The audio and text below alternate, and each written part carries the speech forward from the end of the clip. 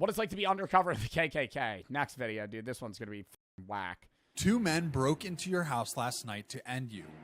You did what you had to do. Now you're sitting at a table across from the man who sent them, and he's asking if you want more coffee. But that's the middle. Dude, what the fuck does that have to do with relevancy? I know this is like the middle of the story. This is like a sneak peek. He's asking you if you want more coffee.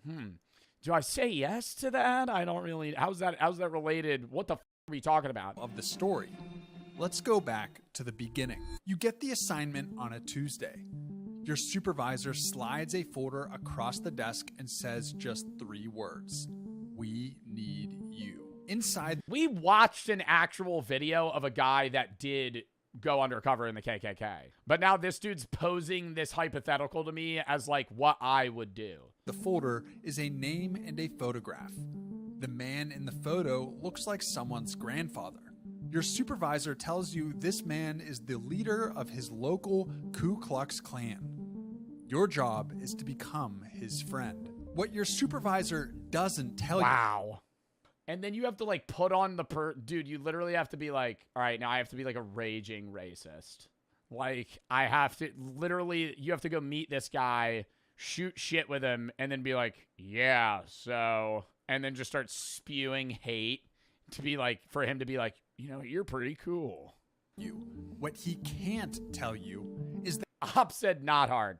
Not hard. Been in a Valorant match. Not hard. Have you ever played a League of Legends game, buddy? That this case is going to force you to make a decision about an innocent woman that has no good answer. A decision that will keep you up for years after it's over. But that comes later. First, How long would you have to fake being racist for? I don't know, probably some time, seeing that you would be joining the Ku Klux Klan. You're going to be wearing the uniform, you know, probably doing some crazy shit. Probably more than a day. Have to become someone else entirely. You move to the man's town 6 weeks before you even try to meet him. You rent a small place. I knew somebody was going to make that joke. Bro said faking, question mark. A job at the hardware. Well, that wouldn't be hard for me at all. Store on Main. You wave at Shut the fuck up. Neighbors. You learn which diner has the best biscuits, and you go there every morning at 6:12 until the waitress pours your coffee before you sit down. You become a regular. A man with a pickup truck and a Bro's literally a sleeper agent. Grudge about the federal government. That's your cover. A man who hates the system. You don't rant, you let it slip out in pieces.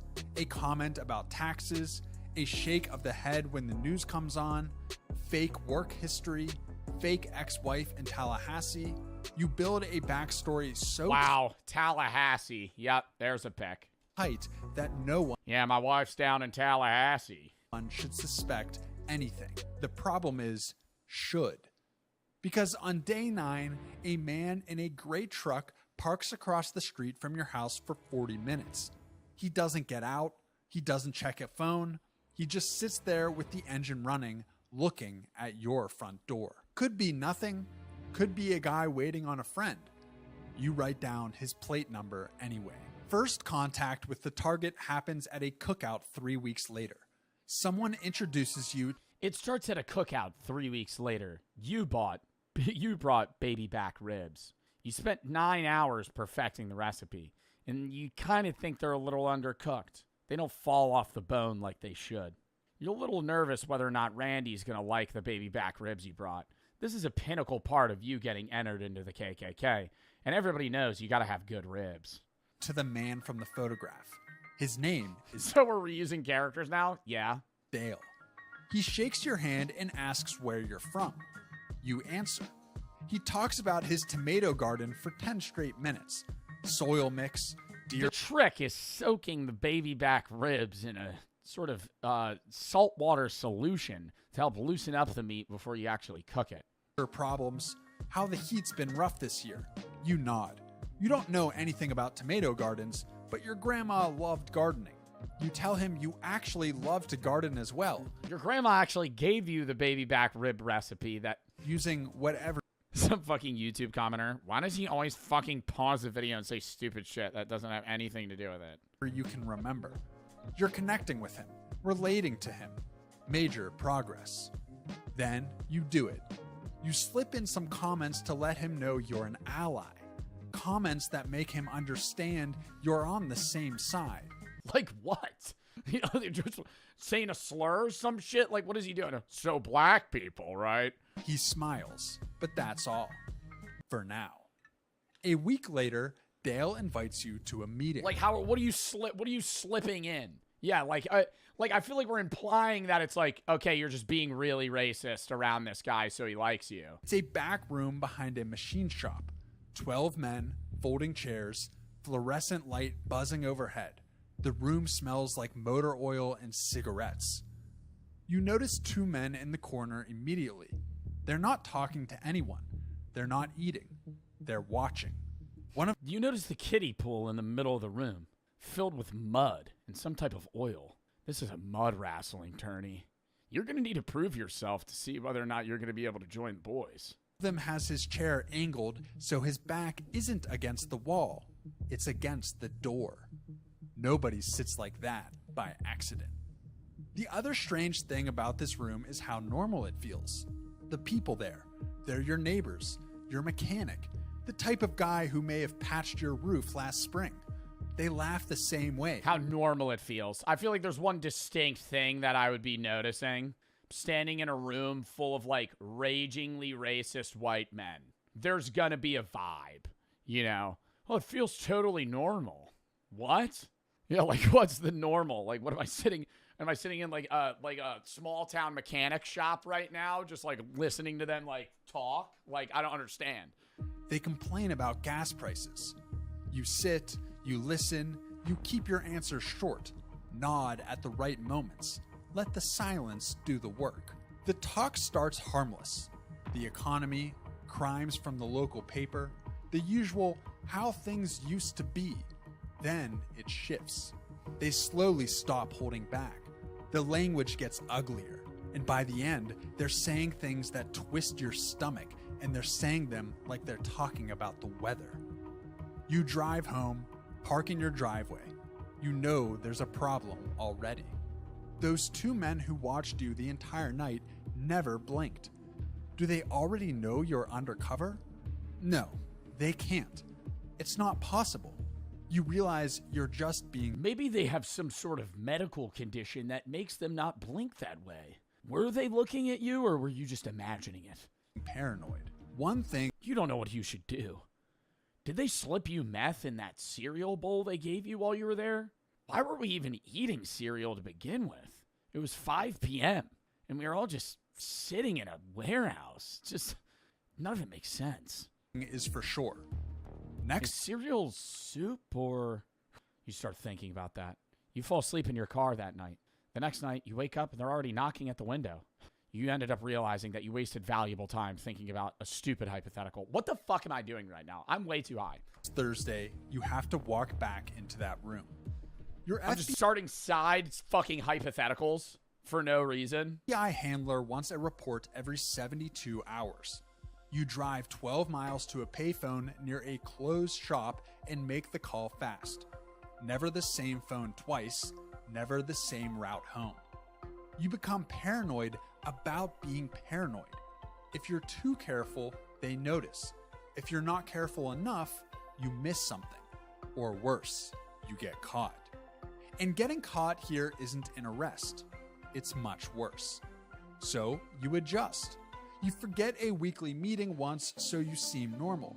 You make yourself imperfect on purpose. Next Thursday, you go back. The 2 watchers are completely different this time. Friendly, laughing.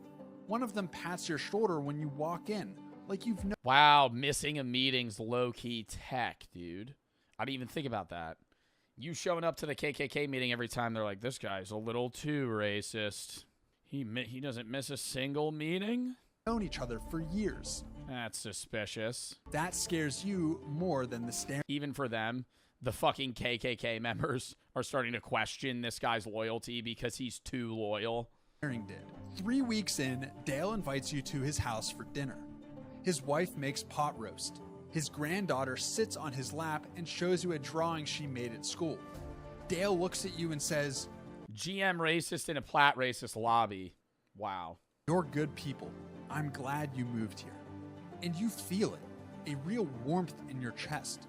For half a second, you forget what this man is. You forget why you're sitting at his table. You just feel like someone's friend. You drive home and sit in your driveway for 20 minutes with the engine running. That's the moment you realize this job doesn't just ask you to pretend to be someone else. It asks you to become someone else. And the longer you stay, the harder it gets to remember which one is real. The next day, Dale pulls you aside after the meeting. Bro's acting like the racist is creeping inside of him. What the fuck is he talking about? You're starting to actually kind of like them. What?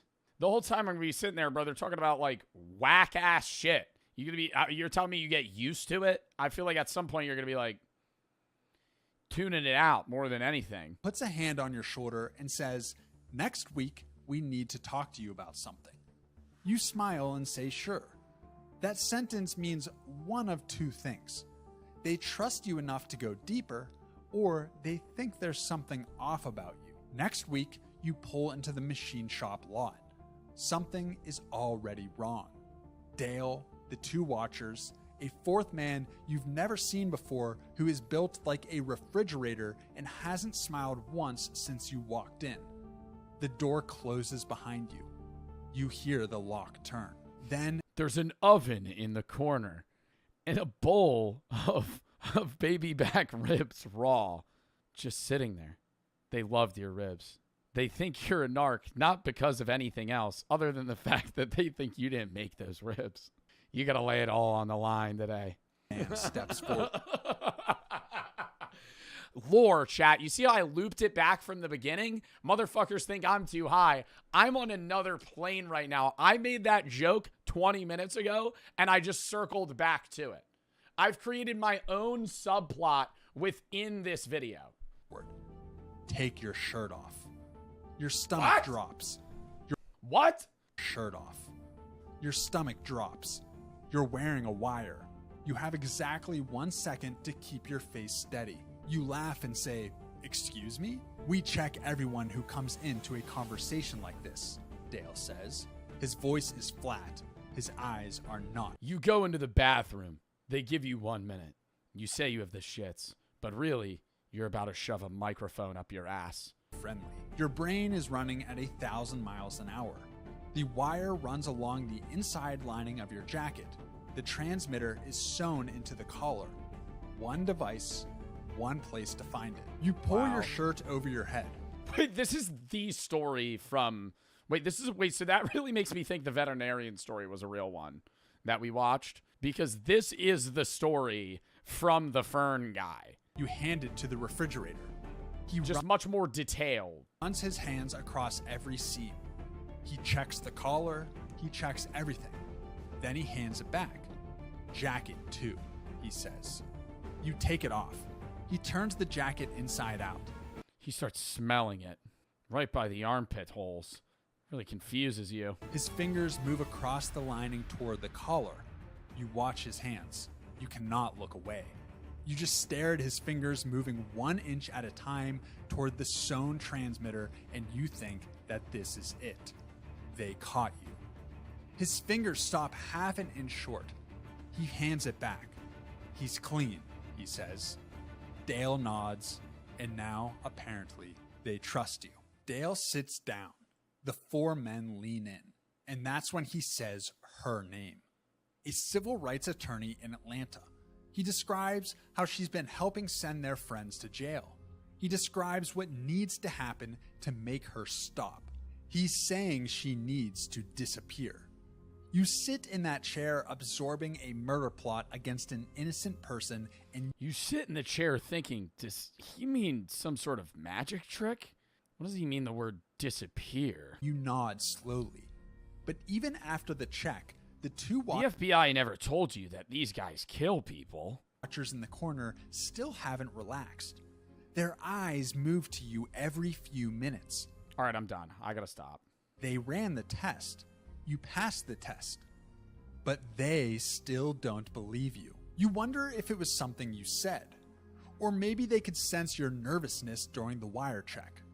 Either way, you need to be even more careful now. You drive to the payphone. You're 2 miles out when you see headlights behind you. You don't speed up. You make a right turn. The headlights turn right. You make a left, then another right, then a left again. The headlights stay exactly 4 car lengths back through every single turn. Then they pull off suddenly onto a side road and the headlights disappear. At the time, you think you lost them. You make your call to your handler and you drive home. Then, a stone's throw away from your... Bro, can't he just dip? Like, they have the mic of them plotting, like, because they didn't find the mic. So couldn't he have just gone back to the FBI, be like, boom, we have the evidence that they're planning and plotting to kill somebody. I don't need to keep putting on this facade. Front door, you see it. Like, why is he continuing to go with it? A car parked tight against the wall of an abandoned house on the left side of your street, hidden from every direction except yours. From that exact position, your front door is completely visible. That's when you understand. The tail wasn't trying to follow you. They wanted to see you leave. While you were gone, someone else moved into position. You act like you went to bed, but you don't sleep. You lie there with your hand 3 inches from a silenced pistol on the nightstand. Every sound the house makes sets your nerves on edge. At 2 a.m., you hear it. The back door. Someone picking the lock, taking their time, trying to be quiet. I'm lighting 10 rounds through the fucking wall with a 12 gauge. It is going to literally be a smoothie mist on the fucking... Well, I'm not going to let him get... What the hell are we talking about, bro? Oh, you're sitting there just waiting. In your bedroom, you hear them trying to break in. Bro, go kill him. Then the softest creak of a hinge you've ever heard. You roll off the bed onto the floor, pistol in hand. You press your back against the wall beside the bedroom door and you wait. You left $200 in cash on the kitchen table, visible from the doorway. They walk right past it. You hear one set of footsteps moving toward the bed. Oh, to test if they're a robber? Then they stop. Dead stop. Right outside your door. That's when you realize it. The picture of you and your sister on the wall. It's at your graduation. You were in full federal gear. What a fucking dork. I mean, that's just not... I feel like this isn't a part of the story. There's no way. They're looking at it. You just have that hung up in your house when you're in your undercover. You just have you in FBI uniform being like... Right now, they know. You come through the bedroom door fast and low. The man spins around. They pass your kitchen. You have freshly cooked... No, I'm not going to make the joke. It's one of the 2 I said I was done. Watchers. He gets one hand up before you close the distance, and then it's a brawl in the dark. You take a hit to the ribs that would have dropped a smaller man. You hear him call for help. Another set of footsteps starts moving up the stairs fast. You end it with a pistol. One shot, suppressed. In a dark house on a quiet street at 2 a.m., it sounds like a book dropped on a hardwood floor. Then another one. The second man is down. You stand in your own hallway and the house is quiet again. Your hands are shaking and you can't make them stop. Then you get to work. You spend the next 3 hours cleaning up a situation that cannot exist. 2 men who were never here. At 5 a.m., you sit at your kitchen table and you think... Wouldn't he call for backup at this point, bro? If he knows that, like... Why is he just, like, solo riding this shit? Like, actually just John Wicking it. He's just not getting help. Why? About what comes next. They sent 2 men to confirm their suspicion, and neither of them is coming back with an answer. When 2 men don't report back, the people who sent them draw their own conclusions. You talk to your handler. He wants you to stay undercover, at least for the next meeting. You tell him you need backup. Close. He says it's already in motion. Wouldn't he unmask the men and see them?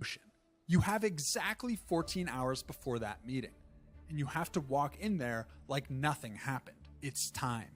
The machine shop. You walk in and Dale looks at you for exactly 1 second longer than usual. You seen the rest of the guys? He asks. Like who? You say. He shrugs. 2 guys who were supposed to check in with me this morning. They said they wanted to look into something. I haven't heard from them. You lean against the wall and cross your arms. People flake, you say. Dale watches your face. 5 full seconds. Then he nods slowly and moves on. That's when it happens. The refrigerator locks the door. Dale asks you to sit down. You ask him what this is all about, but he cuts you off and tells you to sit down again. You sit. Dale pulls a chair across the floor and sits 2 feet in front of you, close enough that you can smell the cigarette smoke on his collar. I'm going to ask you something, he says, and I need you to look me in the eye when you answer. Why did he even go to this meeting, though? Because they sent him to kill him. Like, you're just going to end up dying either way. You look him in the eye. Did you have anything to do with my guys going missing? No, you say. No hesitation, no blame. You say it the way a man says something that's obviously true. Dale stares at you for a long time. You can hear the fluorescent light buzzing. You can hear your own pulse. Then he leans back. All right, he says. Then we move forward. You want some coffee? Then he asks the refrigerator to go look for them. In the meantime, he moves forward. Wow, the coffee part makes so much more sense now. With the plan. He slides a photograph across the table. It's the attorney, taken outside her office, time-stamped 2 days ago. Friday night, Dale says. Her husband leaves for a conference. She'll be alone. He looks at you. You're driving. And there it is. The decision from the beginning. The one with no good answer. If you say no, every ounce of your trust you've built collapses. Dale connects the... Bro, you could just say yes, and then they fucking fold on him then. Like, he doesn't have to actually go kill this woman. Dots, the missing men, your hesitation, you don't make it out of this room. If you say yes, you become part of a murder plot against an innocent woman. And even if the FBI steps in to stop it, you have to ride with these men toward her house, knowing that if anything goes wrong, if the timing is off by 30 seconds, she dies. You think about your sister. FBI could also contact the woman. We know, FBI could say, hey, there's 2 guys going to come kill you tonight. Maybe go sit in this locked room here. We're going to give you a bulletproof vest. They're going to try and kill you, and we're going to intercept them. Think about the photo on the wall that you should have Or they just move her, and then she's just not there. They give them bad intelligence. taken down months ago. You think about how far inside this thing you've gone and whether the person sitting in this chair is even you anymore. You nod. I'm driving, you say. Friday comes fast. You spend the day before going over the route with your handler. There are 4 intercept points, agents at every one, snipers on 2 rooftops, and a helicopter staged 11 minutes away. They tell you the window is tight, but manageable. Manageable. That's the word they use. You ask what happens if something goes wrong. Your handler pauses 1 second too long before he says, it won't. Friday night, 9:47 p.m. You're behind the wheel of a stolen sedan. Dale is in the passenger seat. The refrigerator is in the back with a bag you haven't looked inside. Nobody talks for the first 2 miles. The only sound is the engine and the road and Dale... Me suppressing the urge to make a baby back ribs joke right now. Me actually suppressing the urge when he said that. Sorry, I'm locked into the story, but like every chance I get, it's just like a worm entering my brain to be like, he opens the bag. He forgot the guns. In his sleep, he swapped them out with the baby back ribs, thinking they would be hungry later. Cracking his knuckles one at a time. You pass the first intercept point. Nothing happens. You check the mirror. No lights, no movement, just a dark road behind you.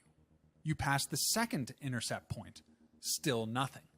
Bro, they don't have like a geo tracker on your fucking car? Like, how are they not intercepting? Chest gets tight. You start doing math in your head.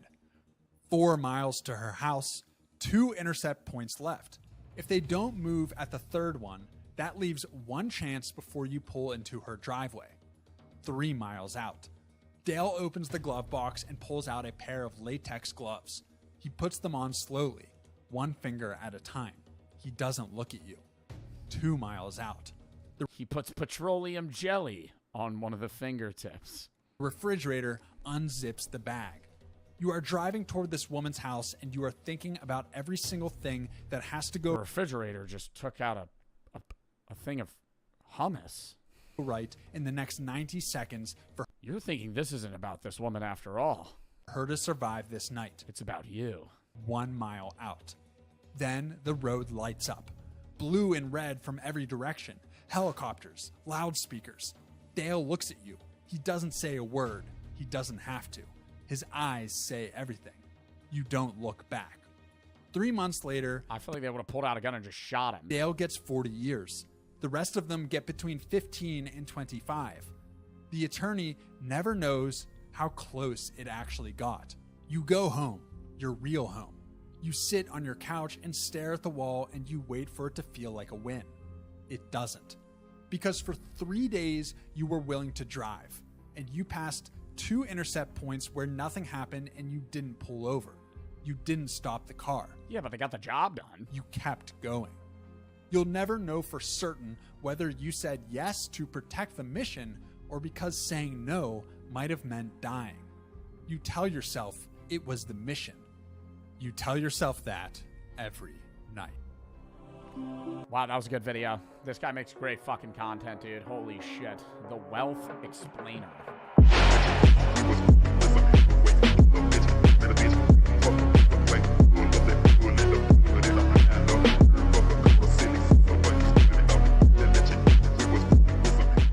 How the Masters really works. So let's rip it. The Masters isn't just a golf tournament. It's a logistical masterpiece. Behind one tee shot is a full year of planning, hundreds of millions of dollars, and one of the most secretive, tightly controlled operations in all of sports. Unlike the Super Bowl, which moves to a new city every single year, the Masters is permanently anchored to one place, Augusta National Golf Club in Augusta, Georgia. That means the club has had decades, generations even, to perfect every single detail. Bro, I don't think people understand, too, how hard some of the fucking holes in the Masters are. Like, if you've never golfed before, number one, you'd be terrible. Like, I think people look at golf and they go, oh, this looks kind of hard, but they go, oh, well, I've played putt-putt before, so I think I know how to probably hit a ball. I've hit a driver before. You've never shot over the water onto a fucking slanted green where if you fuck up, it goes into a fucking sand pit that is literally like angled like this, and you have to fucking chip it up. And so you're just chopping sand for 15 strokes straight. And you're also playing an 18-hole, 92-degree weather, and it's 5 hours of golf. Very fun sport. Also, quite possibly the most aggravating sport of all time. And every time you go golfing, also, gotta say, nepotism sport, expensive. If you golf, an average good golf ball might run you, $2 a ball. You fucking chip 15 of those into the water, that's $30. Thousands of patrons, That's $30 in balls you just fucking chunked into the water. and you better not call them Plus what you're paying to golf. fans, descend on a city that otherwise stays completely quiet. Private jets overwhelm local runways. Traffic is engineered with near military precision. And for 1 week every April, the entire sports world revolves around 18 holes of the most pristine, perfectly manicured turf on the planet. So how does Augusta National actually pull it off? I have heard, I wanted to watch this video because I've heard that they have like jet engines under the fucking the turf that like pulls water out of the ground. In this video, we're breaking Or down some bullshit. Like it looks like all natural, but it's all like high tech. how the Masters really works, from the secretive ticket lottery and the legendary Masters housing market to the iron-fisted broadcast deal, the $70 million merchandise shop, the Champions Dinner, and the near-invisible staff that keeps the whole thing running like a Swiss watch. Let's get into it. The club was founded in 1932 by Bobby Jones and Clifford Roberts, and Augusta has been running the Masters ever since. Yo, those guys are about 105. Holy shit, they're old. My God. They don't host the tournament, they are the tournament. Unlike the other golf majors or the Super Bowl, where the venue moves every year, the Masters is and always will be at Augusta National Golf Club. Planning is a 365-day cycle that never stops. The moment the green jacket goes on, the grounds crew is already thinking about next year. The timing of the azalea blooms, the moisture in the greens, the speed of the fairways. Bro, that's like too much, bro. It's like Disney level planning. They have to be like, oh, the flowers are going to bloom in this 3-day span. We're going to have hold the tournament then. Detail is reevaluated constantly. Over the last decade, the club has spent upwards of $200 million purchasing neighboring properties, including a Wendy's, a Pep Boys, and an entire apartment complex, converting them into parking, an underground media center, and level it out, make it a full parking garage, eh? Yeah, let's just flatten everything. Expanded patron facilities. Big natural golf course surrounded by asphalt. That's what I want to see. The local economic impact is estimated at over $120 million during Masters Week. How much is it to golf at Augusta? Should we look that up? Oh my God, do you have to be a member to golf there? It's a private, exclusive golf club. It's not possible to play publicly and pay for a tee time. Access is restricted to members and their guests. If you're invited, the guest fees are relatively inexpensive, around $350 to $500.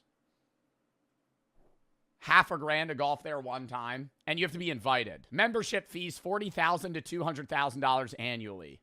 And wait, initiation fees $40,000 to $200,000, annual fees $30K.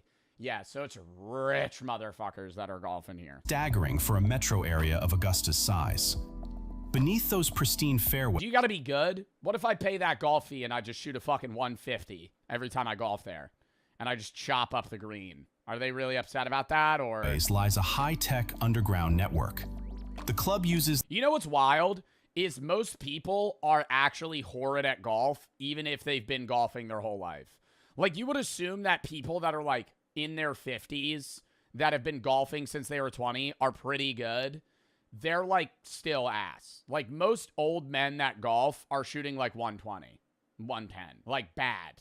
On a easy course, they're shooting like 95 to like 110, which is not horrible, but like you've been golfing for 30 years. Somebody said like you. I've been golfing like 9 times ever. When they allowed their first female and black member, Augusta National Golf Club had their first black member in 1990 and their first woman in 2012. For a metro area of Augusta's size. Beneath those pristine fairways lies a high-tech underground network. The club uses the sub-air system, pipes embedded in the soil. Oh, I thought it was like a jet engine or some shit. I don't know where I heard that. Oil that can literally suck moisture out of the ground or push air into it, keeping grass roots at exactly the right conditions. Augusta has also been known to deploy heating units or ice packs directly on azalea roots to manipulate their bloom time. Bro, imagine being a fucking golf girl at Augusta National Golf Club. What a fucking job, dude. Being the drink girl at this club, yo, they gotta be making so much money. Like, that's like a sneaky fire job. Being like a drink caddy or like a golf, not a caddy, but I mean, caddies also can make a shitload of money if you work for a pro.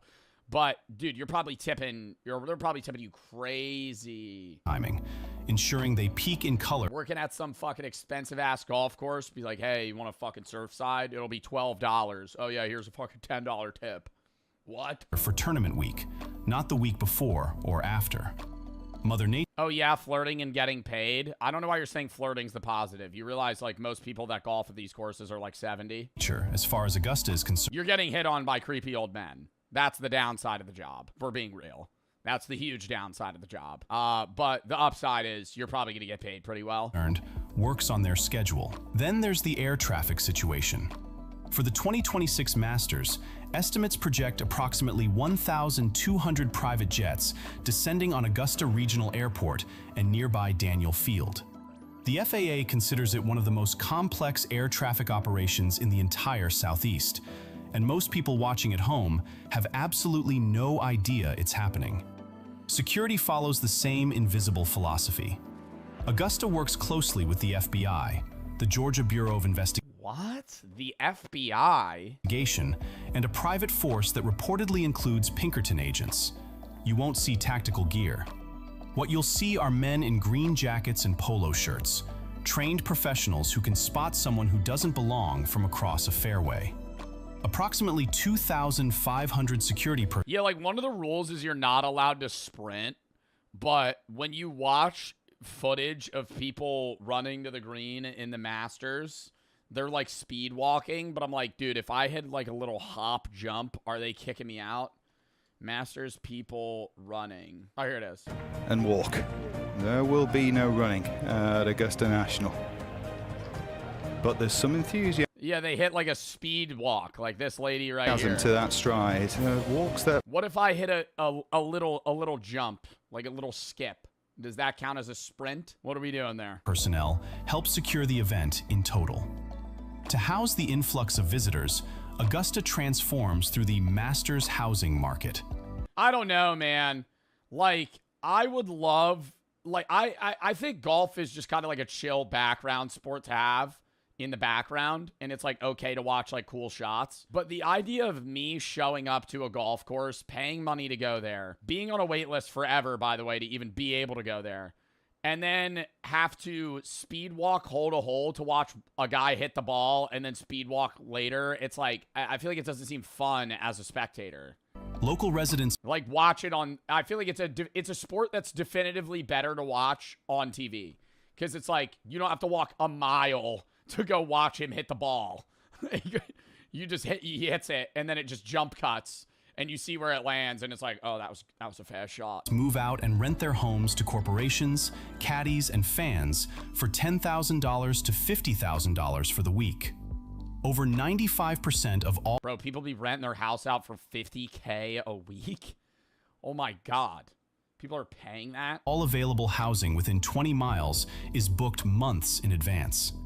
If you haven't reserved something by Yeah, it's just like Coachella right now, dude. Oh my God. This is like actually reminiscent of Coachella. Like that whole city, Coachella Valley, California, is like only alive as a fucking city because they have Coachella and other events there. Like that city does nothing outside of like hold events. Like it's in the desert in the middle of nowhere, but it's so fucking expensive because everybody wants to go there. by The February, demand's crazy. you're probably sleeping in your car. Running the Masters takes an army of over 5,000 workers and volunteers, hospitality staff, caddies, marshals, media support, and the green-jacketed figures stationed throughout the grounds. Hundreds of students from elite culinary and turf management programs across the country apply just for the credential. Having Wow, bro. Oh, I didn't mean to do that. There's got to be a guy that's like his dream job is lawn mowing the Augusta. apply just for the credential. And they probably get paid well too, dude. Having Augusta National on your resume opens doors. It is the most prestigious address in your field. Now, merchandise. The Masters absolutely, categorically refuses to sell online. Zero e-commerce, zero third-party retailers. If you want the hat, you have to physically be there. Think about Bro, the resale value on the hats is probably crazy. what that means. The merchandise shop is believed to generate approximately $1 million every single hour. How does the merch shop generate $1 million an hour? How many people are fucking going to this event? $1 million an hour? Are they charging fucking $300 for a fucking green hat? How are they making $1 million bucks? Over 16 $16,000 a minute? Oh my God. They only accept Apple Pay. $15,000 per minute, grossing an estimated $70 million across the week. Hats, shirts, polos, rain gear. Wait, what are the prices on these? I mean, that's not like that bad. It's bad. You know, but a good golf shirt from the Masters, $70. Rain gear, and yes, those famous garden gnomes. $70 million, cash in hand, no shipping required. The most desire drives lines that wrap around the building before the gates even open. Concessions at the Masters are the most talked about food situation in professional sports. Wait, what? The sandwiches are only $1.50? Excuse me? Why is everything so cheap? Why is a sandwich less than a bottle of water? Import beer, $5? Not bad, not bad. Now I'm getting the hype about maybe coming to the Masters, eh? Slamming a couple brewskis, maybe having a mini moon pie for $1. Pimento cheese sandwich. Sports, for the exact opposite reason from every other event. At the Super Bowl, No phone allowed, and they lost me. And they lost me. How am I going to stim in between each golf shot? I'm waiting for this guy to tee up. He's taking fucking 4 practice swings. You know, let's wrap it up, buddy. hot dog and a Hit the ball. beer runs $25 to $30. Augusta has made the deliberate, almost philosophical decision to go the other direction entirely. The prices haven't changed in decades. Pimento cheese sandwich, $1.50. That kind of looks gross. $1.50. Egg salad sandwich, $1.50. Masters Club sandwich, Dude, is everything meant for people with dentures, bro? What are we eating, man? It's just all cheese and egg salad. Fucking, oh my God. $3. Domestic beer, $5. That's fire. That's good. A beer at the Masters. 2 beer limit? Ooh, you lost me again. Oh, per purchase. Oh, so I could pull up again. What if I order 2 beers, slam them right in front of the lady, and then order 2 more? Masters costs $5. Oh my God. You know, another problem. I'm going to have to pee constantly. But there's so many old people that come to these events, they got to have bathrooms everywhere. At the Super Bowl, that same beer is $8. Oh my God. At the fucking Super Bowl, you're not even getting a draft beer. Oh, at the Super Bowl, you're getting a $20 Bud Light. You're getting a $20 Bud Light. Bud Light. Oh, you want a Bud Light fucking Flavor Blast? Flavor Burst? Oh, that'll be $24. What? $18 to $22. The operation grosses an estimated $8 million across the week through sheer volume. Real money. Peanuts, $1.50. Banana, $1. Could I get a frozen banana? Ooh, classic chicken sandwich for $3. I think I'm housing about 5 of those. What is just barbecue? What does that mean? Barbecue what? Just barbecue sauce? It's just cheese and sauce. Or not cheese and sauce, it's bread and sauce. The old man worth $100 million walks up to the line. I'll have the barbecue. But the club is consciously leaving tens of millions of dollars on the table every year by not raising prices to market rates. Why? Because the patron is a guest. Augusta National treats everyone inside those gates not as a customer to extract revenue from, but as an invited guest of the club. The low prices are part of the experience, part of the brand. It is one of the most effective strategies in sports history, and it costs them millions every year to maintain it. Masters. Yo, it's kind of a waste for that kid to have it. Okay. Wait. That kid having a spot as a guest. Okay, I understand he wants to experience it. He doesn't appreciate a $5 draft beer, okay, at a golf course. He doesn't appreciate. See, here's the problem. He just got like a Diet Coke and some cheese sandwich for $1.50. He doesn't understand that when he's fucking 21, you know, he's going to be spending $15 for a beer sometimes. And it's going to be like, why am I doing this? Why am I doing the $5 draft? $5 draft beer. That's a fucking steal, man. Week builds slowly. He doesn't get it. And deliberately. Players begin arriving the prior Wednesday for practice rounds. Augusta's greens are among the fastest and most complex in professional golf, and you can't walk in. You just eat fucking 15 egg sandwiches and just throw up on the green. Rory's about to hit his shot. just actually all over the place. They're like, you gotta leave. Can't walk in cold. You gotta leave. Monday and Tuesday are Sorry. fan days, the only time cameras are allowed on the grounds. Players sign autographs, relax, and skip balls across the water on the 16th hole. A tradition. Oh, what? Skip ball.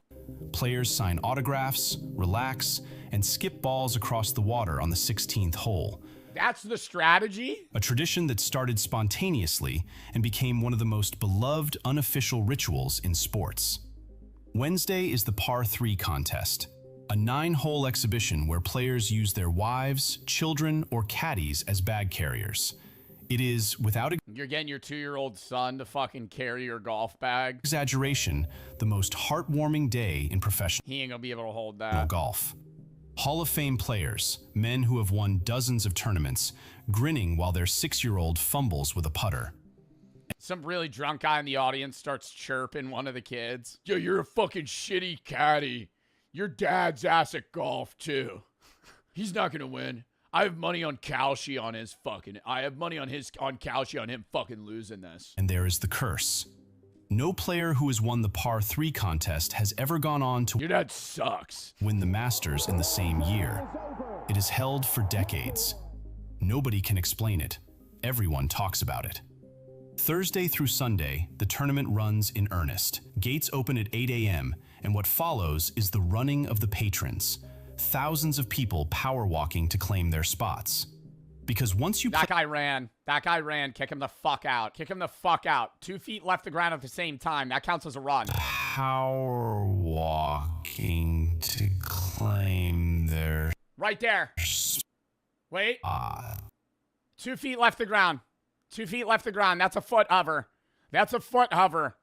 Can we get a macro zoom on that? That guy's foot is not left. That guy's foot is not on the ground right now. That's a sprint. That's air. Because once you place your foldable chair somewhere on the grounds, that spot is yours for the day. You can leave for hours, come back, and your chair will be exactly where you left it. In a world where you can barely leave a stadium seat to That's fire. use the restroom, this unspoken social contract feels extraordinary. Sunday is engineered to the minute. The final pairing tees off around 2:40 p.m. The broadcast is structured so the final putt drops and the champion is crowned in the last minutes of natural sunlight. Golden late afternoon light washing over the 18th green. It's not an accident. Every camera angle, every shadow, every ray of light has been considered. The Masters has aired on CBS since 1956, nearly 7 consecutive decades, but the relationship is unlike anything else in sports broadcasting. Augusta National and CBS Bro, they could make golf so... Can we have like a side subsection golf professional series that isn't like high class? Let's have a commentator that's like, that was a shit shot. Yep, Scotty Scheffler just fucking chunked that one into the water. Oh, live golf. Okay, really? work on a Maybe that does exist. one-year contract. Good, good. Because sometimes it just seems too professional. Like, I understand it's a pro sport, but it's like, bro, come on. Every single year. Let's make this more like darts, where people hoot and get really drunk. And the club retains complete editorial control over every element. That includes commercials. Augusta limits ads to 4 minutes per broadcast hour. For comparison, a standard NFL broadcast runs closer to 20 minutes of ads per hour. The Masters runs 4. Announcers also follow strict terminology. Patrons are never called fans. The gallery is never the crowd. Why? The language is specific, and it is enforced. The Masters has just a handful of global sponsors, historically IBM, AT&T, and Mercedes-Benz. IBM? IBM still exists? What does IBM make? IBM been a thing. Yeah, I know IBM been a thing. I thought IBM got like fucking done by every other tech company. What does IBM do? Oh, they have AI, hybrid cloud computing, and consulting. These companies don't run conventional 30-second spots. They run long-form brand pieces that feel more like short films. They accept less airtime than they'd get during a regular NFL game and pay a premium for it. Why? Because of who's watching. Average live viewership sits between 12 and 15 million, nowhere near the Super Bowl's 127 million. But the Masters audience skews heavily toward high net worth individuals, executives, and decision makers. For companies selling enterprise contracts or luxury vehicles, this is a more valuable room than almost anywhere else in media. The Champions Dinner is held Tuesday evening of Masters Week and dates back to 1952, when Ben Hogan suggested gathering past champions. The rules are simple and unbreakable. Only past Masters champions and the chairman of Augusta National are allowed in the room. No media, no cameras, no family members. It is the most exclusive dinner in sports. The previous year's champion selects the menu and pays for it. Pays for it? Oh, wait, no, they just made like $5 million from winning the tournament. Yep, that's fair. They select the meal and pay for it. Yo, I'm getting like Wendy's. Everybody's getting a 10-piece nug, bro. I'm spending $100 tops. Menu and pays for it. The menus have become almost as talked about as the tournament itself. Scotty Chef. Nah, real talk. I make my own fucking meal. Firecracker, shrimp, cheeseburger, sliders, tortilla soup. Cut that out. Texas ribeye steak. Kind of good. Warm chocolate chip skillet cookie. Fler's cheeseburgers. John Rahm's Spanish tapas with Iberian ham and pincho. Oh, dude, you could pick whatever you want. Chat, what are you serving? Fuck, man. I win the Masters. I gotta pick my own menu. I gotta pay for it, but I gotta pick my own menu. Yo, I'm just doing straight barbecue and seafood boils. I'm gonna do a mixture of like sushi, Korean barbecue, and Cajun seafood boils. Those three. Bang. Throw that in there. Flown in from Spain. Oh, and the dessert, man, I'm doing like a rich brownie. Hideki Matsuyama's traditional Japanese cuisine. Each And mochi. menu is a reflection of who the champion is. Crab cakes, calamari, seared salmon, mashed potatoes, king crab legs, vanilla bean ice cream. And where they're from. Oh, wait, I love this. Can I see, like, what everybody's picked? Who do you think's had the worst? All Masters dinners menu. Masters champions dinners throughout the years. Oh, hell yeah. Here we fucking go. Who do you think made a really gross one? See, this is like Richie shit. This is like Richie shit. I can't get behind this. I gotta say it. I can't get behind it. 2022, I like the first selection here. Hideki Matsuyama. Appetizer, sashimi, and nigiri. Awesome. Yakitori chicken skewers. Awesome. Black cod. Okay. Wagyu beef. Lost me. Wagyu steak, in my opinion, is the most overrated shit ever. It's so expensive. It's so fatty. I don't care if it's buttery and melts in your mouth.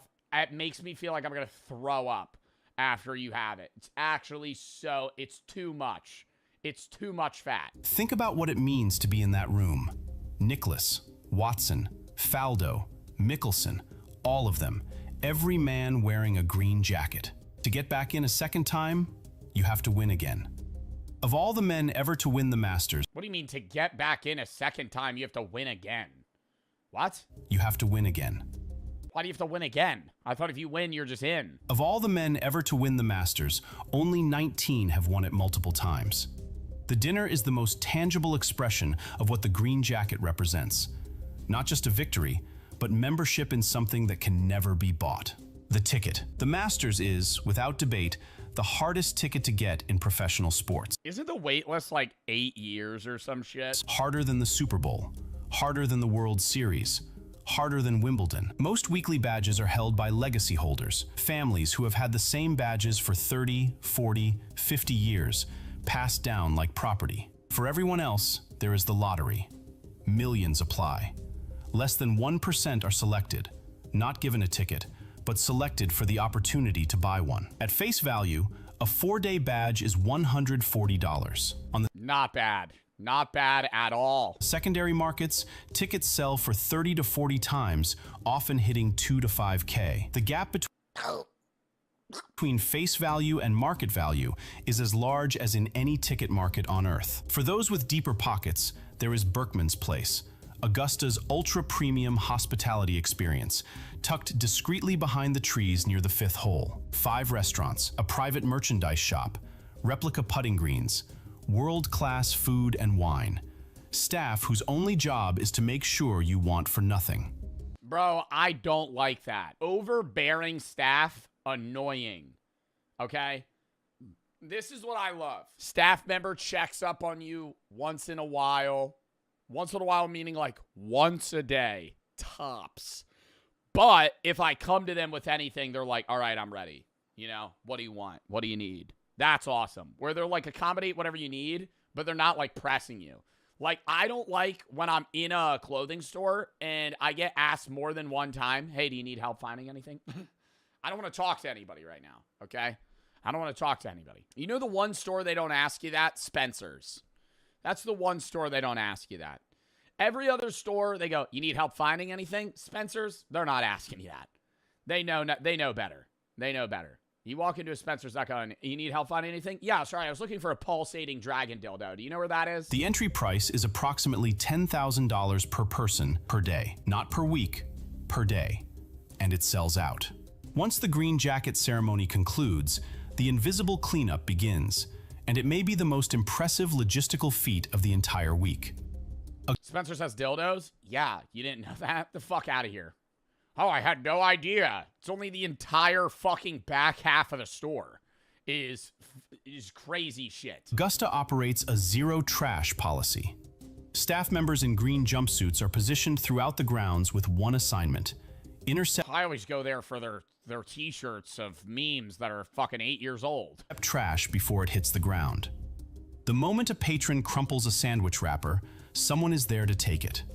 Within 48 hours of the final putt, the grandstands are being dismantled. TV cables are being pulled from underground conduits. Berkman's Place is being broken down. Turf is being reseeded.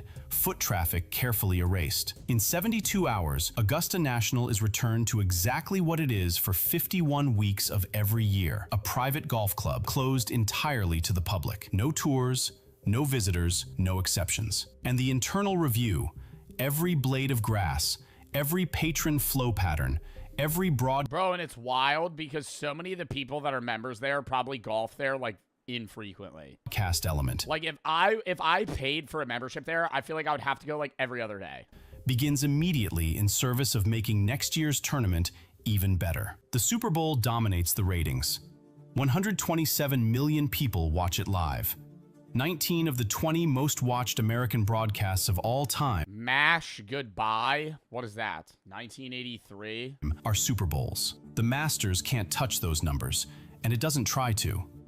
What the Masters does instead is dominate the imagination. Well, I think the Masters can't touch those numbers because it's also just not as popular viewing wise. Like golf is a very popular sport, but like even most people that play golf don't really watch the Masters. Whereas the Super Bowl is like a big family, like friend event. It's the only sporting event where the venue itself is the biggest star. The course, the flowers, the green jackets, the traditions, every piece has been curated and protected for nearly a century. A champion's dinner with no cameras. A ticket lottery where winning just means you get to pay face value. Beer for $5. A curse nobody can explain. And a cleanup operation so thorough, the place looks untouched within 3 days. There is no other event on Earth that works quite this way, and it probably will be for quite some time. Yeah, I don't think there's ever going to be an event that has that level of professionalism through and through. But, I mean, that was an interesting video. All right, next.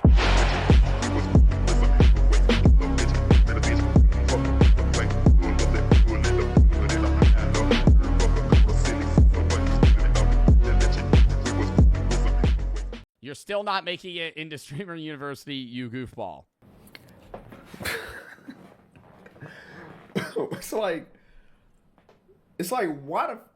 why are you so stupid, my nigga? It's like, why? It's the exact same video as last year. I love this dude. Bro, I've done a video with him. Why the fuck are you so dumb? When I made that vid last year and I was like, you were never getting into Streaming University to begin with, there's half the comments was calling me a hater. It was like, oh, sorry, you just... Nah, I don't think he's a hater, bro. And I know it comes off perceived as that way. I don't know. I haven't watched this video, so I don't know how in-depth he's going to go. The one thing I'll say, there's actually two things. Streamers that are applying to Streamer University that have over 1,000 concurrent viewers, cornball, you already made it. What are you doing? What are you doing? Oh, I need Kai to help jumpstart my career. Brother, you already make fucking 100K a year. What are we fucking talking about?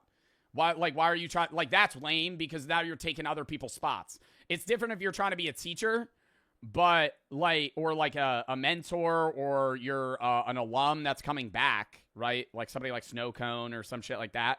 Like, she's not trying to be like a student. She's just trying to be an alumni. I get that, right? But I think it's just, I don't know, it's odd. And I get that if you have like 1,000 viewers, you're in that weird space where you're not big enough to be a teacher, but you're too big to be a student. But like, that's like you don't need you don't need training. You've already built yourself to 1,000 viewers. What are you getting out of it, right? Nothing.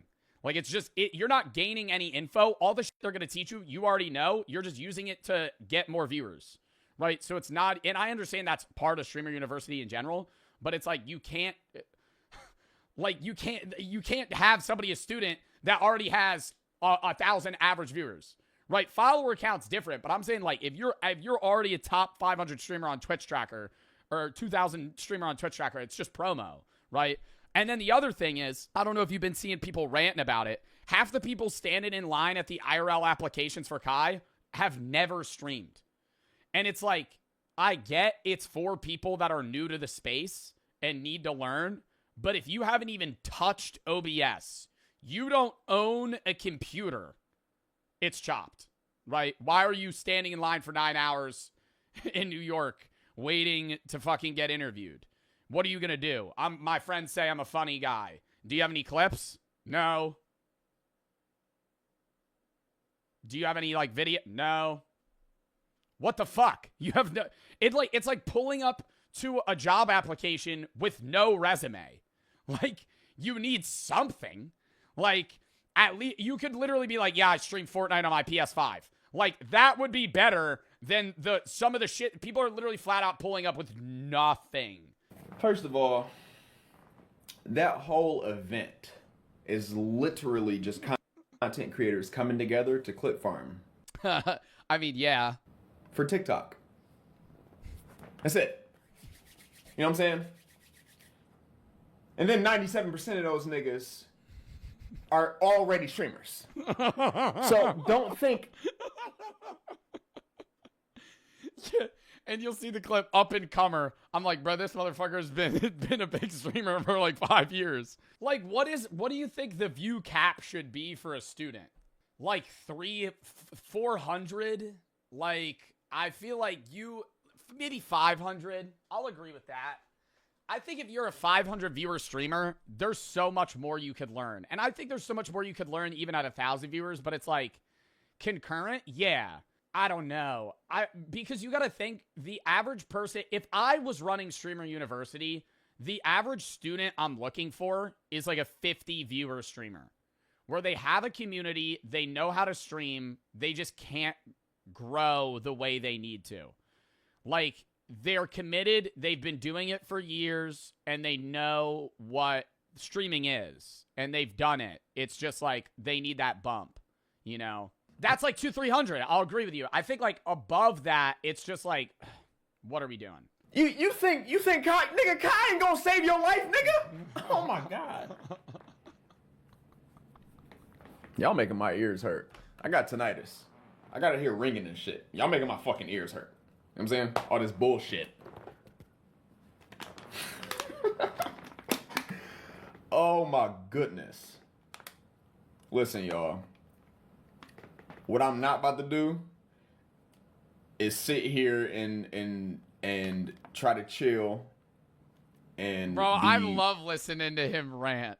Like, deadass, I feel like he has, like, such a real way of being like, nah, this shit's pissing me off.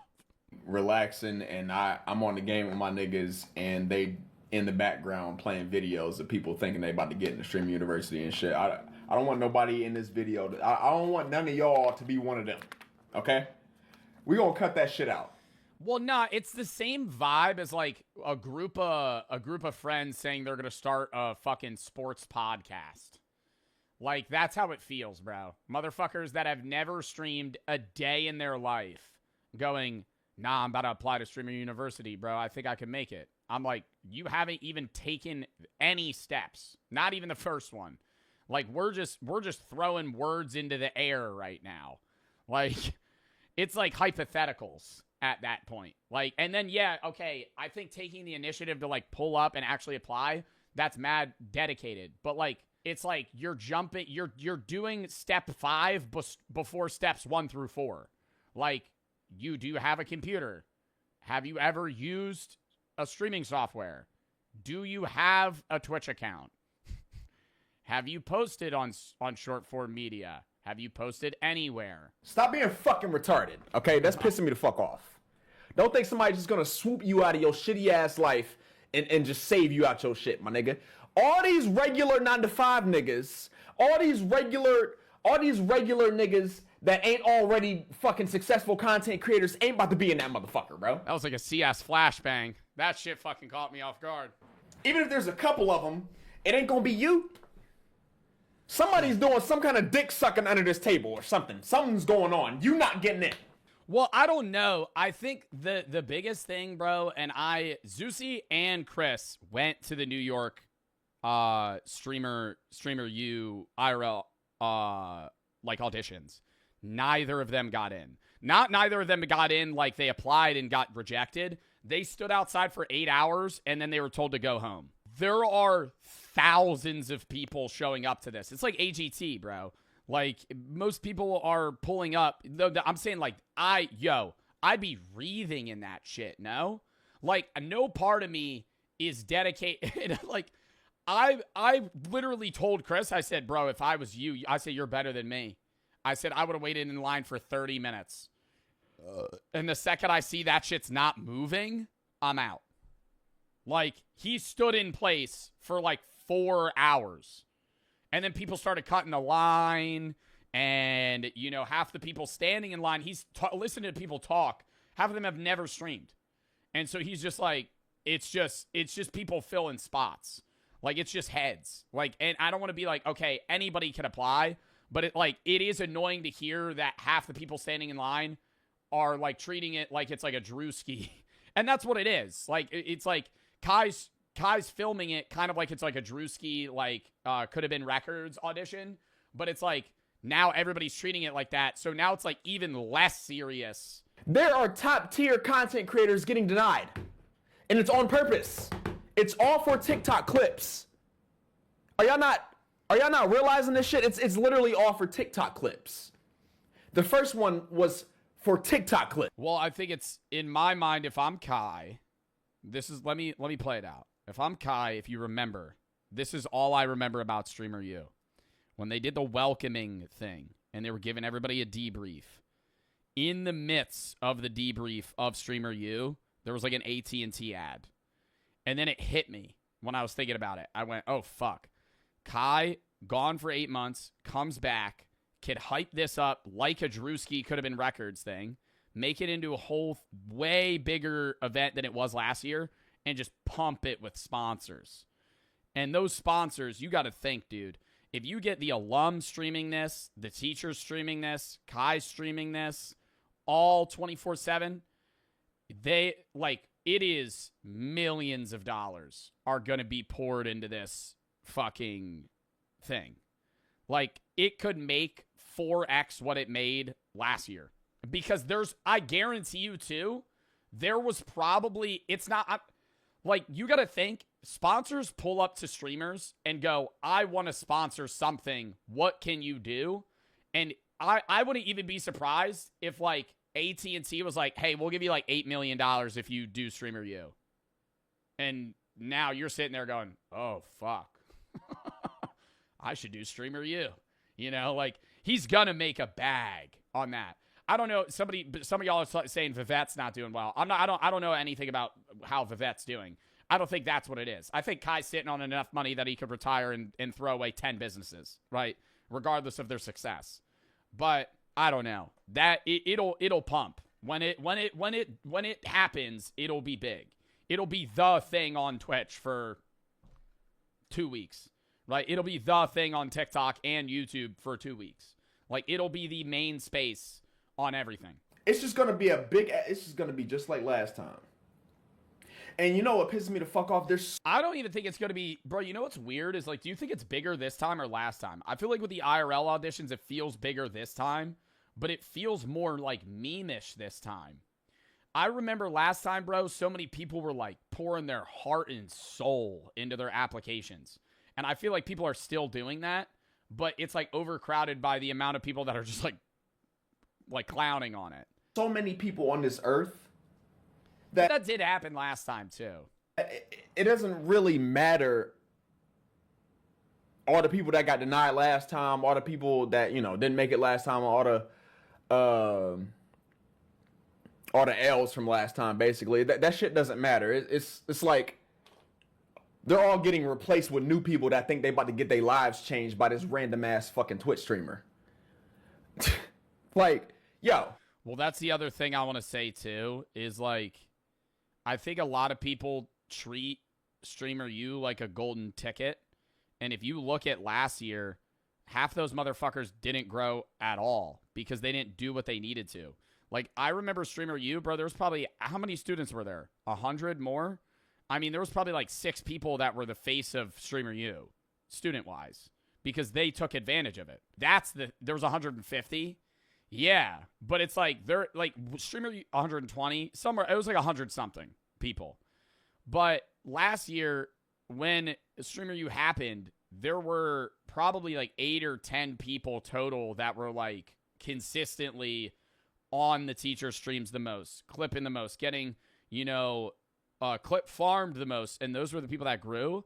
Whereas like, you don't even hear about like the 30 streamers that actually went to Streamer U, did nothing the entire time because they were either shy, boring, didn't find a group.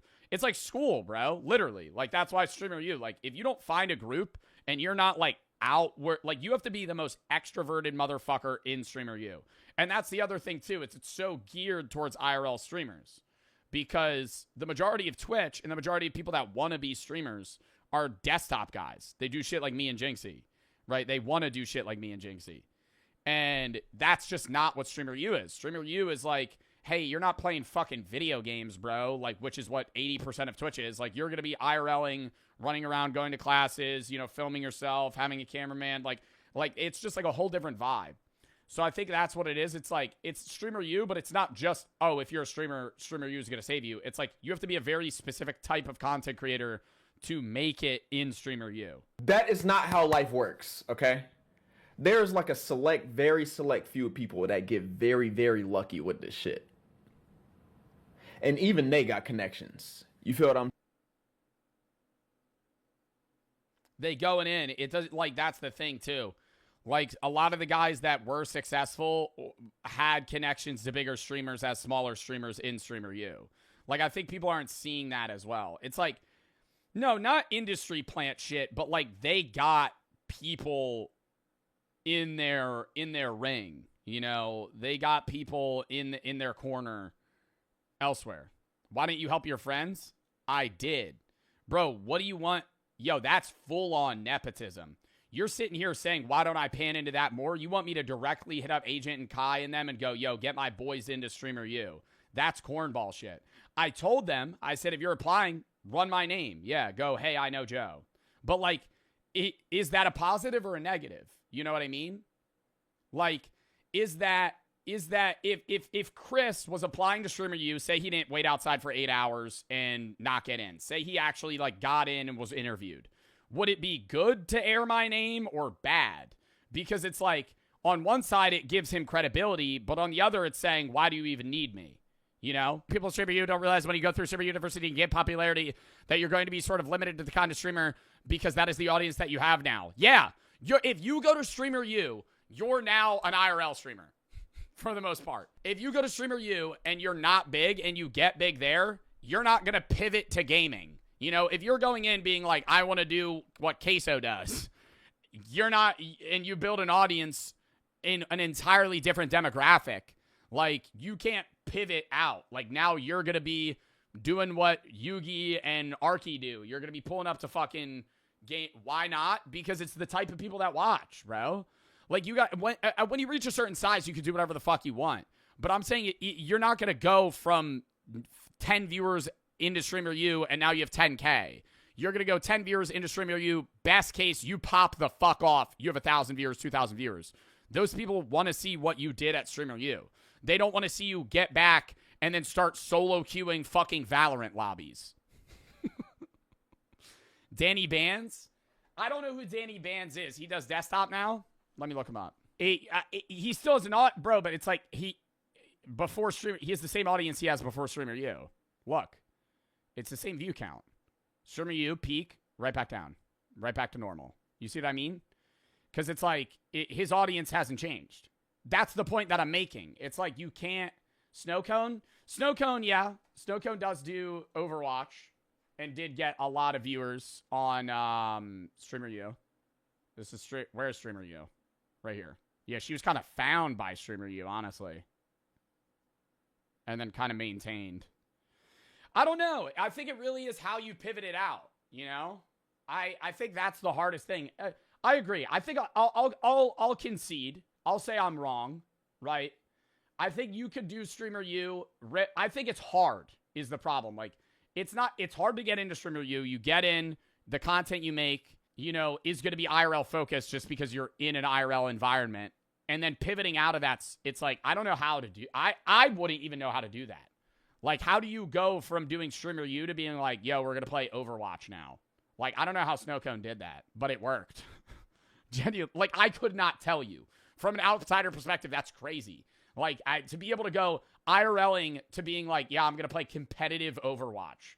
Like, that's two polar opposites, man. One's full desktop. I'm saying, so don't think you just about to just randomly get it up out the mud.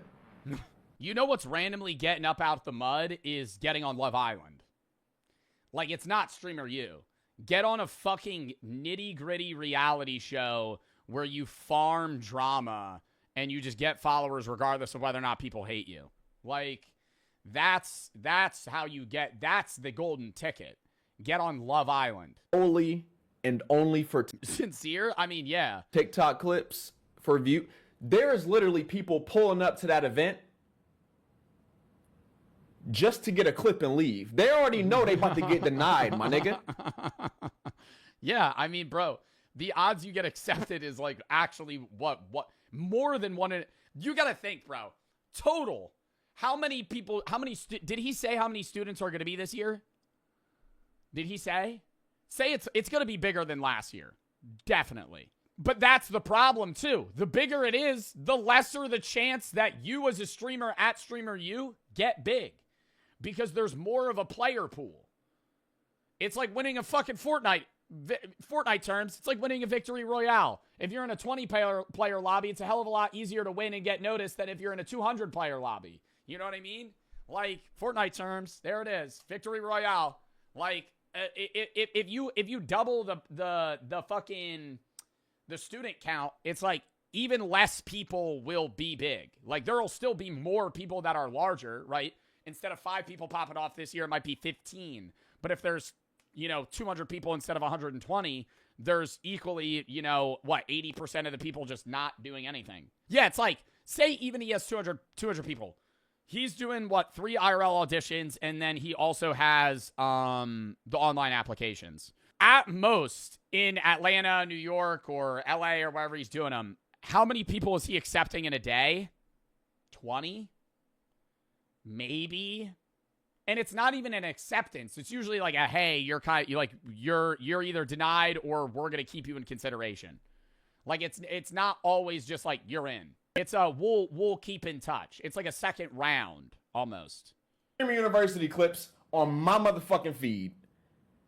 And I'm saying not interested on that motherfucker every single time. You know what I'm doing? If I got into Streamer U as a small streamer, I'm going to be as extroverted as possible, and I'm going to pay a fucking clipper. Not even pay a clipper.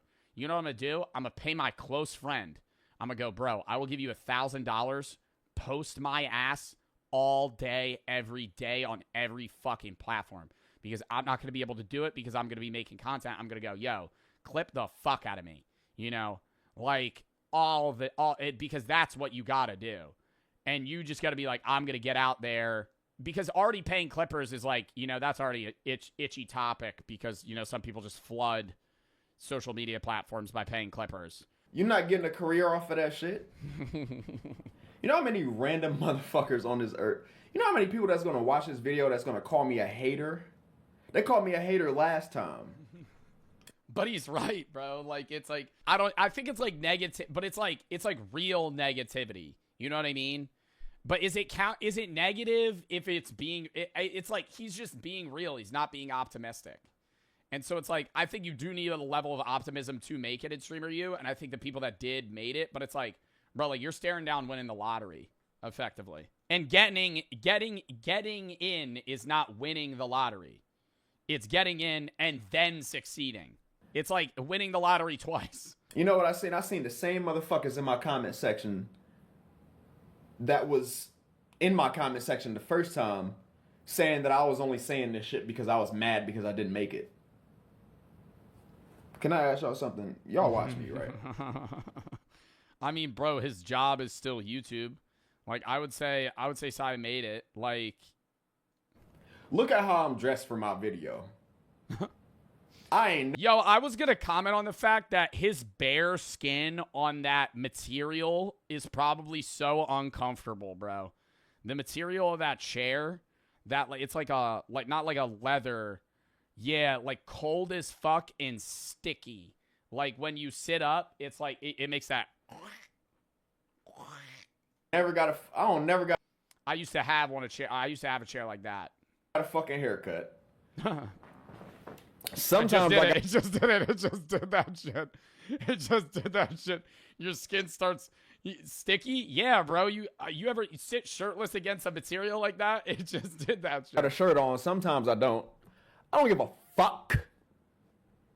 You real life think I'm really out here pressed about getting into this fake ass, plastic ass fucking event? It's not even just this one, bro. I see every content creator con. Like TwitchCon or any. Oh my god, TwitchCon, fucking dude! TwitchCon is fun for everything outside of the convention, and then the Twitch Rivals events. That's it. Everything else, fucking throw it in the trash. Honest take. TwitchCon, Rivals events, cinema. IRL Rivals events, watching IRL lands, super fun. Super fun for the creators, fun for the fans, right? Walking around to the State Farm.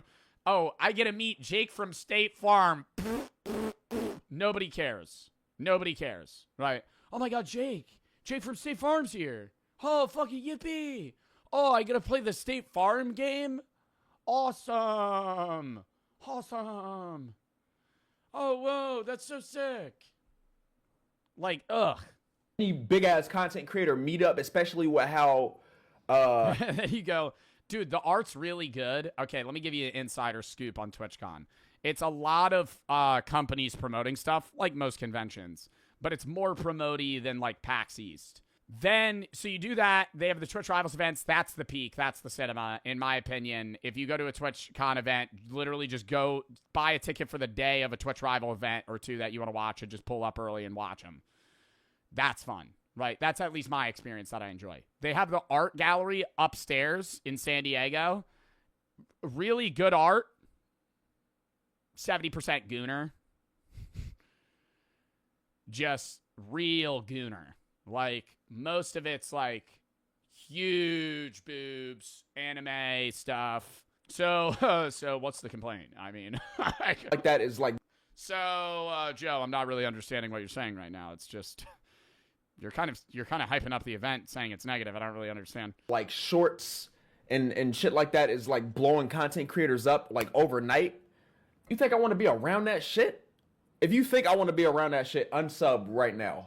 Don't be unsub right now, my nigga. I got 97K right now. Get the fuck out of my put me. Did he lose subs? No. Back to 85K. Put me back to 75K. Get the fuck out of my shit. You feel what I'm saying? I don't want nobody watching my shit right now thinking that I'm fake enough to be down to do some shit like that, bro. No. But that's besides. Yo, other thing about TwitchCon, bro. I'm sorry. I gotta pause. I was just thinking about this shit, bro. The other thing is the meet and greets, and I know people fuck with them, but I just think, like, Bro, they ask me to do one every year, and I say no, and I know people get pissed about it, but it's like, bro, if you see me at the event, I'll take a picture with you.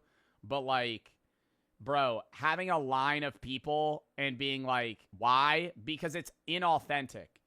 What would you rather do? Pass me on the side of the street in San Diego and be like, oh my God, Joe, I watch your shit. I go, oh, thanks, bro. Glad to see you at the event. Fist bump. Take a picture. Or would you rather stand in line with 400 other people, talk to me for 4 seconds, take a picture, and then move on? It's like a conveyor belt. Like, it just doesn't feel... Joe's not PR trained. Oh, brother, I'm not PR trained. The fuck are you talking about? No, I'm literally... that, too? Oh, my God. No, having... It would be the beginning of a conversation 400 times. Pass. This year, I might be getting security.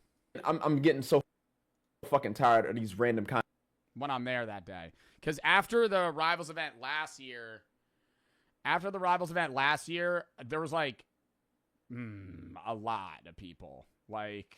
Yeah, what happened? Well, after last year, I was halted by, it was probably an hour of like, hey, and then there was lines forming just in the middle of the event, and I was like, uh-oh. Content creators thinking that their lives is about to change, bro. Wake the fuck up.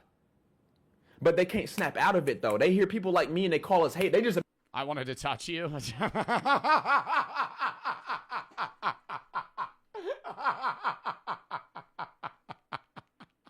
Random content creators thinking that their lives is about to change, bro. Wake the fuck up. But they can't snap out of it, though. They hear people like me. Yeah, you're the reason that I need security, bro. They call us hate. They just immediately call us haters. You feel me? Oh. I guess I'm hating. You know what I'm saying? Like, dude. The only reason why I'm so pissed off, it don't got nothing to do with me, my nigga. That shit ain't got nothing to do with me. But I'm tired of seeing it. So, y'all know what the fuck I do. Come on, man. Come on.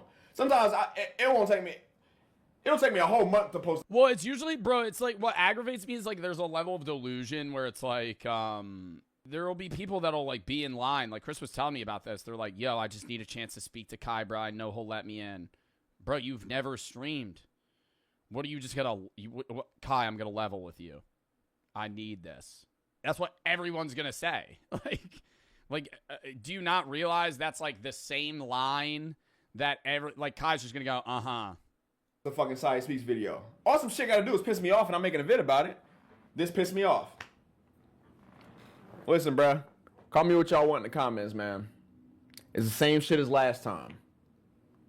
The video was called, you was never making it at Streamer University to begin with. You still not making it. Like, nigga, stop hating, bro. You just mad because... Yeah. Bro, he just ends no that amount shit. of discount. Nah, that's fucking hilarious. Wait, I wanted to read the comments, bro. Fuck. That was a good video, though, bro. Streamer use a social experiment. I'll die on this hill. Mind you, there's real people throwing away actual university opportunities for this. Oh my God, no, really? It's in the summer, though. What the fuck? I mean, if somebody's going, I'm not going to college so I could go to Streamer U, they're flat out just not, they're finding any excuse not to go to college. Because it's during the summer. Like, it's not impeding your capability to go to uni. You could still, like, say you blow up at Streamer U in the summer, you could just drop out later. Most of the social media success shit is based on connections.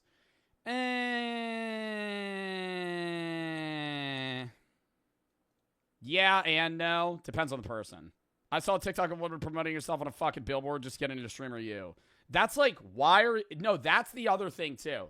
Is I've seen shit of people going, I spent my last $500 to get on a flight to fly to the Atlanta or New York audition for Streamer U. And I'm going, would that money not be better invested into equipment to make content versus, like, blowing your month paycheck on, you know what I mean? Like, I feel like it'd be better to be like, okay, I'm going to upgrade my PC and buy a better camera and lighting so that I could stream at a higher quality and do this versus being like, okay, I'm just going to pour everything I have into the 1 in a million chance that I get in. Yeah, that's, I think, what I was saying. There's a difference between being a hater and being real. Every kid and their 91-year-old grandma are trying to get in. They have a chance when they get accepted rate is less than 0.01%. Yeah, I mean, it's like, that's the thing, too. It's like, half of the people that are getting in are going to have connections. And even if they don't, it's like, bro, the odds, I don't want to say this. The odds, the acceptance rate of Streamer U is lower than Harvard. Like, keep that in mind. You know, if you apply, it's not even you're probably not getting in. You're not getting in. Like, unless you're the 1 in a million golden ticket. For real? Yeah, bro, what do you think the odds are? 7%? They accept 200 people.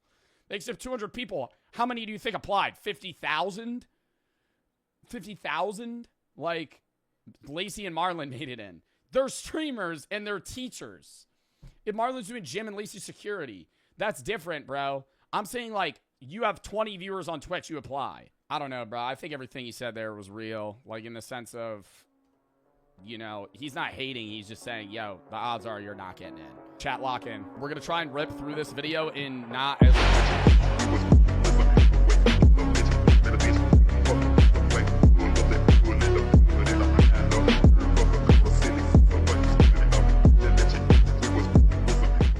Best versus worst one-hit wonder. For every loved one-hit wonder, there's also one that's hated by everyone. Starting with Rebecca Black, who was just 13. Friday, gotta get down on Friday. I wouldn't even say this is a one-hit wonder, bro. Because it wasn't a wonder or a hit. I'm not trying to on it. It was just a bad song. Even for, like, 2012. Like, I think it was, like, the first meme song, you know? It got big, but not because people were like, do you think anybody was actually jamming out to Friday? 18 years old when she became an overnight sensation for her debut song. It's Friday, gotta get down on Friday. Released in 2011, Friday was meant to be a fun project, but it quickly... Wow, dude. Does it actually have 100 million views? 179 million views. Does she still make music? Oh my God, she posted 7 months ago. Millions of views for all the wrong reasons. Day was Thursday, today, yeah, it's Friday. Whoever wrote this song is undeniably a lyrical intellectual. The song's lyrics, along with its lo-fi production, made it a magnet for ridicule from viewers and experts alike. But not all of the criticism was directed at her song, as Rebecca would explain in an interview. In her bedroom, she reads hateful words online. You're so fat and you'll never be pretty. Wow, dude. This is like start of like mass internet hate, bro. 2011. Stop it singing. I hope you go die. And see, that's I would say this song sucks, but like I'm not gonna comment that. Well, I did just say that. I wouldn't make fun of her, but I would say the song's trash. And I think you should get an eating disorder because that'll make you prettier. And it goes beyond the internet. When I walk by. Yeah, this was also that time, dude, early 2010s, where for some reason the ideal was being like horribly malnourished. Like actually people ideally wanted to be like so thin that it was like almost unhealthy to a point of needing like a hospital attention. Or, you know, they'll be like, oh, hey, Rebecca, guess what day it is? Bullying forced Rebecca to quit school, which in turn sparked widespread public sympathy for her situation. But despite being a painful one-hit wonder, Rebecca didn't let Friday stop her from pursuing a music career. After experimenting with new music, she would flip the script nearly a decade later by releasing a hyper-pop remix of the same song that brought her so much misery. Except this time, the reaction from the community was much different. This support encouraged Rebecca to continue dabbling in various genres. I don't know. It's like the internet's weird on how they hate on people. Because, like, y'all remember Ice JJ Fish? Like, that shit was equally, if not, like, worse terrible. Y'all don't remember Ice JJ Fish? Bro. Something about you, girl. Including showing off her DJ skills to a crowd of admirers in 2024. setting the stage for a musical comeback with her latest songs as of 2025 enjoying far more positive engagement. But while Rebecca's journey is one of redemption through time, Poppy entered the internet with mystery and intrigue from the start. Before her moment of Who's Poppy? overnight fame, though, Poppy had been making surreal videos. What are other fucking one-hit wonders? Rick Roll. Is Gangnam Style a one-hit wonder? Not really. I feel like Psy's had a lot of popular songs. It's just Gangnam Style is just one of the biggest songs ever. T-Wayne. Yeah, T-Wayne. T-Wayne messaged me way back when I started TikTok. I remember that. Did you know 82% of Americans don't have a high-yield savings account? And on top of that, almost nobody gets 5% cash back on the stuff they buy every single day. That means if you're one of those people, you're leaving money on the table twice over. Stop doing that and start banking with today's sponsor, Chime. Chime's high-yield savings account offers 3.75% APY. That is 9 times the national average being 0.39. That's terrible. Do the math. $6,000 in a regular savings account, 0.39% APY earns $23 a year. With Chime's 3.75% APY, you are getting what? $225 a year? Sorry, I had a calculator up. That's a lot more money. With Chime, you can also set saving goals, making it easier to track and save up for future endeavors. Keep in mind, your funds are also FDIC insured by Chime's bank partners, so you could rest easy knowing that your money is secure. You can also get 5% cash back with the Chime card on a category of your choice. I'd probably personally go with a travel opportunity because I'm constantly going everywhere for social media, but everybody is obviously different. You can also change your selection every month. You're not hard locked into a single category forever. So make the switch to Chime. Go to chime.com/Bartolozzi. It'll be the top link in the description, or scan the QR code on screen as well. It'll only take a few minutes to sign up. Thank you to Chime for sponsoring this video, and let's get back into it. December 2014. These videos would feature her in random scenarios that viewers couldn't get enough of, paving the way for an iconic video in January 2015. I'm Poppy. I'm Poppy. I'm Poppy. I'm Poppy. When your essay had Never heard of that. Never heard of this. This is a song? Y'all have heard of this? has to have that 1,000 word count. This was just one of the many jokes inspired by this video, helping spawn memes and headlines that brought waves of attention to Poppy's door. But instead of getting swept away, the aspiring singer stayed afloat, using the fame to launch her debut album in 2017. All you have to do is follow these steps. Say... The internet was hooked instantly. Who the fuck would listen to that? It's just spelling out their name. I don't understand. Where's like the lyrics? Drawn by her ability to blend catchy melodies with performance art. When I first started watching Poppy, I didn't think I'd become a genuine fan, but here I am. With the I gotta hear the song. I gotta listen to the song. Support from these fans, Poppy began exploring more genres of music, pivoting to heavy metal in 2020. Heavy metal pivot? Wow. Pivoting to heavy From metal that? in 2020. Since this shift, That's better. That's better. I don't know about the lyrics. Give me bloody, please give me bloody. collaborating with popular artists like Grimes, and securing 2 Grammy nominations for Best Metal Performance. As of 2025, Suffocate. Like, I wanna know if I know one of these songs. no longer seen as a meme, but as a metal superstar pushing her creative boundaries. But not everyone can transform a meme into a music career, as proven by Picotaro, who failed Oh my god!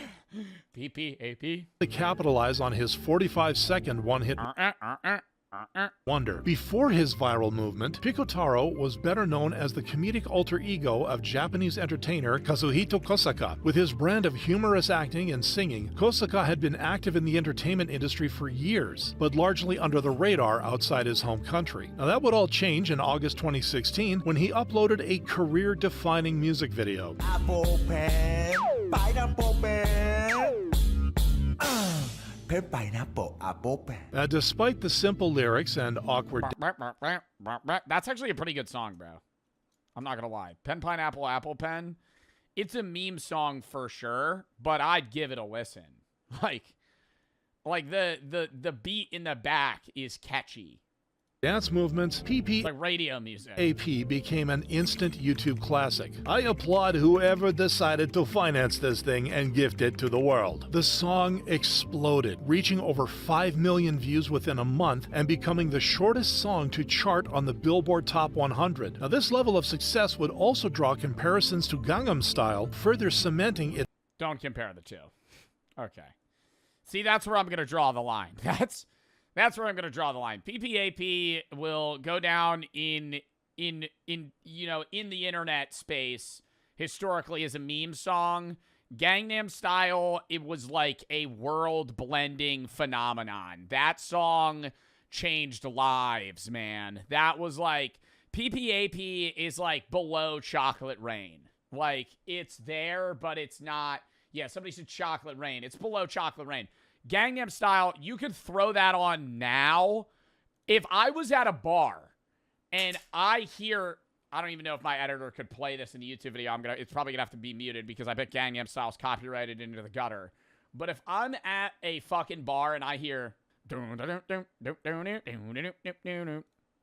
like that would get me going. His overnight sensation in the following years. Subsequent releases like Sake Tobacco and Mathematics followed a similar format but failed to generate the same hype. Bro, can't believe Pen Pineapple Apple Pen Guy still does music. But Kosaka remains determined as of 2025, hoping to be more than just the PPAP guy by exploring different styles. Meanwhile, his one-hit wonder continues to be revisited by the internet, with its long version amassing close to 500 million views, an admitted fraction of the 1.6 billion views currently held by Rick Astley's 1987. Rick Astley's Rickroll has to be the one-hit wonder of all time, because I think, like, Gangnam Style is the most popular, but, like, that was just a song by itself.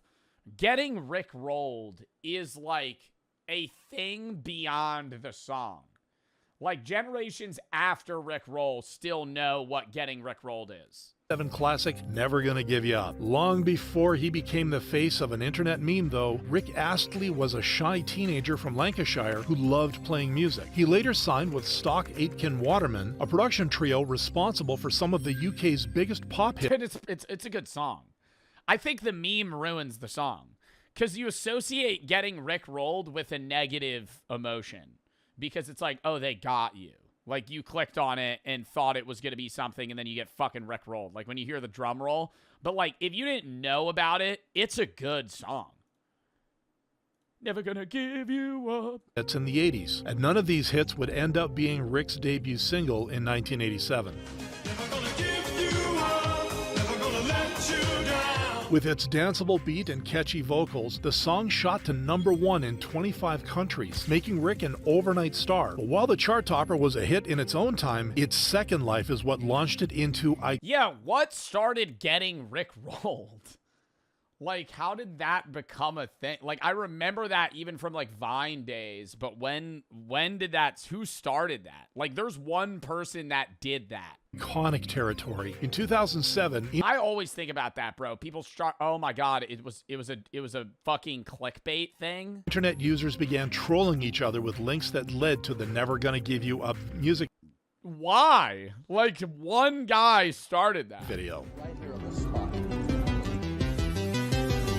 Whoa. What is it? Shoot.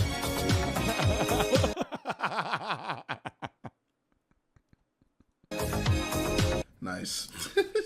Eventually, Rick himself decided to lean into the joke, trolling everyone from reporters to the Macy's Thanksgiving Day. Oh, and you ruined it. And the smile fades. The Macy's Thanksgiving Day Parade. As for the Rickroll, it's still a popular prank as of 2025, and is also something that the 25 million viewers of Island Boys song.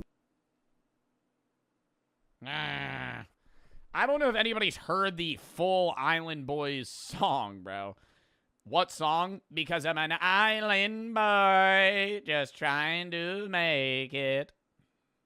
That's not, was there like a full version of that song? We heard. Oh, I'm an island boy. I'm a just island boy. I'm a just island boy. On October 15th, 2021, the Island Boys, real names Alex and Frankie Venegas, came up with a freestyle rap while chilling in a pool. But I never knew their real names. the unusual style of singing combined with the confusing... It's like when you refer to somebody by their gamer tag for so long, it just feels weird hearing their real name. Like Sneak Snag, it'll be like, oh, Brendan. Whoa. Jinxie Nicholas. Ugh. Ugh. It's like a jump scare. For all the wrong reasons, even reaching the biggest celebrities. I'm speechless. Two goofballs in the pool. No, what gets you even worse is when you find out that actors' names aren't actually their real names. That actually, like, I get, like, upset when they change their name. What is Vin Diesel's real name? Mark Sinclair. That upsets me. That, like, I don't know why that upsets me. You know why I'm not speechless? Why? Because I'm an island. Worse, when the Island Boys... Snoop Dogg? Oh my God, what is Snoop Dogg's real name? Calvin Cordozer Broadus Jr. Financial advice further hurt their image. You really don't want to go there, bro. I could go there. Because I was giving you guys nice advice and you guys were being assholes. Hey, George, keep talking. I'm going to walk out. After this aggressive display, the brothers would storm out of the podcast, leading... Oh no, the impulsive podcast. That George was the only one who took them a little seriously, and they took it on him. That's barking to the wrong tree. Since that episode, the Island Boys have only gone downhill, losing views across social media before fading away. Their follow-up songs failed to receive the same engagement as their viral freestyle, with no new uploads since 2023. But 3 years before their one-hit wonder... Well, don't they hate each other now or something? Another unlikely artist had already yodeled his way into the internet's heart. Oh my God, bro. He makes good music now? Fuck, this video pissed me off when I was a kid. Dude. Because I'm pretty sure he's like a little younger than me, and I remember being like, God, dude, this actually just annoys the shit out of me. Just like some grandma watching some kid yodel in Walmart. He makes good music now.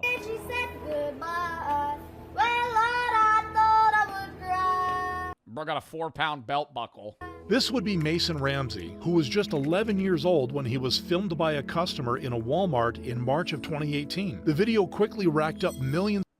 Just a fucking dark contrast to my experience in Walmart. I don't know where this Walmart is, but when I go into a Walmart, not the vibe that I get. Turning the then unknown child into an instant sensation. Within weeks, Mason was officially dubbed the Walmart Yodeling Kid and was booked for appearances on the Ellen DeGeneres. Don't get me on Ellen. Don't get me on Ellen, man.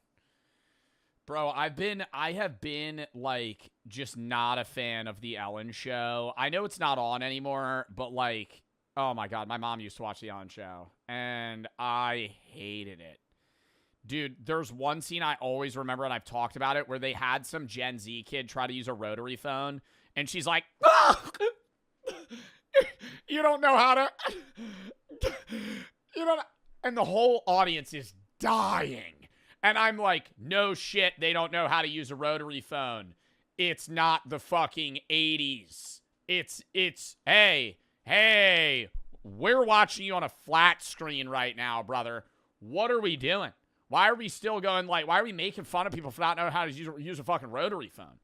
Why would you know how to do that if you've never seen one? Chella. That same year, he signed with Big Loud Records and released Famous, a country pop track that earned over 2 million Spotify streams within a few days and entered the Billboard Hot 100. Despite his success, Mason stepped away from the spotlight by 2019, leaving fans to wonder about his sudden disappearance. They wouldn't hear from him again until 2 years later when Mason made a surprise return on Instagram. Sorry I've been so quiet on social media lately. I've been living my life and took a step back from everything for a bit. Hang tight because I got big plans for 2022. These plans would include content creation on TikTok, where one of his first videos reached 23 million views, leading to a fresh wave of... He works at a fucking pizza place? I thought he was doing concerts and shit. Admiration for the Walmart yodeling kid. At least he's staying humble, unlike a lot of people who get a taste of fame. We need more talented people like this. He carried this humility into his music career, which he quietly revived soon afterwards in April 2022 and continues to focus on as of 2025. But not every viral moment and a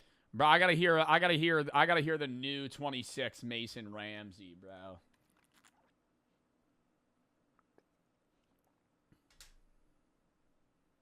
Oh my God, wait, he's bringing the yodel, but it's not annoying anymore. This shit's trash? I don't think it's trash. retail store has a happy ending, as seen with Alex Lee, whose claim to Oh my God, the Target guy. fame while Alex from Target, dude. People were tweaking over Alex from Target. I remember I was so jealous of Alex from Target. Like, the anger, dude, I feel like every guy was like, dude, to be Alex from Target in like 2014 must have been badass. his chaotic journey was set in motion in November 2014. That actually sounds horrible now that I'm saying that out loud. When a photo of him working at Target was tweeted by a teenage girl. The actually, that photo sounds inspired bad. countless memes, fan edits, and even paparazzi-like attention, with his popularity only skyrocketing when Ellen DeGeneres got in touch. I mean, are you overwhelmed by this? Yeah. Yeah. I mean, you know, you're... Why are they laughing? Why are the people in the audience laughing? This is a regular interview. This is a regular interview. This is a regular interview. Why are they laughing? See, that's why I hate this fucking show. I mean, are you overwhelmed by this? Yeah. Yeah. I mean... Yeah.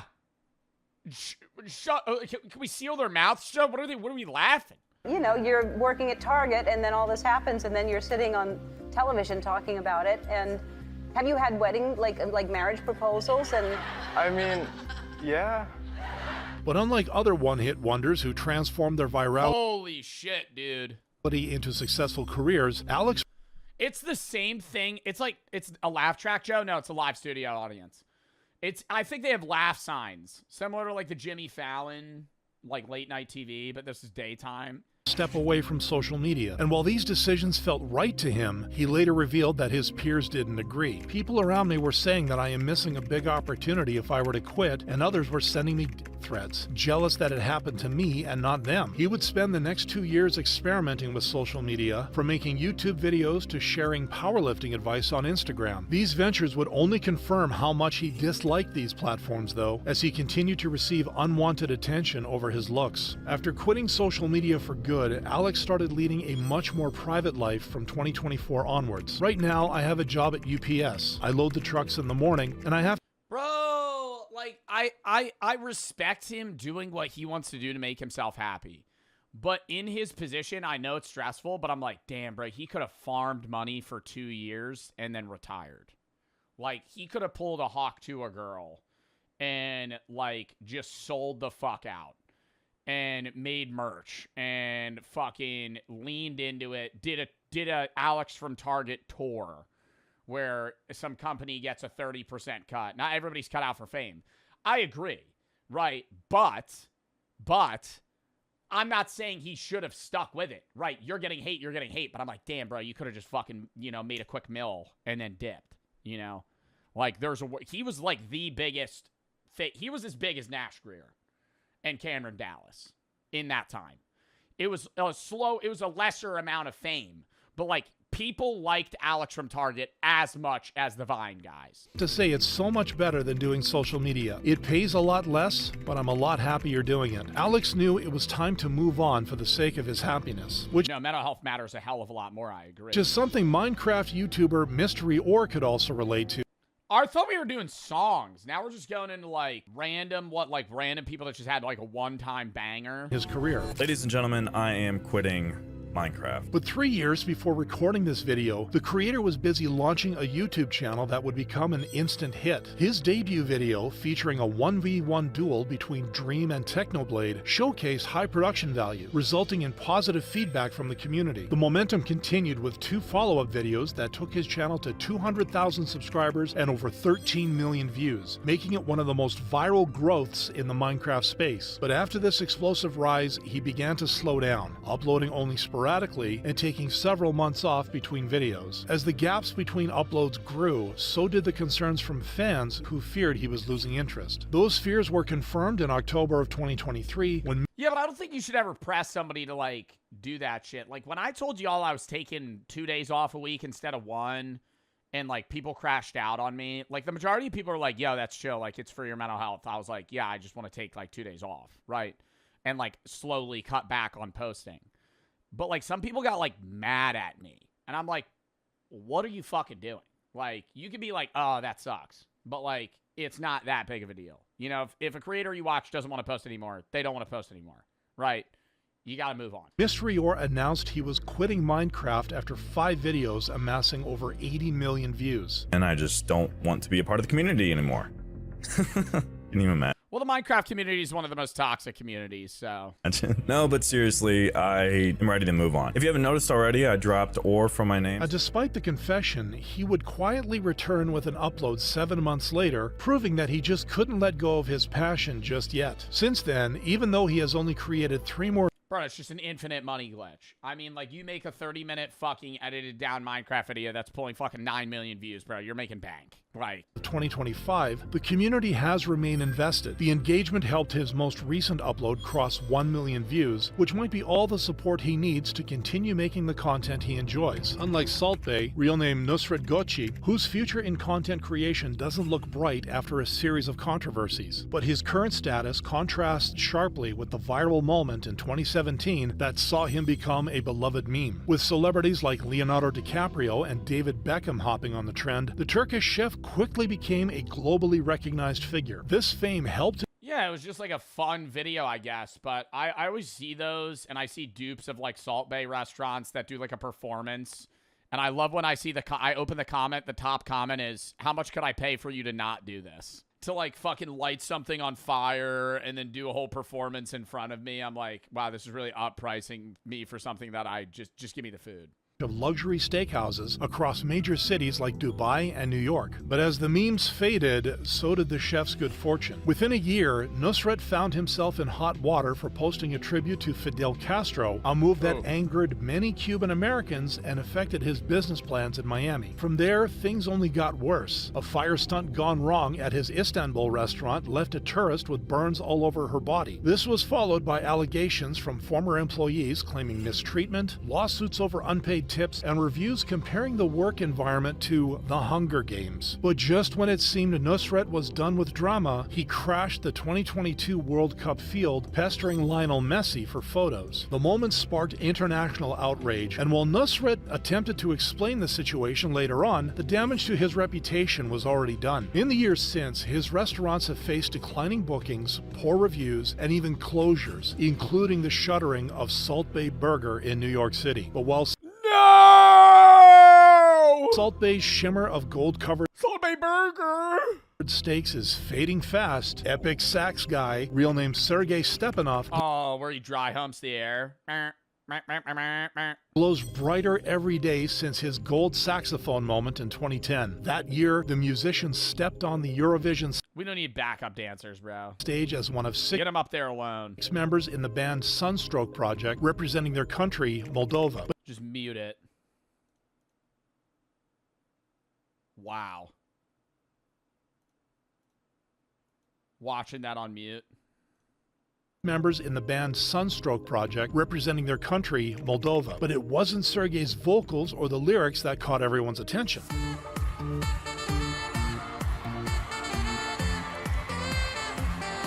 His memorable saxophone solo instantly captured the internet's admiration, giving birth to the Epic Sax Guy meme and spawning loop videos that rack up views to this day. You know you've won Eurovision when they post a 10-hour version of your 18-second performance. The fuck out of here, bro. They'll post a 10-hour version of anything. The meme became so popular that Sergey was invited back to Eurovision in 2017, where he performed again, fully embracing his online persona. His comeback helped the Sunstroke Project place 3rd in the contest, marking the country's best result ever. Since their triumph, Sergey has continued performing and touring with the band, all while embracing his role as the Epic Sax Guy. To this day, in 2025, he remains a beloved figure across meme culture and musical circles alike, making him... Sergey blows a hip out on stage. high note on the sax. One of the most respected one-hit wonders, but nowhere near as expected as our next artist, who has taken the internet and the world by storm. I just got rickrolled at the end of the video. Fucker.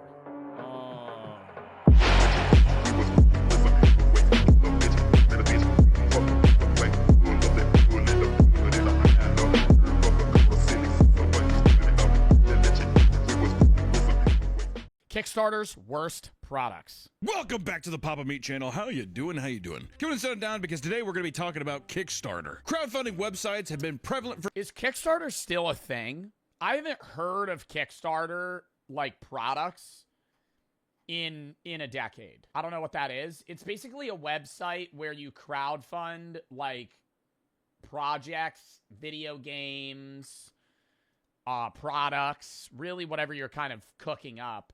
It could be something that's digital, something that's, you know, physical, like an individual thing. Like a lot of Shark Tank products have been on Kickstarter. The only reason I know what Kickstarter is from, like, dude, when I was like 12 watching like Kickstarter crap videos, bro. And I haven't heard of Kickstarter since. But I know there's been some really shitty products that have been shilled for millions of dollars and then never fucking promised on. Like there was the one that I remember like vividly is there was a laser razor. And it was like supposed to be a razor that wasn't a blade, and it was supposed to like literally laser your skin off, and it made like $1 million, and they just like never made the product. They like never made the product, and then you get into lawsuits because people pledge money and never get the product. Many nonprofits, startups, and even lone individuals have turned to them for help making their creative dreams a reality. Hell, I know I did. 6 years ago now, I did a Kickstarter, made a show. No. Not sure if anyone remembers it, but it was a show nonetheless. And we did it, and we hit the goals, and I found out that was not that's not a normal thing. A lot of Kickstarters don't usually go that way, which luckily I did. Oh, wait, well, most Kickstarters, I feel like, don't actually deliver on the products. Delivery rate for Kickstarter projects is 30%. 30% have a delay between 6 and 24 months. 40% of projects don't deliver any promised rewards. That has to be illegal, right? Like, that's a form of fraud. If you take 40% of projects taking thousands of dollars and then not fucking delivering the products to the majority of the people... Like, I get, like, one not coming in or something, but if you're paying, like, $200, like, some Kickstarter projects, you could pledge, like, $250, and when they hit a goal, you're supposed to get delivered, like, a multitude of things, and they just don't send anything. Nobody's forcing you, though. Okay, George, in the same sense, I could say, hey, you know, if you give me $5,000, I'll give you this, and then you give me $5,000, and I just go fuck yourself. Nobody told you you needed to do that. What's the purpose of a deal, then? Where's the trade, right? You pay for a product, you should receive the product. Luckily, I didn't ask for, I feel like a whole hell of, I should have asked for way, which also, hindsight, making an animated show is way more expensive than what I asked for. I digress. Now, just about anyone can have an idea and see it realized without having to have an abundance of capital or influence. So as long as... Oh, and actual garbage ideas, dude. Oh my God. Like, instead of a pet rock, they'd have like a pet wooden egg that's like $80 and people fucking pledge money to it. If you want to con people out of money... Make some dumb, new revolutionary idea on Kickstarter and shill it to rich people that have no brains. Not even rich people. It's just idiots, for some reason, are fucking scrolling on Kickstarter thinking they're going to find the new and improved fucking thing that's going to change their life. Like, there is cool shit that's come out of Kickstarter, but, like, the broad majority sucks. You fit your campaign into Kickstarter's guidelines, you're good to go. There's a period of time, too, back in, like, the early 2010s, maybe. There was, like, an overabundance of people doing it as, like, a get-rich-quick scheme. I feel like now it's become a legitimate way of, I see, God, dude, self-published books? Unbelievable. Board games? Holy hell. Comic... $3 million for a fucking board game. Tell me what the board game is about right now. If this is not the best thing I've ever fucking seen, Trench Crusade. It's a tabletop skirmish game. I'm going to look up a YouTube video explaining it. I love Trench Crusader. We have a bot in our chat. Oh God, it's an hour-long fucking video, dude. Mighty. Now and unto eternity, or as a result of this zeal. Within the city's techno-lab the new Antioch seeking glory, absolution for their inspired by visions of Armageddon. All right, okay. Yep. Okay, no, see, I find this boring, but they have enough product that I understand why people are backing it. And books and that kind of stuff. Oh my God. Kickstarter is like the best. Whether it's a piece of luggage, a new piece of technology, or a video game, What was that? Vizzo Z1 Pro. Lightest and brightest AR glasses for Steam VR. Yeah, you look like a fucking dork wearing these. Oh my God. Technology or a video game. This project will only be funded if it reaches its goal. So you just get they get the money or they don't.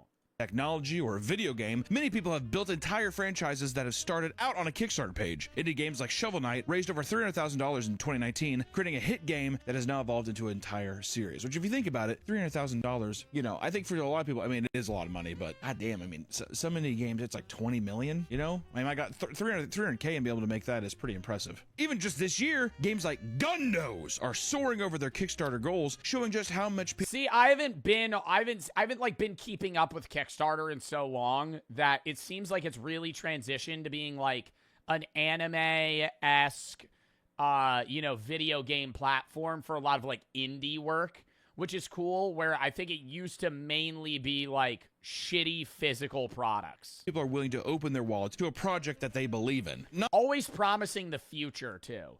When it's like indie artwork like this, okay, Kickstarter's kind of cool because it's like they're able to get money from other people that want to see this idea come to fruition without them being able to go to like, a fucking TV network or some shit to fund it, versus some jackass just coming up with some tech idea that's actually physically impossible to fucking do. Not all projects go smoothly, however. You may have heard of infamous campaigns like the Coolest Cooler, which raised a... The Coolest Cooler. Oh my God, was it a speaker? What was cool about the Coolest Cooler? I don't remember. I've heard that, but I don't remember what was great about it. $13 million.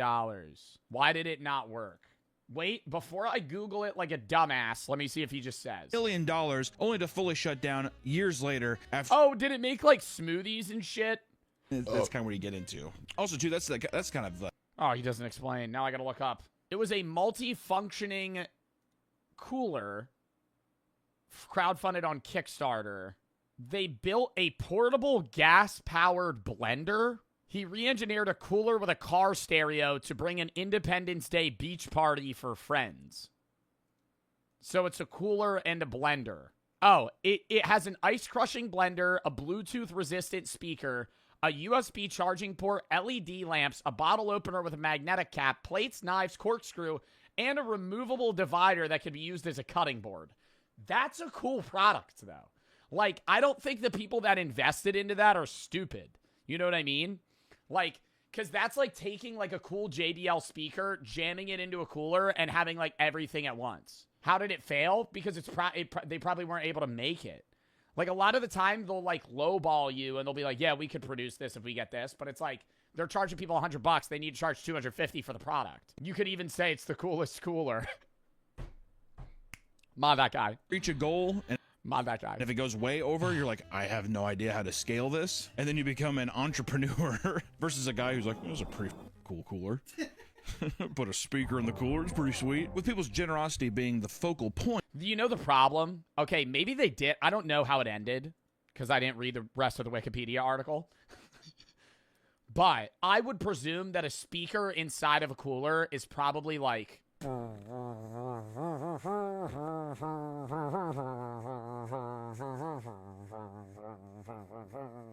like absolute dog shit. It's just muffled to shit. The contents of the cooler probably changed the audio. With people's generosity being the focal point, you probably aren't surprised that there are all sorts of stories in which people take advantage of it. So today we're going to look at the wild world of Kickstarter, from product failures to full-on scams, and even we have to throw in a couple of mental breakdowns. For the very few Kickstarters that are actually practical, there are thousands of ridiculous projects that either fix a niche problem or do AI-powered dog translation collar. What? $100,000, 370 backers. How much did they each put up? $286 a person? Bro. Niche problem or do like nothing. They don't do a single thing. The licky brush, for example, is a piece of rubber shaped like a tongue that you put in your mouth so you can lick your own cat, which I don't know. Some weird shit, you know. I think it's a gross product. There's people that would buy it. Like, why would you want to do that? It's a novelty product. So you don't get hairballs. Papa Meat, what do you mean? So when you want to lick your cat and then you don't have to deal with swallowing the hair and then coughing that up at a later date, potentially choking hazard. Yeah, but what's the novelty? Like, the issue is not grooming Wait, dude, I had that. You owned that. Did you lick your cat? your cat, but it's the idea of like, even if it's protected by mouth, do I want to lick my cat? It's for people that are like is it role play stuff? It's like, I want to show my cat how it feels when he licks me. So you put the thing in your tongue and you pretend to lick him, and oh wow, he's thoroughly enjoying it. Fucking manhandling it. Because if you walked up to it and did that, it would run away. It's cute. You guys bond over it. You like that, Samuel? The project received over 2,000 backers and raised $52,000, and it even appeared on Shark Tank. What they say? Yeah, let me guess. They didn't. Dude, Kevin O'Leary, $50,000. I'll buy the whole company. $50,000. I'm going to get 5% of the company and an added $3 royalty on each product sold after the 10% is recouped. After the $50,000 is recouped, he always does some weird ass fucking offer, bro. I hate that shit. I love watching Shark Tank. And when I watch Shark Tank, I like, hey, 200 grand for 20%.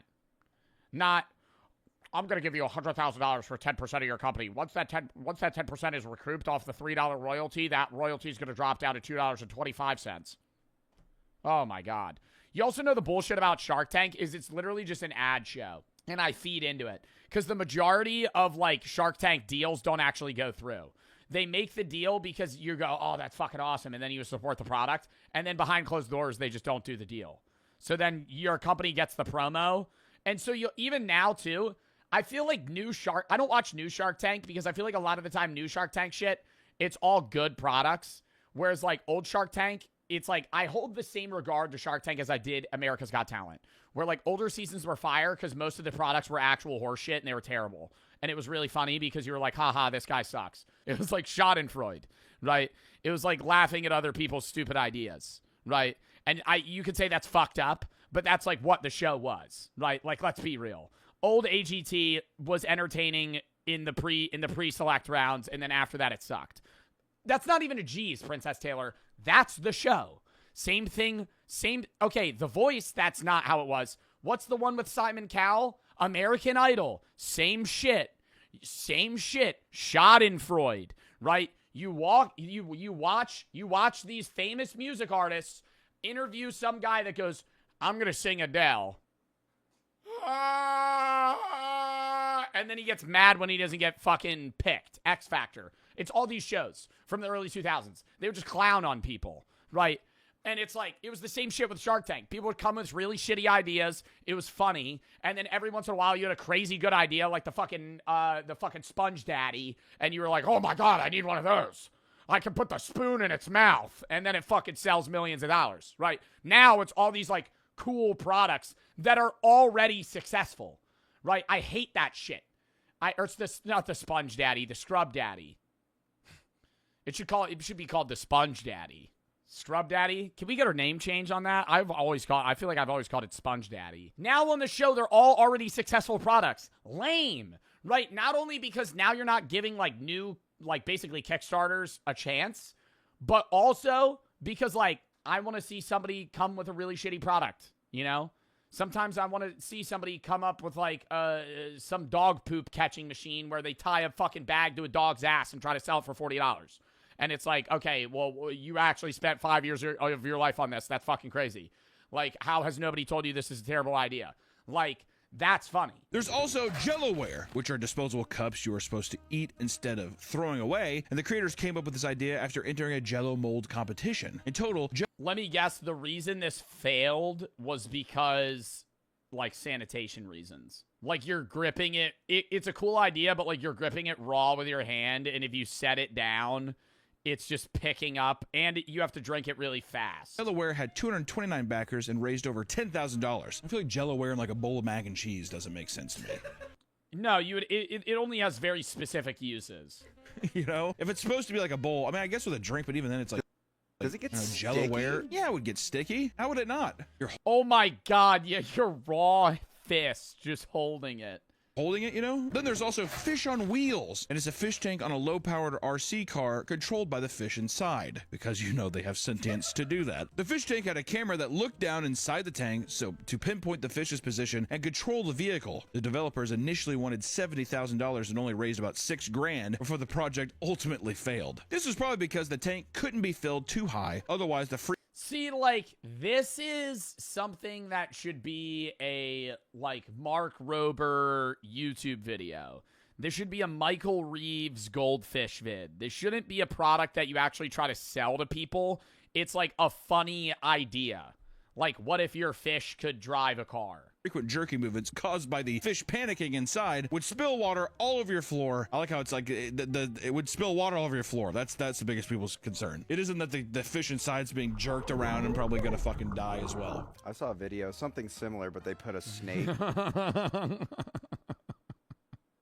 A snake, like we're just giving him, we're making him a lizard. We're giving him his legs back. And gave it legs. It's like in a tube and it can walk around. I feel like you would hate that. That goes against everything that it knows, right? Why would you need that? Another failed project is Paul, the sexiest smartphone charger. What the fuck is this? Like a full-size mannequin that you put your iPhone where its groin is? You're on the planet. Which is just a foam bust of a man's body with the phone charger at his penis and a wall charger coming out of his asshole. The creator was seeking Why would anybody want that? $8,000 in funding, but received only a little over. And why are we essentially grabbing the wire out of his butthole? But received only a little over 2,000 with a total of 12 supporters, which I will say is still a lot. I like how it's just like, we're going to give you half a mannequin and you can like. And then it's also like, okay, outside of like, why would anybody want this? This charging port is irreplaceable, I presume. Or are you able to change the cord? Like, can I put any cord there, or is this only working for like an iPhone 5 to iPhone 8? Charger at his penis and a wall charger coming out of his asshole. The creator was seeking $8,000 in funding, but received only a little over 2,000 with a total of 12 supporters, which I will say is still a lot. I like how it's just like. Might be a good idea if you could charge your phone with the kinetic energy. How would you do that? Aggressively rubbing the mannequin? What do you mean? We're going to give you half a mannequin, and you can, like, I guess you could fuck this if you want, or you can, like, finger his asshole. Some people That's how you charge the phone. That's how you charge the phone. There's like a rubber band connected to some sort of, like, kinetic energy machine. You just have to fucking finger the shit out of the mannequin. Like, all right, fine, dude. I mean, $2,000 isn't nothing to sneeze at, right? I don't know. There's also the Thinking Egg, which had 4 versions, each raising well over $200,000. This is the one that I was talking of, bro. This shit's crazy. It made money. So we could say almost about $1 million in total. It's literally just a wooden or like metal egg that you're meant to fidget with while you're working at home. It's literally just like a stress. It's not even a stress ball. It's just you're supposed to just like. Oh, it's like those orbs.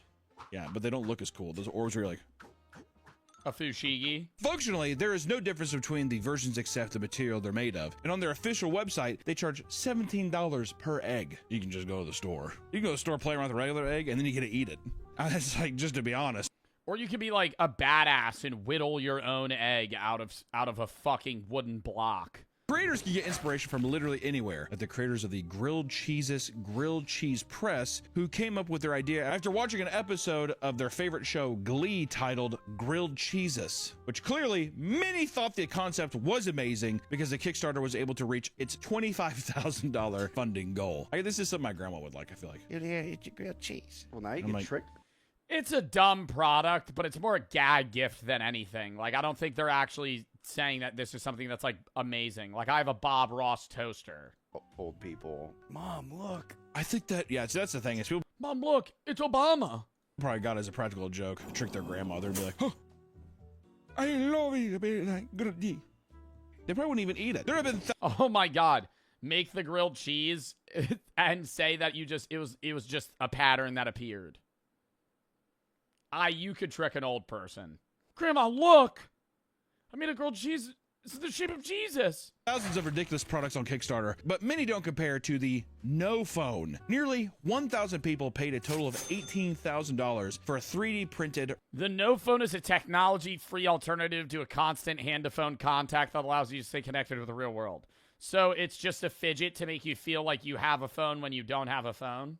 Rectangle. To combat cell phone addiction, they created a pretend No phone demo. Thank you for the demo. Definitely really needed to see this in action. phone to act as a surrogate to any smart mobile device. You can clutch your comfort without having to actually use it, which is just sounds so. Oh my God, this is ideal for when you're in an awkward scenario in a social setting, and instead of checking the weather app like everybody, you just go on your no phone. Hey man, are you like being like a loser? No, dude, I'm on my no phone. Sorry. Clutch your comfort without having to actually use it, which is just sounds so pathetic, doesn't it? Apparently, there's a study that shows that 3 days without your cell phone has similar effects to cocaine withdrawal. That'd be like torture, dude. Holy shit. I believe it too. You know what? Maybe I'm knocking the rectangle too quick. I mean, like it's like a thing of non-alcoholic beer, so you can still have the simulation or like the I don't know the normality of drinking when you're trying to get sober. One upgrade consists of a stick-on mirror so you can take selfies. Though it was fully supported, many of the comments were disappointed, saying they either never received the product or their mirror came scratched. Oh, Brother. I got the no phone. It's extremely bad quality. It doesn't even have any weight. Feels nothing like a phone. Seems pretty fitting for the product. Extremely disappointing. Even if this is a paperweight gag gift, for the price we paid, it should be better. Ordered 2 no phones without selfie upgrade. Why did you buy 2? Got 1 no phone with 2 selfie upgrades. Well, an adhesive plastic mirror probably works out to be a more practical Christmas present. Lol. Wait, it says it works as advertised. It doesn't do anything. It'd like be me. It'd just be like me giving you a rock. And why are we saying selfie upgrade? These are bots, bro. These are bots. These people are not real, boy.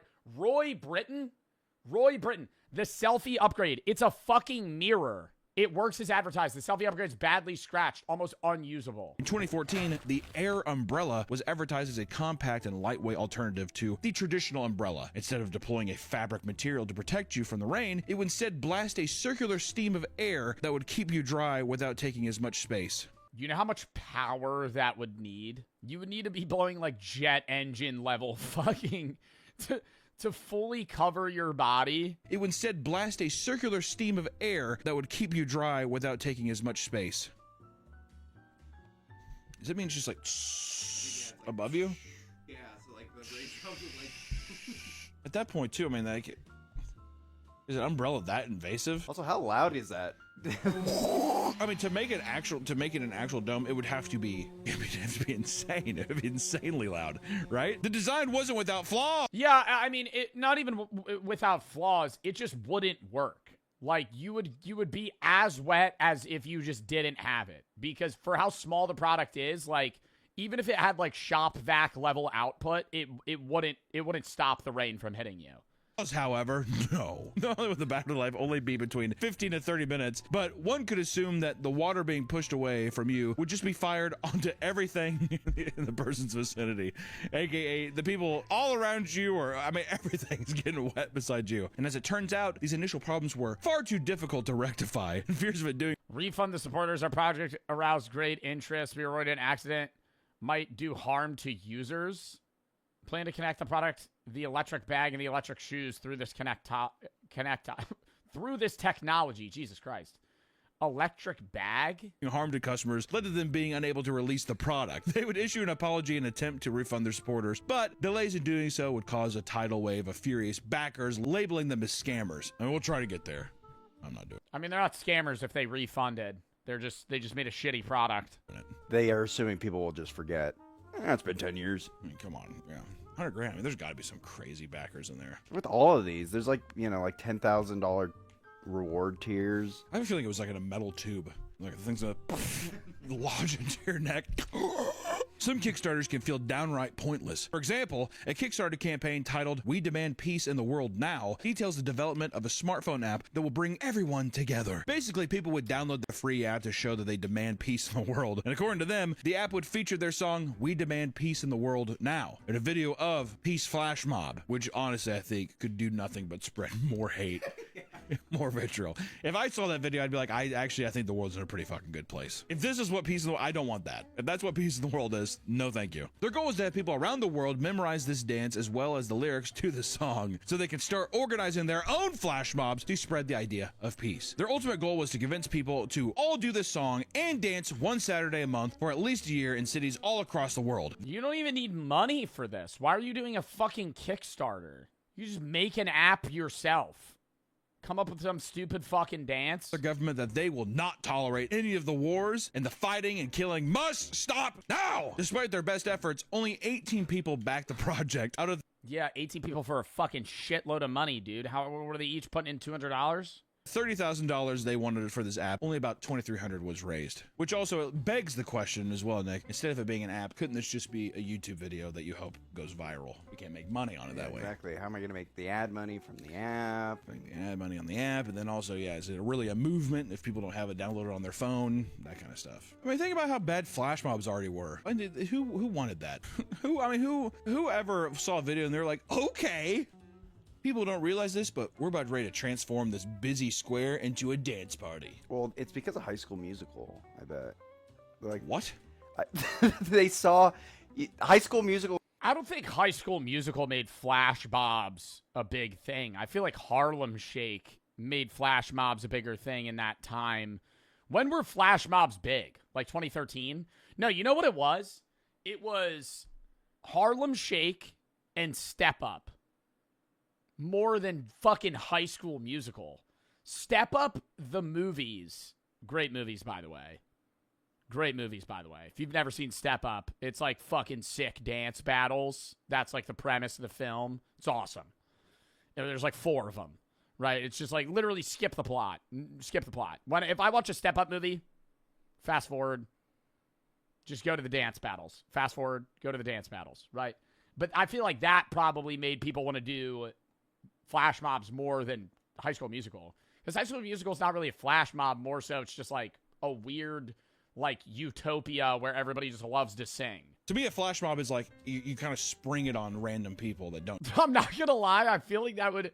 Oh, God, this is really going to make me seem like a pessimistic person more than it already does. If I'm having, like, a nice day, and I'm outside at a coffee shop, and it's like a busy street, and people are walking by, I'm just having a conversation, and then out of nowhere, music starts blasting, and everybody just goes, and just pulls off their clothes and just starts going. I'd be like, let's leave. Let's leave. I don't want to be here. In 2013, Doug Evans created an exciting product called Juicero that drew in a total of $120 million investments for Juicero. All right. Their main product, the Juicero Press, was essentially a fancy juicing machine. The catch is that the machine was only designed to work with Juicero's own branded product packs, which were fairly expensive for what they contained. Customers would pay for a subscription fee of $35 a week to regularly obtain these produce packs. $35 a week? The machine itself was overly complicated, requiring a Wi-Fi connection at all times to operate it, and each packet contained a QR code which needed to be scanned by the machine and confirm that it was both an official Juicero brand packet that wasn't expired. Which also, what kind of fucking Apple bullshit is that? You have to have Juicero packs. You can't throw a goddamn... Yeah, because then there's no world where like another company could undercut them, so they're just keeping the entire process in their court. Damn orange in the thing, it'll work. Also, is this like a juicer for spacemen? A pack of goods? Their whole thing was like, it's freshly squeezed, but it's in a bag. And all the machine does is just squeeze the bag. So it's already a bag of juice. Yeah, so you can literally just take the bag. Can you just, yeah, I was like, can you just... Go, Juicero, go! Just a good shit. My orange juice! At launch, the product cost a whopping $700. Wow. While the product was doing all right during its initial launch, they were still losing money due to the high cost of producing it. What is this machine made out? Yeah, what are the profit margins on a $700 machine that literally just squeezes a fucking... It's probably the technology for the QR code that's probably expensive. Because them building a technology where you close the door and it just squeezes the juice packet probably isn't that hard to make. Dude, it's made of gold. All the wiring is gold. Things took a turn for the worst, however. No. When Bloomberg exposed them by revealing that the juicer itself was not necessary to consume the drink. Who thought that you needed I mean, it's a bag of juice. Cut a hole in it and put a straw in the bag. You got juice on the go. Yeah, I don't know why why is the Central marketing the product? Because it seems like they're trying to like bottleneck everybody into their own. Maybe that's the wrong terminology. It's like, hey, if you buy the product now, you're only going to use Juicero because it's like you wasted money on this. Versus somebody just buying like V8. The 7 levels of monsters. Lock it. Rewind. We're 6 seconds in. Rewind. The 7 levels of monsters explained. Level 1. Do I want to guess? Level. I can't really guess any levels between 2 and 6. Level 1 has to be like shitty grunts, like a level 1 brute, like a zombie. Is a zombie more than level 1? Level 7's got to be like Art the Clown, like something that's just like an individually terrifying thing or idea. Level 1 local threat. The bottom of the food chain. We're local threat. We're putting fucking Texas Chainsaw Massacre at level 1. Oh, because you have to like be in his house for him to kill you. You could just run away and he leaves you alone. Threat. Oh my god, the Smile Demon. Something that like follows you around. The Smile Demon is like level 7. The bottom of the food chain. Not because they're bad monsters, but because you can literally leave or alternatively beat the crap out of. Most of these monsters you have to go to them. They're most likely not even hunting you. For example, those descent creatures. There's a reason you stick to tourist. I don't know. Like, yeah, you have to go to them, but there's certain creatures that are still really fucking scary. Like the Conjuring house. It's like a ghost, but if you're not in the house, it's not going to kill you. But if you are in the house, that's fucking terrifying. Like, from an outside perspective, yeah, level 1, just don't go near it. But, like, to prove that's fucking terrifying if you're inside of it. I'm not going, oh, that's a level 1 monster. I think a level 1 monster is like a zombie. A werewolf. Explored caverns, and as we see from the movies, all it takes is for a woman with a disloyal boyfriend to absolutely go ham on these creatures and to come out somewhat alive. Other monsters like Leatherface, yes, humans can certainly be monsters, the Pale Man, Frankenstein's monster, the Creeper, and Gremlins fall into this category. Don't get me wrong. Yeah, gremlins are kind of more just like weird goblin creatures than monsters. They might not even be level 1. They're like mischievous. I'm not saying they won't. Like a leprechaun would be in level 1. Won't rock your shit. They absolutely will. But their threat is limited to a few miles. Oh, but the creeper can fly. Firstly, that lazy, unemployed sloth only wakes up every 23 years for 23 days so we can spawn camp his sleeping bag. And even then, he's basically a road hazard. Bat soup is more globally dangerous than him. The creeper has to eat similar parts of humans to regenerate its own counterpart. Therefore, we can lure it using a trap. Yeah, I think like any of those monsters, dude, even like the Jersey Devil, Bigfoot, are those monsters? I mean, they're more like they're like mysterious creatures, but even those are like level 1, bro. Mothman, yeah, shoot him with a fucking gun. Never understand. I'm gonna have the take that, like, Voldemort is a level 1 monster. I can't get over the fact that in the Harry Potter world, having a revolver is more powerful than the most powerful spell in existence. Before he goes, Avada, I just shoot him right between the eyes. He's dead. That's not an L take. If you live in the Harry Potter verse and you have an AK-47, you are Voldemort times 30. Because any spell, yes, they have cloaks of invisibility, but if they don't know that you have a gun and you just kind of look like a regular guy, you are infinitely more powerful than them. So he can't be above level 1 because a human idea and concept could just kill him. Of people who are scared, as we know it. He has a shield charm. He has a shield charm. You think his shield charm's stopping a fucking rocket launcher? What if I fucking stuff a grenade in his cloak? Is his shield charm stopping that? Yes? Bro. Tracking there's just no world where he survives that. He could teleport. Cortisol from its third nostril, Once we trap it, we can rip its wings off and it wouldn't have the ability to regenerate wings unless it eats— Wow, Lucifer's a show that I loved and then just stopped watching. Wouldn't have the ability to regenerate wings unless it eats Ronnie Coleman's— That's like half the shows that I watch, though. I get to season 3 and I go, what's this new show? Let me start that. lats. From there, cut it up and make sure it can never regenerate again. And don't even get me started on Leatherface. He's Bro, bound to Leatherface is the lamest fucking villain ever, dude. I can't get over that shit. It's just like a stupid depiction of Ed Gein, and it's just like a big, semi-chubby guy with a chainsaw that's covering his face in human skin. He has no visual capabilities, and he's slow. Just run away. That is, like, he is the easiest guy to defeat. farm, and last I checked, he's not surviving 6 guided missiles from an M142 high mobility artillery rocket system. And Frankenstein's— Okay, yeah, I mean, that's not the take I was going for. Yeah, high-tech military capabilities are probably taking him down. monster, here's the plan. We hogtie Victor Frankenstein like his Red Dead and deliver him on a silver platter. He's happy, we're happy, job done. The monsters on this level are usually locationally dependent or can be exploited quite easily.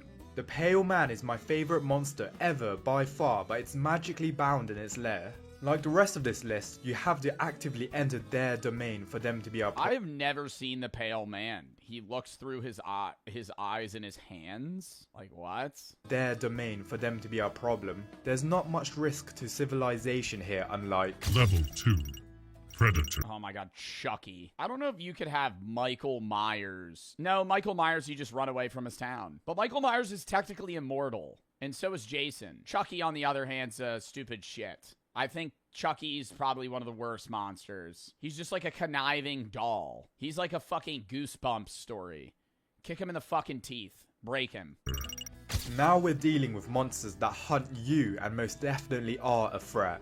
These aren't confined to one house or cave.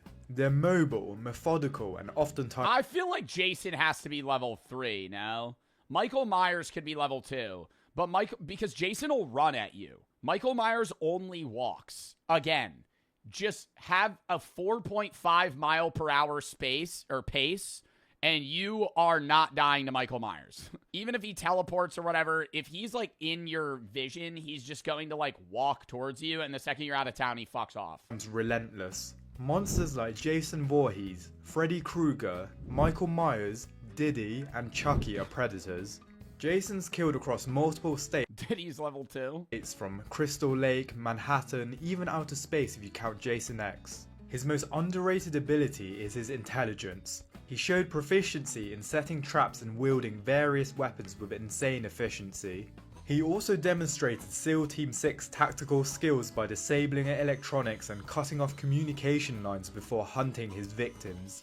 And just like his— Bro, did we just say he had SEAL Team 6 level tech for turning off a circuit breaker? This guy must have been in the Green Berets. This guy knew how to fucking turn off the lights in the house. arch nemesis, He cut the wires. Freddy Krueger, is also an absolute threat that hunts you in your sleep. The dream world is his home court advantage as he has reality warping powers capable of turning someone into a cockroach. He also went band for band with Jason, so we know he can take the upper echelon of beatings. But here's Freddy's fatal flaw. In dreams he's invincible, but when he's pulled into the real world he becomes mortal and can be killed. He's also geographically limited as he is obsessed with terrorizing Springwood. If you move away from I just hate the whole Freddy. I hate the whole Freddy Krueger series, man. The whole point is like, we can't fall asleep. They fall asleep.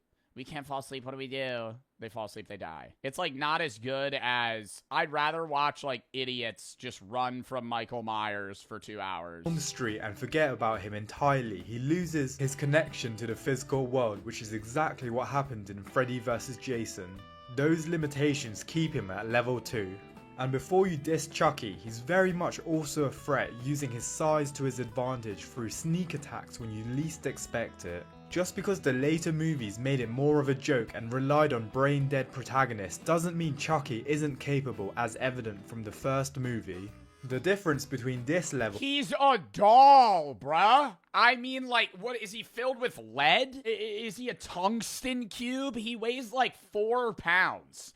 even if he's possessed, he doesn't have the physical capability to kill most people. He's immortal, bro. I don't care. He's a fucking doll. Lock him in a box, man.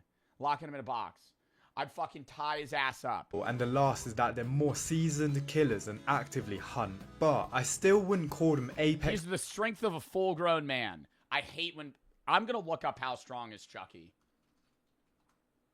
His strength comes from dark voodoo magic. He has the viciousness of an adult human serial killer, allowing him to overpower adults. He could stab through wooden doors. Bro, but he has the strength of a full-grown man in a doll body. That's a nerf. That's a nerf. That's not a buff. Like, people say that as like, oh, he's tiny, but he's as strong as a full-grown man. I would rather have the size of a full-grown man and the strength of a full-grown man than the size of an infant and the strength of a full-grown man. He's a mini zombie. He's a baby zombie, bro. That's what he is. Like, yeah, he's got speed and stealth, I guess, but it's like you can still pick his ass up. Predators, as they're not leveling cities or threatening nations with supernatural abilities. How much does he weigh? Bro, I don't know. They're gonna say the voodoo magic weighs him down like he's fucking Thor's hammer or some shit. He's unlike level. He's unpickupable. Yo, you are on crack if you're putting Art the Clown at level 3. No. Unless we're talking like level 7's Dormammu and it's just like a universal swallowing figure, Art the Clown is like the scariest fucking... He's a demon. And he also like tortures you to death and smiles while it's happening. Like, that's not... Oh, God. I just can't... No, I can't sit here and say Art the Clown's level 3. Apex Predator. Level 2 monsters you can theoretically escape or rely on a gimmick, but level 3 gets a bit more dangerous as their supernatural abilities are more prominent. Monsters like Samara Morgan, Art the Clown, Burgul, and the creature from It Follows are apex predators. Imagine your dumbass friend shows you a tape that says do not watch, and next thing you know you're fighting Samara Morgan in hand to hand. I don't know, you could escape Art the Clown. Like, the one scene in the third movie when he's at a bar, he's kind of like bantering with everybody. In that moment, if you went, this shit's weird, I'm out. Just leave. Like, you know what I mean? He's getting a drink. There's like 5 guys at the bar, and they're all pestering him, and he's like pulling these weird fucking things out of his trash bag. In that moment, I'm going, that's fucking weird. I'm leaving. You live. But they pester him, and then he pulls out a gun and fucking shoots everybody. And combat. And that's why Art the Clown's also above level 3. Art the Clown in a losing scenario will default to just killing your ass. He has no rules he lives by. Michael Myers just is like, oh, I have to kill you with a chef's knife, and I'm gonna walk. Whereas Art the Clown in a losing scenario just goes, fuck it. Bang! And just shoots you. And no offense, you're not winning. Okay, sure, you can show the tape to someone else, but you're not exactly defeating Level 4, Anton Chigurh. It from humanity's perspective.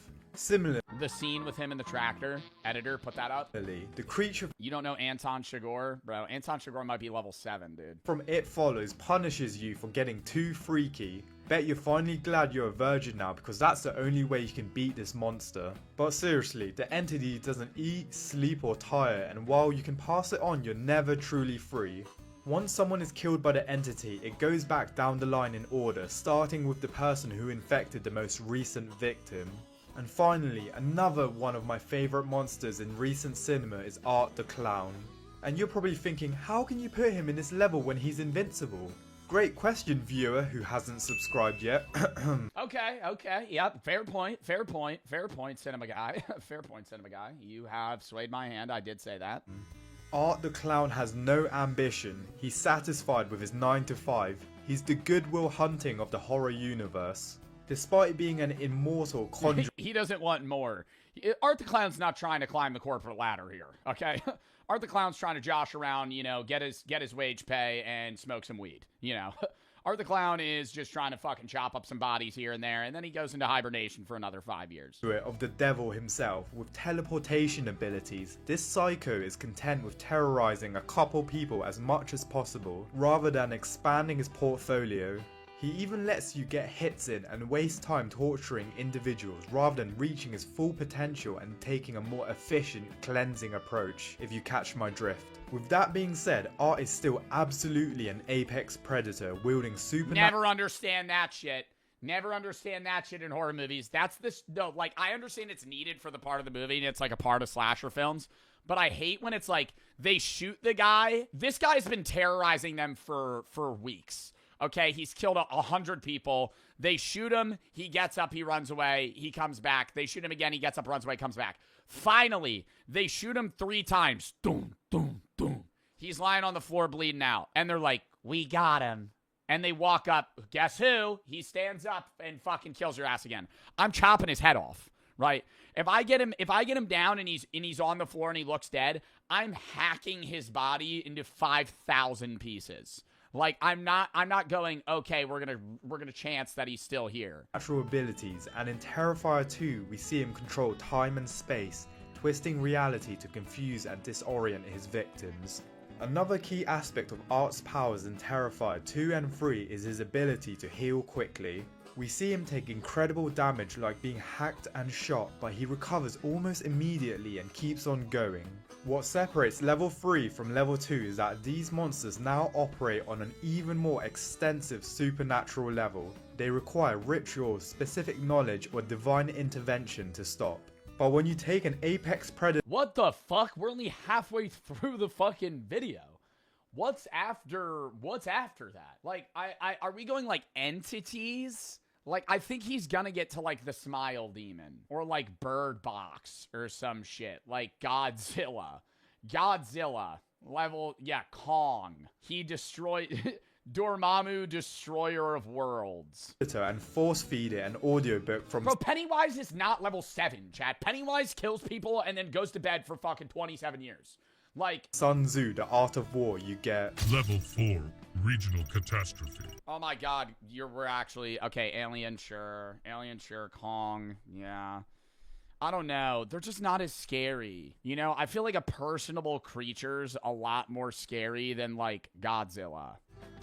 We've officially left the realm of individual destruction and Barbarian boob monster. Yeah, if the barbarian boob monster is shown at all in this video, I crash out. You will witness my face turn red in a matter of seconds. entered mass casualty events that will rack up Avengers level infrastructure damage numbers. Monsters like the Guemul, Kayako Saeki, King Kong, Xenomorph, and the Yautja are regional catastrophes. When one of these bad boys get loose, the government declares— Yeah, I think aliens definitely one. Like a xenomorph problem would destroy Earth or like a country. As states of emergency and entire cities get evacuated. The Xenomorph is unique, as you could make an argument it goes in the lower tier, but given their ability to multiply and that their evolution's greatest creation for being a predator, they can be regional catastrophes. This is seen in Aliens when Hadley's Hope colony with a settlement was completely overrun in a matter of weeks. Oh my god, chat, I just... See, here comes the glaze again. What are the odds the Thing's up on this list? What are the odds the Thing, a mimic of sorts? What? 0? Bro, that could infect everyone, though. One singular infestation. If you released The Thing into New York City, the whole world's dead. Spawned everyone dies. 150 plus xenomorphs, requiring nuclear destruction of the entire facility to stop. We will also see the Xenomorph Queen in the next level, because while individual drones can— Like I'd let that happen. Oh, McChunky's gonna stop it. Once he sees New York City's taken over, he just goes... overwhelm a colony, a queen lays hundreds of eggs and can establish a self-sustaining hive that spreads exponentially across the entire region. Their biology makes them devastating, and as the android Ash once said, they are the perfect organism. They are suited to any environment, can survive extreme temperatures, can exist in the vacuum of space, and their molecular acid blood makes them nearly impossible to kill without dying yourself.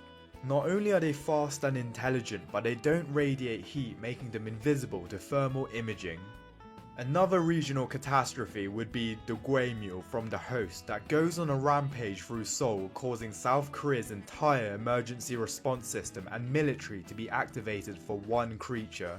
And moving away from infrastructure damage is the— Yeah, I fully believe that if a monster like this ever got released, I don't think they're trying to contain it. I think they're just nuking us. Like, say you live in a city where, like, Godzilla gets released, yo, they are nuking your ass. It's a contamination thing. Like, it's like, if this gets out, it's bad. Kayako Saeki from The Grudge, which unlike Samara Morgan, curses the whole location and is parasitic through touch, which most people don't know about. Anyone who enters a compromised location becomes instantly part of the curse. Then anyone who encounters this person or merely touches them becomes unalive. The curse spreads across cities, taking the lives of thousands and even reaches America. You can't burn the house down either, they've tried that. This curse also possesses people to commit atrocities, which spawns another curse where the atrocity was committed, separate to the curse before. Oh, that is fucking terrifying. I've never seen this film. That. And finally, to round up the regional catastrophes is King Kong, who seems almost quaint compared to modern kaiju, but his intelligence and agility makes up for his disadvantages. Yeah, but King Kong's kind of nice, though, you know? He's, like, misunderstood. He is devastating on a regional scale, as seen in the movies, but the reason he isn't a national threat is, let's be real, the missiles he was taking were standard missiles and cruise missiles, but he's not surviving a GBU-57 massive ordnance penetrator to the head. I love how he gives the specific missile. He's not like, oh, he's not surviving a nuclear bomb. He's not surviving a G-58 bomb with high caliber fucking speed rounds out of a B-52 bomber dropped from an altitude of 20,000 feet going 98.7 miles per hour.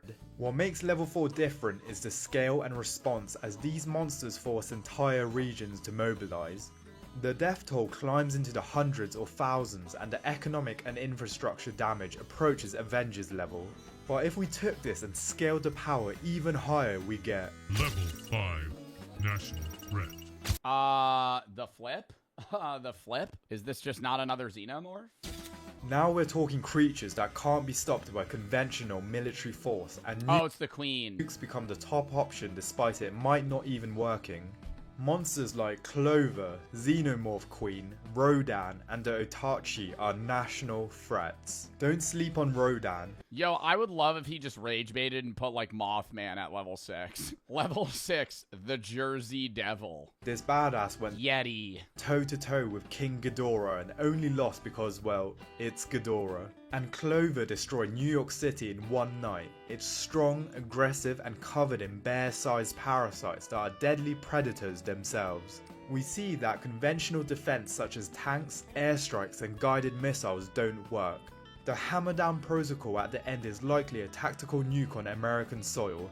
That's what it takes to make. Yeah, I think I went into this video going with the idea of like, okay, level 1 through 7 is going to be off like scariness and death, where it's just like, oh, death count. Like the monster that kills the most people. Kill Clover. And moving up the food chain, we get the Otachi, a bioweapon created by an alien race. The Otachi is a Category 4 kaiju, the second strongest, losing only to its more superior counterpart, the Slattern, which falls in the next level. These kaiju can destroy cities in a whim, along with their toxic blood that poisons entire water systems. If the rift hadn't closed, then humanity most certainly would have faced extinction. And finally, the Balrog from Lord of the Rings, a demon from the ancient world. It destroyed an entire dwarven kingdom, and it took Gandalf, another Maya, dying and being resurrected by literal gods to kill it. All the monsters on this level have to be neutralized in a special way, may it be the chainsword in Pacific Rim to kill the Otachi, or relying on a volcano to incinerate them like with Rodan. But either way, with the help of humanity's greatest minds and soldiers, they can be stopped. And before we move on, it would be a dream if you could help this channel reach 4,000 subscribers, and it's completely free. Thank you. Level 6. Still have a cat with a gun on me. Godzilla level 6. What is level 7? The Thing! The Thing! Cinema. That's the thing, right? That's the thing. Global threat. The Endgame. The monsters that can wipe out our species and send us to play with the dinosaurs. Oh my god! Yes! Yes! Yes! Level 7, admittedly, but, you know, level 6, I'll let it slide. I'll let it slide. Best movie ever. Best movie ever, it's fine. Whatever. Dinosaurs. Monsters like Godzilla, The Thing, Chat, you don't understand. The Thing's worse than a xenomorph. Because a xenomorph, you know it's a xenomorph. The Thing is killing you like a xenomorph, but it looks like your mom, you know? Like, it's killing you and then cloning your body and replacing you with all of your memories. So it's like, it's just you. It's you in every way outside of the fact that it's the Thing. King Ghidorah, the fighting... And you have no way of knowing. Well, no, there's blood tests and you get into that.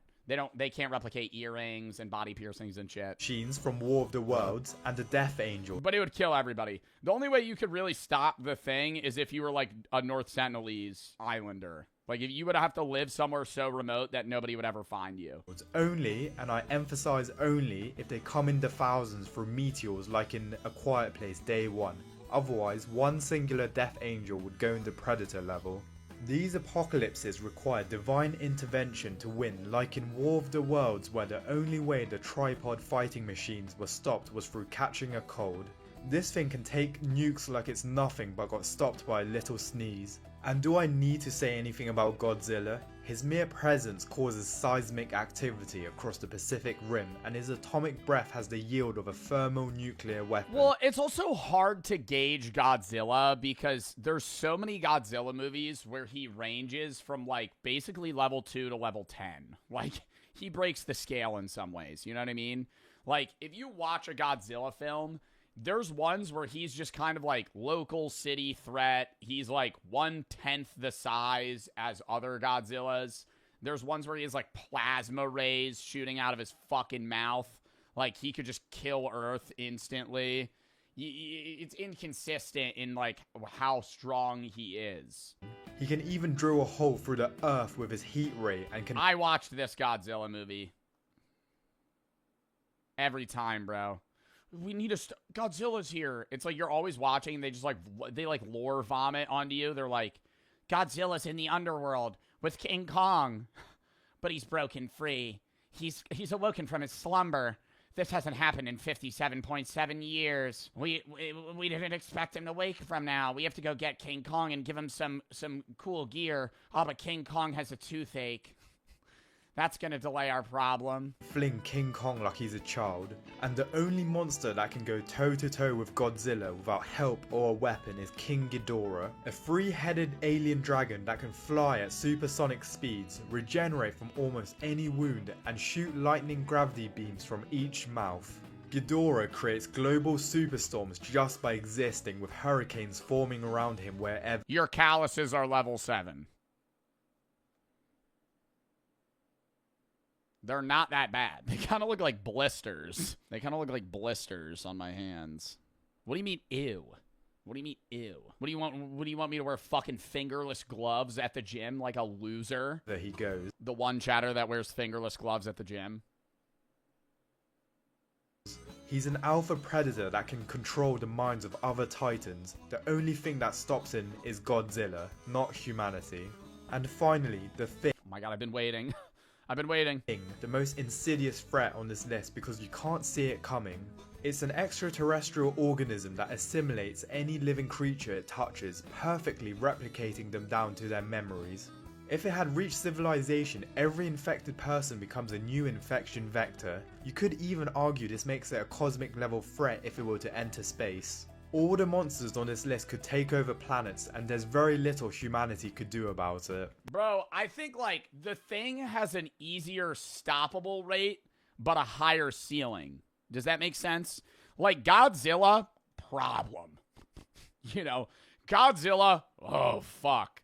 But, like, you got Godzilla like, say Godzilla spawns on Earth, everybody's just gonna start sending fucking B-52s to, like, bomb the shit out of it.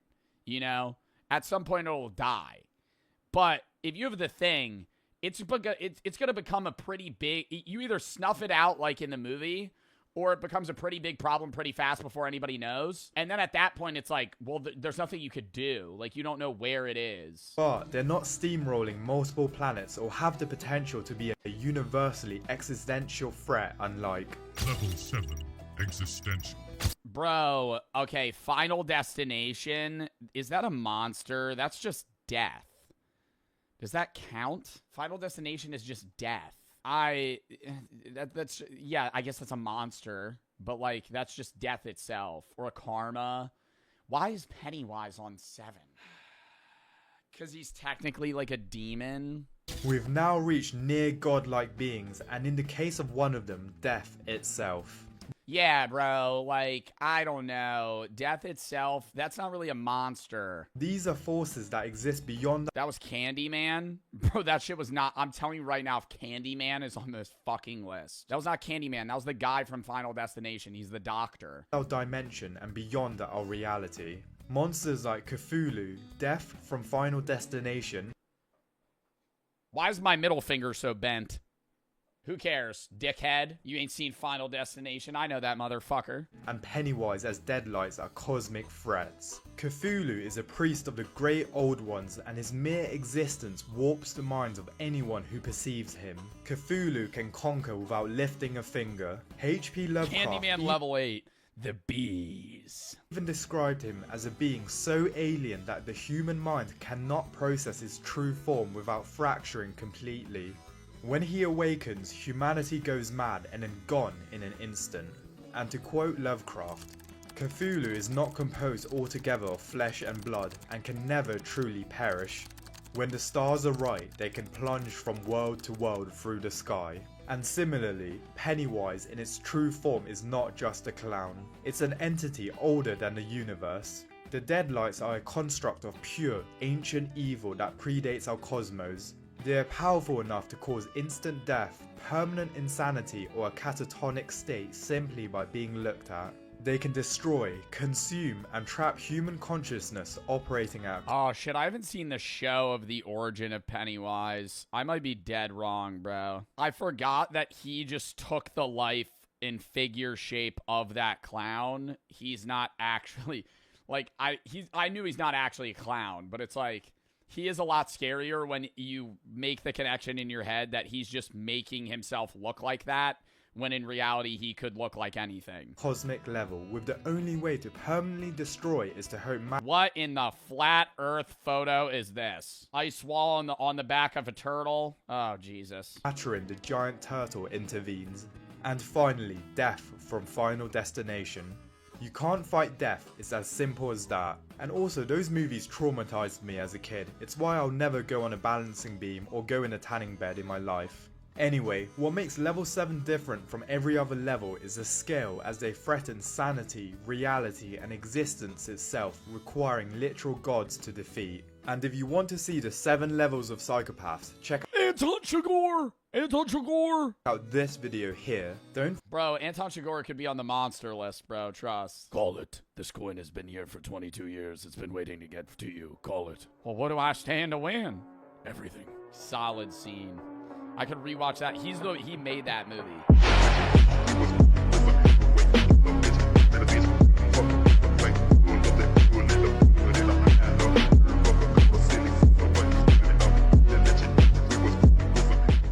The horrors of DoorDash. Welcome back to the Papa Meat channel. How you doing? How you doing? Coming on, sitting down, because today we're going to be talking about food delivery drivers. I did some DoorDash this weekend, Nick. That's why we're doing this. Let me tell you, the whole operation, the whole DoorDash, the whole food ordering app industry, it's got to change. Oh, I love it. I think it's very inefficient and also fucks over the food drivers.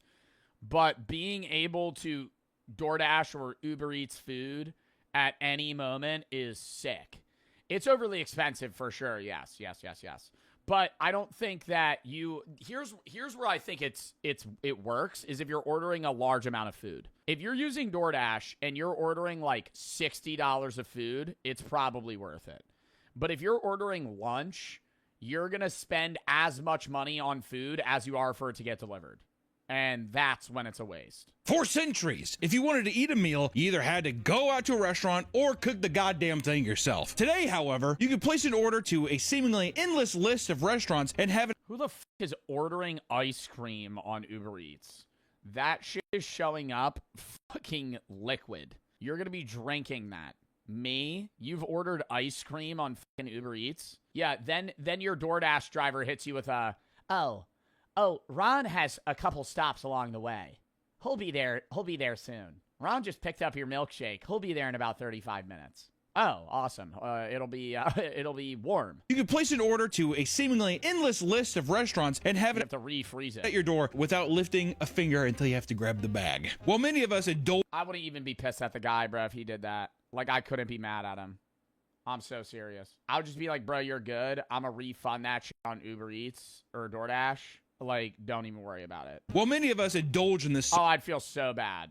service extremely often, we never stopped to 78% of Americans use food delivery services. Bro, really? I'm definitely ordering more than 3.7 times per month. We never stop to think about people who have to deliver the goods, right? We never take time to think about these drivers. I don't think about those things. You know, also, I started noticing that after a while, they started taping the bags. It's because motherfuckers are probably... Yeah, opening that shit up and eating out of it. They be putting tape over the drink caps now. That makes me feel safer, like somebody didn't just fucking poison my shit. When the bag ever looks like crumpled or fucked with, I'm like, that's weird. But that's why if you're a pro, you got your own stickers in bags to replace stuff. I thought that you were going to have your own utensil that you're able to squeeze in the bag and Mission Impossible, the fry out of the bag or something. Being a delivery driver, whether it's on DoorDash or Instacart. I've had a DoorDash driver before, or it might have been Uber Eats. It only happened once, but he picked up my order and never delivered it. Just ate that shit. This was probably like 3 years ago. I remember being so pissed. I was like, he just never delivered it. He fucking picked up the order, and then it was like 5 minutes. He was driving, and then he just disappeared. And it said order delivered. And there was no picture, no food. And I contacted him. I was like, he didn't fucking deliver that shit. Other people are always hungry. Yeah, no. And I got the money back. So, if you want to eat it, eat it. But, he's going to get fired. You don't make a lot of money. And then it's all based on tips. And then if people don't tip. It's based on tips. And here's the problem of being a driver is it's based off tips. And the tips are based off order price. So if you're a fucking DoorDash driver, you want people ordering like $80, $90 worth of food because then they're going to tip you, $15, $20. But most of the time, you're going to be getting orders that are like $20. They're tipping $5, and you have to drive so many miles that you have to go there with increased gas prices. You're not breaking even. You're still profiting, but you're making like less than minimum wage in certain moments. You tip delivery drivers in the U.S.? Yes. If I order, I usually tip whatever's recommended. So, they have a sliding scale where if you have a cheaper order, they try to get you, they recommend you to tip like 24%. Or something, but if your order's more expensive, then they get you to tip less. Why? Well, because it's like, if I order $150 of food, I'm not going to tip you $45 to deliver it, right? It's one bag. I'm going to tip you like $25, $30. Because I'm giving you money to deliver it fucking 6 miles, 8 miles, however far it is. But if I order like a Chipotle burrito, I'm not going to tip you 10%. Because then you're getting like $2. I'm going to tip you like $10. So I'm basically paying for like half of the order. So they have that. If you've ever used it, which most people have, 78% of Americans, you see they have a sliding scale on tip guesses. Tip you get. Dog $30? Yeah. Bro, keep in mind, I also, dude, I have my own, opinions on tipping. And I think in the U.S., it's like a shitty situation where like, people aren't getting paid because the business doesn't want to pay them, so they work off tips. So it's like, oh, well, if we don't tip them, then they'll get paid later on. Like, yeah, if every single person stopped tipping people would have to fucking up the pay of waitresses and waiters, but that's not the system we live in, so I always say just tip. But I'm also in a situation that I tip more than the average person just because I make good money. Like I'm averagely tipping like 25% at a restaurant. But I'm not going to say, because I'm like, why am I being stingy? High cortisol activity, low cortisol 2026. Recently, there has been a trend on TikTok of people saying they are now choosing to only have female Instacart drivers deliver their goods because male drivers keep messing up their orders. One woman gave her driver a super simple list asking for 1 pack of toilet paper, 1 pack of towels, and 1 pack of chicken. Despite the app stating that the man scanned a pack of chicken, what she got was 240 red Solo cups.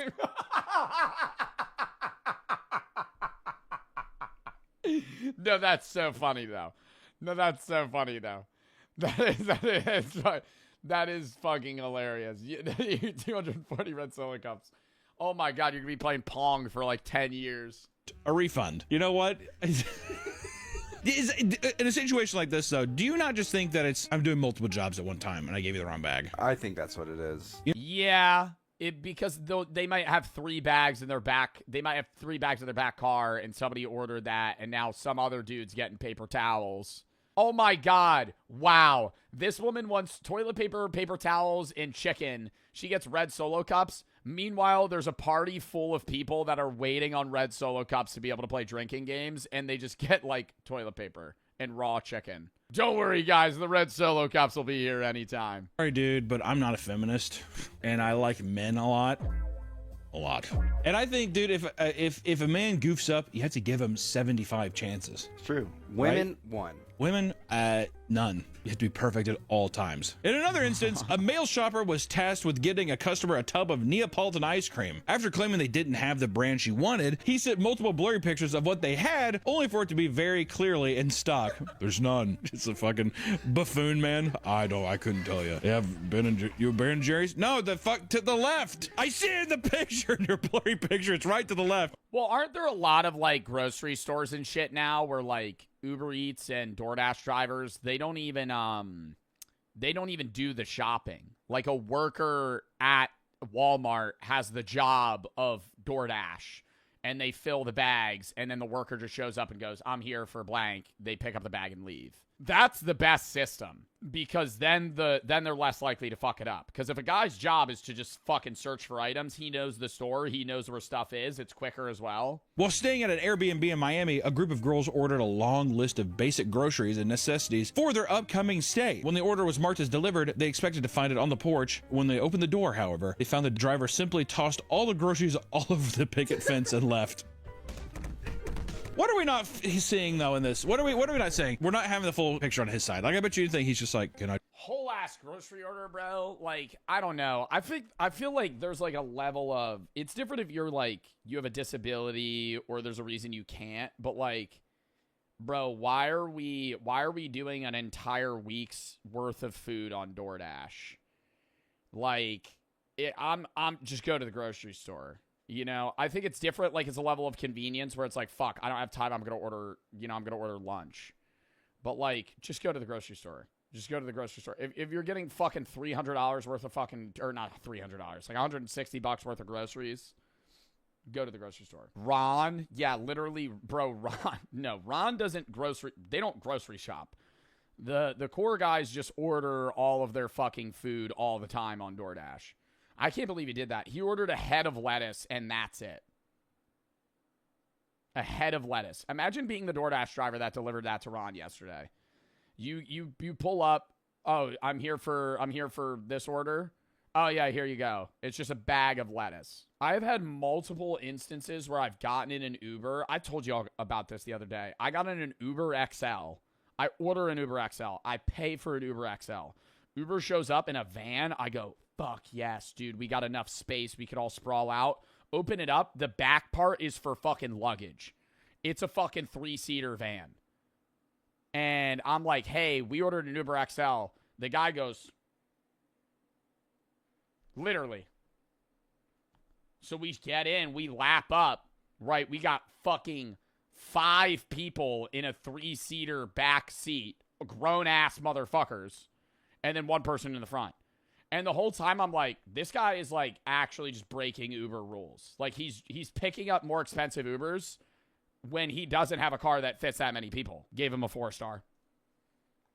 Worst Uber rating I've ever given was a 3-star, and it was because the guy was actually falling asleep at the wheel. I just feel bad. I gave a comment on that one. On both of them, actually. The 4-star one, I was like, car was too small. The one dude, he was biting his finger to stay awake. It was like 1 a.m. We Ubered back, and I get, bro, you know, motherfuckers need to hustle and make money, but, like, you're going to kill someone. He was, like, swerving into the rumple strips, and he was going like this. Like, biting his thumb to stay awake. I have a feeling that it's just people that are just doing the Instacart. I think they're picking up too many jobs at one time. Also, is there probably more men that are doing this job than women? I feel like whenever I've ever had I don't think I've ever had a female DoorDash person. That doesn't mean they don't exist. I'm just saying. No, I get female DoorDash people all the time. I feel like men Uber at a much higher rate. Like, if I have an Uber driver, there's like a 90% chance they're a guy. And that thinking about it now, it's usually a middle-aged man. My guess is men, if they don't have... It's usually a middle-aged man. It's usually a middle-aged man with lighting like this.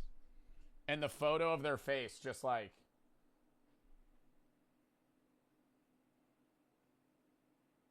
And they'll say, and it'll be like, it'll have like their interests. I love reading their bio. That's like my funnest, that's like the funnest thing for me. I click on them and it'll be like, oh, this person's delivering. Knows English, Spanish, French, whatever languages they know. Their rating. And it's always funny when they have a shitty rating. I go, oh, I'm in for a ride. Dude, because like anything below 90% means like people don't fuck with them. And you'll see a guy will be like 84% fucking rate. I'm like, dude, he's about to get like fired. It'll be like loves blank. You got to bring that up. Do that shit. Next time you hop in an Uber, see their interests, bring it up. So, I heard you're a big fan of golf. For the rest of the Instacart drivers that don't have this issue, it can be extremely challenging and dangerous. After receiving a regular order of groceries, a delivery driver walked up to a home and was shot by a man that thought he was an intruder. What? Why? Why would you do that? My DoorDasher's near. Did someone say Taco Bell? Oh my God, who are you? Ah! You would sue for so much money, though. Fucking forget that. Unless it's somebody in the house ordered it, it just seems like, I don't know. This is what happened. He told Well, and you're also shooting a guy that didn't even intrude. He's just outside of your house. him, leave it at the door. The guy knocked. You know what? If a DoorDash driver, I'll say this, I'll say this and I'll stand by it. For any reason, if a DoorDash driver opened my door to set my stuff inside, I'd shoot him. Oh, he opened the door? That's, yeah, I don't know. Hearing it out loud seems a bit excessive. Somebody opens the door, yeah, you're getting blasted. So there's no reason that a person should be opening my door to come inside my house. I would assume that something bad was happening. Was it that situation, or was it just a guy who was just like firing rounds through his front door? I'd get a riot shield. I'm gonna have the COD riot shield so I can walk up to my average DoorDash driver experience. Like you're a rainbow character, just fucking like holding it down. What is that guy's name? Montagny? It turns out that the man's wife placed the order and didn't tell her husband. So, when the motion detectors went off, the husband sprang into action and shot him with no hesitation. What the fuck? None. The motion sensors. Does he do that with animals? How many times have you had a motion sensor go off like a raccoon? All the time. And you forgot that you ordered that shit or you didn't check, bro? Like, I think it'd be different if the guy was holding a weapon. But, like, your motion sensors go off, you spring up, you're worried, and then you see the guy's holding a bag of fucking food that says fucking Chipotle. I'm going, oh. All the time. That's when I bring out my gun. Exactly. That's why I fire aimlessly. Maybe there's... His wife ordered it. Still, would you not... Chat, before you shoot someone, are you not checking... Like, oh, he's just delivering food. Whenever a customer places an order, they often feel entitled to have the driver do whatever it takes to get their groceries to their door, no matter how ridiculous of a feat it may become. One shopper accepted an unusual order of 4 24 packs of water bottles, 6 12 packs of water bottles, and 7 4 liters. Yeah, see, that's like fucked up because then you're making that Uber driver carry like a shitload of weight. And why are you ordering water? Of distilled water and 7 4 liters of mineral water. My God. When they reached the customer's home, they requested... My lift is not working, just letting you know. You have to deliver at my doorstep. I live 17th floor. All right, so he's just fucking with him. All right, yo, my elevator doesn't work. You have to carry fucking 140 gallons of water. up to my fucking apartment. You have to use stairs. I want all the water bottles. Please don't cancel my water bottles. Otherwise, I have to complain against you. I don't think that there's a world where DoorDash or Uber Eats is siding with the customer here. The fucking elevator's broken. He's requesting me to carry hundreds of pounds of stuff up 17 fucking flights of stairs to get a $6 tip.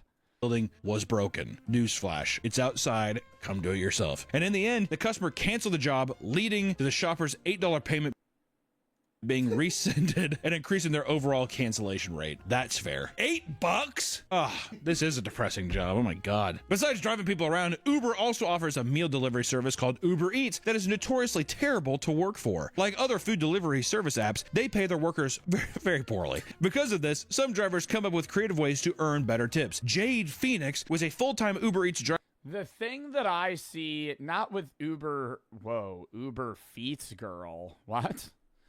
I was going to say, not with Uber Eats, but with Uber, the thing that I've seen is somebody picks you up. You usually go, hey, or the driver will go, hey, I'm going to drive you here. If you want to ride back, here's my number. Call me and just pay me cash, right? And then they'll get the full amount. And I've done that, right? And that's a little sketchy. I'm a guy, so it's like a little bit different. I'm not as nervous with it.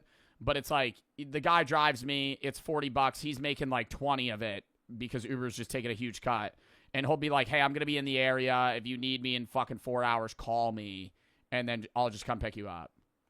And so that's usually like a better move. Driver who claimed because then they're getting more of the money. Find a and they're just pocketing it. Secret method for raking in insane tips on literally any kind of order. When dropping off people's food and snapping a picture to confirm the order, she would purposely include her feet in the pictures. There is no way that she's getting more fucking money from that. Claims her tips significantly increased after she began this new strategy. She even received additional money on top of the tip after she sent them the original picture. You got way more than expected, $29.68. Do girls like men's feet? Men with feet, it's what psychologically, what is that would lower it, dude. Some dude fucking whips out his dog's hairy ass fucking feet, man. Just in the photo, dirty as shit, long ass toenails. Ugh. Is that? What is the feet obsession? I don't know. That's something I will never understand. Didn't we try doing a foot video and it got demonetized or something? That's the thumbnail. If for whatever reason you want to watch it, it's on Patreon, bro. There's no way. It's not just the customers that are creepy horn dogs, but the drivers as well. After ordering food, a woman in the UK began receiving creepy messages from her delivery driver. She was being asked if she was home alone or if she was married. When the woman said she was taken, the driver began begging her to leave him so he could hook up with her. Leave her, baby! The man got so desperate that he began offering as much as £10,000. He doesn't even know what the woman looks like. He's just offering a random woman off her name alone fucking $10K to break up with her boyfriend. For her to break up with her boyfriend, there's no way the pussy could have been that good. UK pussy? You kidding me? Yeah. Oh, man. Well, I don't think I can leave them. I don't think just can you leave the Chris at the door? £10,000, Mom. It shows you their profile. Yeah, but they're not going to be able to see you. See what me can do. While looking to the driver's account to report him, she found it even creepier that his 82% satisfaction rate. Chad, I was telling you, below 90. Listed reasons for delivering was passion. I will say I've had a driver after delivering my thing be like, hey, I love your videos. And I say, oh, thanks, man. And then it's a thing of, you want to hang? Shit like that. God, that's creepy. That's so fucking weird. That is so fucking weird. Exactly. 100 step. Oh my God. Bro delivers your food. You want to hang out? No, fuck off, you weirdo. Bro, that or you meet somebody in public. They'll be like, bro, we should hang out sometime. Oh. I've gotten that like twice ever. And I awkwardly have to go, nah, man, I'm sorry, man. I don't really know you. I don't really know you, bro. Oh, we should smoke together sometime. No, I think I'll pass, man. I have no idea who the fuck you are. Don't ever there's no reason to contact me or anyone ever. Or like that girl. Let's just get me out of this, that girl. If it's a girl now just being like, you know how hard it is for someone just to be like, no. I have no idea how you're going to react to that. You know what I mean? No idea. You've been around me when there's been people. So it's always a risk because we've had a lot of, we won't go into details, but we've had a lot of people that are. That, bro, or more often, it's weirder when they're like, yo, you want to hang out? But sometimes it's like, yeah, I respect the hustle, but like, I'll meet somebody. They'll be like, yo, I actually do social media. Could you like follow me? We collab.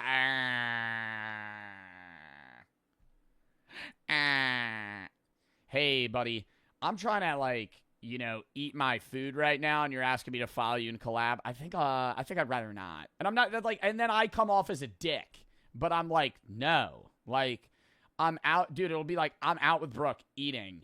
You walk up to me while we're at the table, interrupt the dinner, which is a little odd. You know, I think you should wait.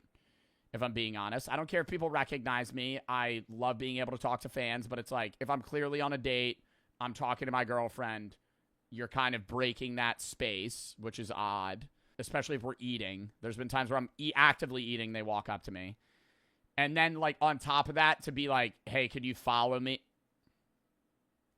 Or the worst is when, like, dude, there's a level of, like, respect, too, where it's like, hey, could I get a picture? 99% of people, hey, can I get a photo? Yeah, sure. 1% of people, yo, dude, I love your shit. What are you fucking doing, man? Like, I mean, that's just, like, being weird. Like, just... Like, walk up and be like, hey, can I film you? Can we do a video? Blah, blah, blah. Like, can I take a picture? You're ungrateful? It's not ungrateful. It's just fucking rude. If you see that as ungrateful, like, I know you're probably rage baiting, but, like, anyone that sees that as ungrateful, genuinely unfollow me. Because, like, the level of unawareness you have of, like, just, like, social boundaries is, like, fucking unreal. Like, if you're going to walk up to somebody that you recognize already filming and be like, oh, dude, what's up, man? You're putting on some animated persona. Bro, like, fuck off. In 2025, one man placed an order and saw that his driver was parked just down the street. When he asked why his food hadn't been delivered, his driver said it was because his car had broken down. He then told the customer that he probably should just refund it. Not believing a word he said, the man got on his bike, rode down the street to find he was Uber Eats driver sitting in his car, chowing down on his food. See, that's why I could never be one of these. I could never be one of these delivery drivers, because I know I just see their order, I'm like, oh damn, you know, or go to some place, I'm like, what is this place? Get it? Smell good. One little back get hurt. The customer confronted the driver, only for him to be left speechless before peeling out in a panic. That's a good way to choke, though. Oh, wait, what does it say? He said his car broke down, so tracked my order to find him eating Speechless it. before peeling out in a panic. That's a good way to choke, though. At multiple restaurants around the world, you can find signs banning delivery drivers and from using the bathroom. This obviously upset a lot of drivers, who pointed out that it's actually against the company's agreement with these restaurants, as Uber requires them to give drivers access to their bathrooms, okay? Yeah, I think that's odd. If you're an Uber Eats driver, you should be able to take a fucking piss. It's different if you're like, oh, I'm going to fucking sponge bath myself in the McDonald's bathroom. But it's like, hey, I'm here to pick up an order. By the way, can I fucking piss real quick? Assholes. And many don't care and continue to enforce the ban, meaning many drivers are forced to make frequent pit stops and even piss in bottles, trucker style. I mean, come on, dude. Stop at a gas station. That's not that big of a deal, is it? It's not on my route. What's an average interaction with a fan? I'm a fan.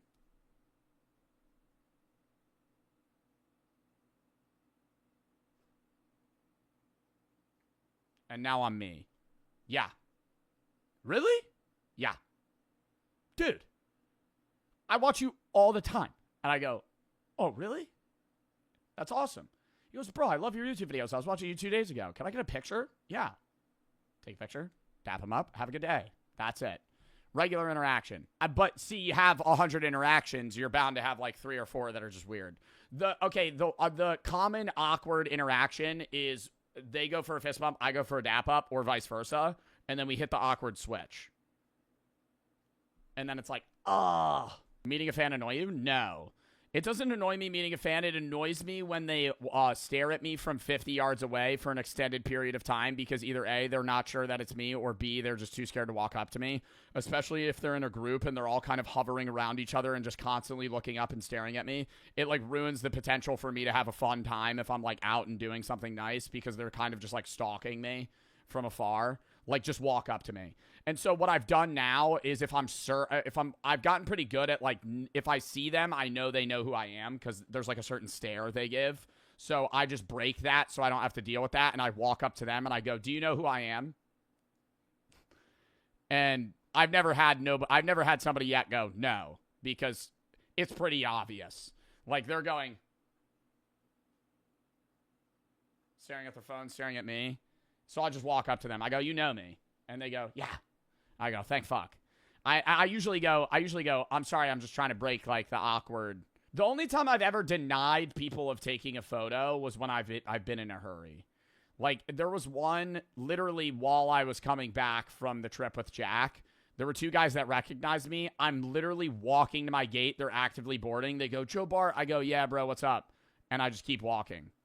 And I'm like, fuck. I know they wanted to talk to me, but, like, I had to get on my plane, you know? So it's like shit like that. It's like, I feel bad because I'm like, oh, damn, they probably thought I was annoyed. But, like, I'm not annoyed. I just, like, I gotta dip. Even the robots that Uber employs are being targeted and destroyed. In Philadelphia, both restaurants and residents were excited about Uber's plan to deploy delivery robots in the city, but some angry citizens had other plans. Which, dude, fucking clankers, what are you excited? Yeah, or, well, if that happens, if you have, like, a delivery bot fucking try to deliver your shit, it flips over, it can't autocorrect itself. So does the app just cancel your order and refund you? Or do they be like, oh, we need to get a service agent to come fucking fix it? Citizens had other plans. Which, dude, fucking clankers, what are you excited for clankers rolling around your city? There's these little drones taking our jobs. The homeless are fighting back, though. I'm glad. After The homeless people in big cities are fighting delivery bots. Only 1 month, multiple robots had been completely destroyed or vandalized. Many were left to decay on the streets as well. Online, multiple videos show people kicking them and sitting on them. Others purposely block and place them off their set path. Oh, it is easy to get food out of them. I wonder how hard the lock is to break. But if you are a homeless person, it's like, you know, you're not really hurting anybody stealing that food. Sitting on them. Others purposely block and place them off their set path, causing them further delayed deliveries. This hate for delivery robots runs deep, my friends. And in fact, one man has an entire social media account dedicated to aggressively screaming and harassing any delivery robots they see in LA. Watch what you do. Don't come at me. Don't come. You're going in a fucking shade. Don't you dare. Arvin is on duty? Wait, are these operated by people? Or are they just giving this robot a fucking name? Come at me like that. No, excuse you. Excuse you. Are you under the Terminator 2 mentality? Wait, what? Most delivery robots are highly autonomous, not remote controlled. There are there's humans on standby in case something goes wrong. That's the same thing with Waymos. Like, Waymos are AI self-driven, but there's, like, people in case something goes wrong. I hate how they just give them names, dude. Why are we giving a name to a fucking robot? It's the delivery robot, bro. Arvin. Arvin's on duty. Exactly. Just in case there's a conscious in there. Hey, buddy. Hey, delivery robot. Joe, hope you're having a good day. You will fall. After all this, Uber still plans to keep the robots in the city, claiming they were designed to be tampered with and send alerts when they break down. There you go. They should have them explode if people mess with them. Yeah, exactly. They let out just straight fart spray. You get near it and start fucking with it, it just starts spraying you. You just reek of shit the next fucking 3 days. Oh, you clinker. 5, 4. What? 3, 2. I mean, Akira. Mark Rover type shit. Yeah, just fucking sprays you with mace. Straight bear spray to the eyes. Move out of the fucking way. I have somebody's Arby's steak nuggets to deliver. If you don't move in 3, 2, 1. Like Sarah Connor. Ah! It's probably well known by now, but DoorDash as a company is extremely, extremely evil and has been caught treating its workers horribly on multiple occasions. What's fucked up is it's still an app on my phone. Is that food addiction? You tell me. Recently, the company had to pay out nearly $17 million to its drivers because from 2017 to 2019, it was caught using customer tips to subsidize drivers' base pay rather than adding tips to the overall payout. That is so fucking scummy. I'll do you one better, Nick. Well, isn't it also proven that, like, there is somebody, I don't know if it was DoorDash or Uber Eats, but there was, like, a whistleblower that said that these apps, number one, or adding priority, like if you pay $3 for a priority order, it does actually nothing. It's like a myth. It's just farming money out of you. And then on top of that, like they have a system, like an AI like computation thing to give a desperate rating to its workers.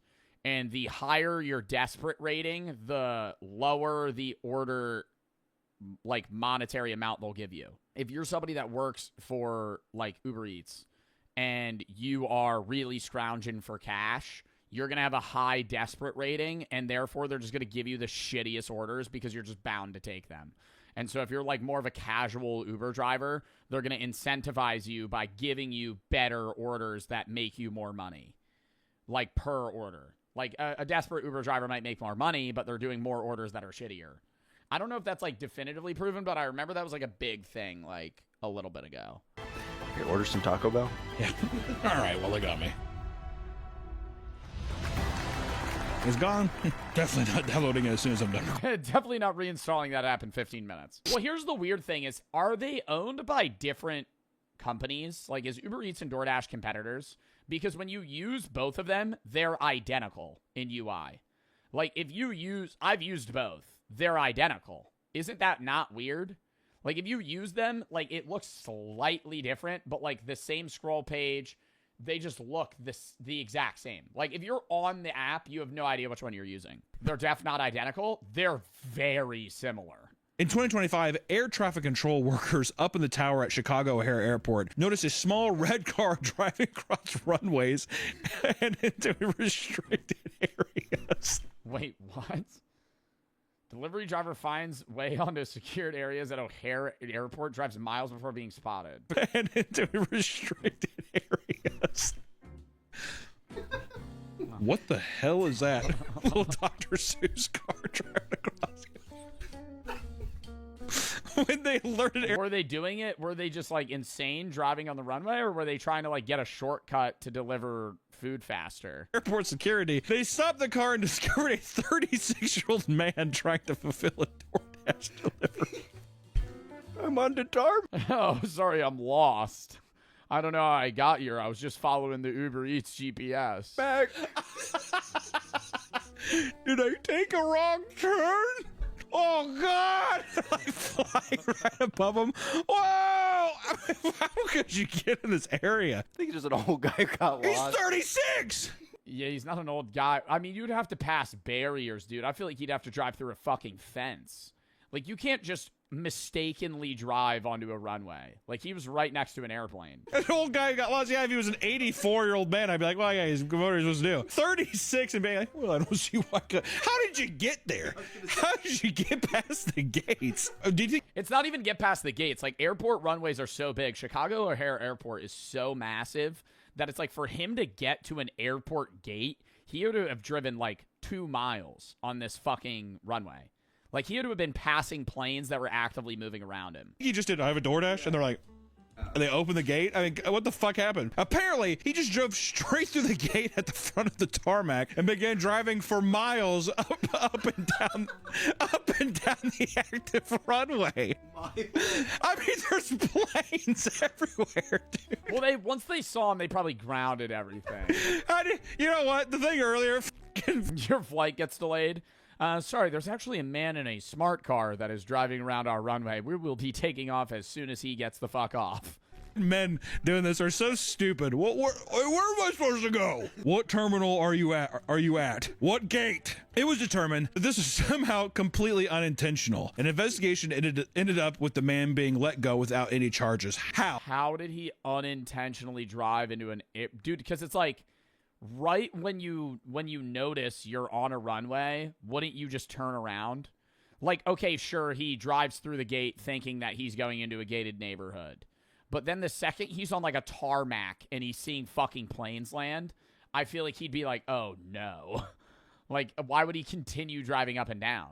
Regardless of how insane some drivers act, it's hard not to feel bad for them, considering that working for DoorDash is extremely draining. Unfortunately, however, some drivers take out their frustration on the customers. After trying to surprise their partner with some Asian food, one woman was shocked to see that her driver had sent her a picture of him next to a dumpster and peeing on their meal completely unprompted. Completely unprompted! How do it... See, this is what I'm saying, though. How do we know it's completely unprompted? We're only getting one half of the story. I think so. Don't get me wrong. I think these things do happen. Some just people freak out. I think when people make these stories, you're leaving out a little bit of information, aren't you? What did you do? Hey man, how you doing today? I think it's some stuff that's just being like, hey, just let you know I'm in line, whatever. I'm in line because you get a message like that from DoorDash sometimes. I'm in line, picking up your order! Exclamation point. I bet some person would be like, make it quick. Just a little. Just so. Yeah. Piss him off. Where are you? Where are you? Why are you driving so slow? Okay, buddy, fuck you. I just wouldn't deliver it, though. I wouldn't pee on the order. No, you know what you would actually need to do? You don't pee on the order. You still deliver it. You just shake the bag up. You go, oh, there's liquid. Fucking put it down. Still good food, but it's like, oh, now it's all over the place. I'm sure piss all over it. Appalled fries all over the bag. By this, the woman asked what was going on. You bitch, I piss on you. And all he said was, and I quote, "You bitch, I piss on you," before ending the conversation. I don't know. Where is I have? DoorDasher's name is Negman. Where is I have? Front porch. All he said was, and I quote, "You bitch, I piss on you," before ending the conversation.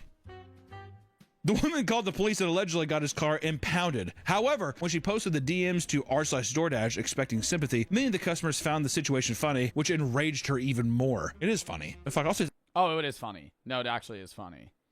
I would also like try and get him fired, but in the moment I'd be like, that's kind of hilarious.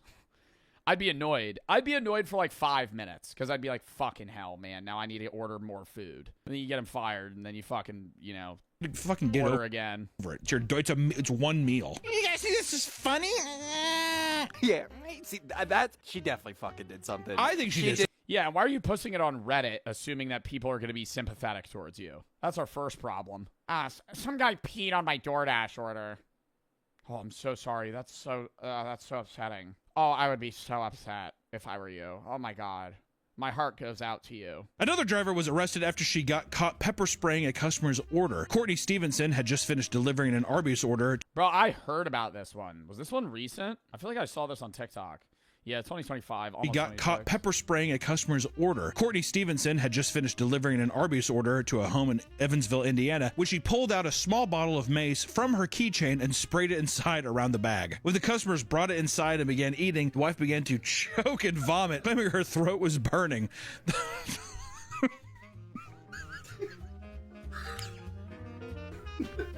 It's horrible, but it's also just it would the fumes. Yeah, I don't know. I feel like unless you ordered something that was like really spicy, wouldn't you be like, wait, this is like foul? Alone would be someone saying that once again it's a Midwest couple being like, oh goddamn, chicken to China, the Chinese chicken, this shit is popping. Opens it up.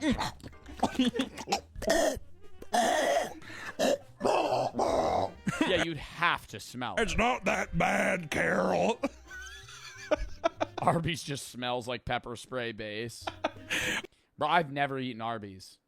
At least that I remember.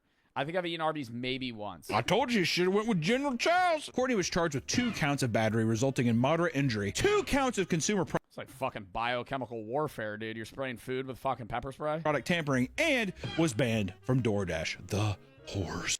Do we get a reasoning? I hate when it's just like, we say this, we move on. I want to be like, why did you do that?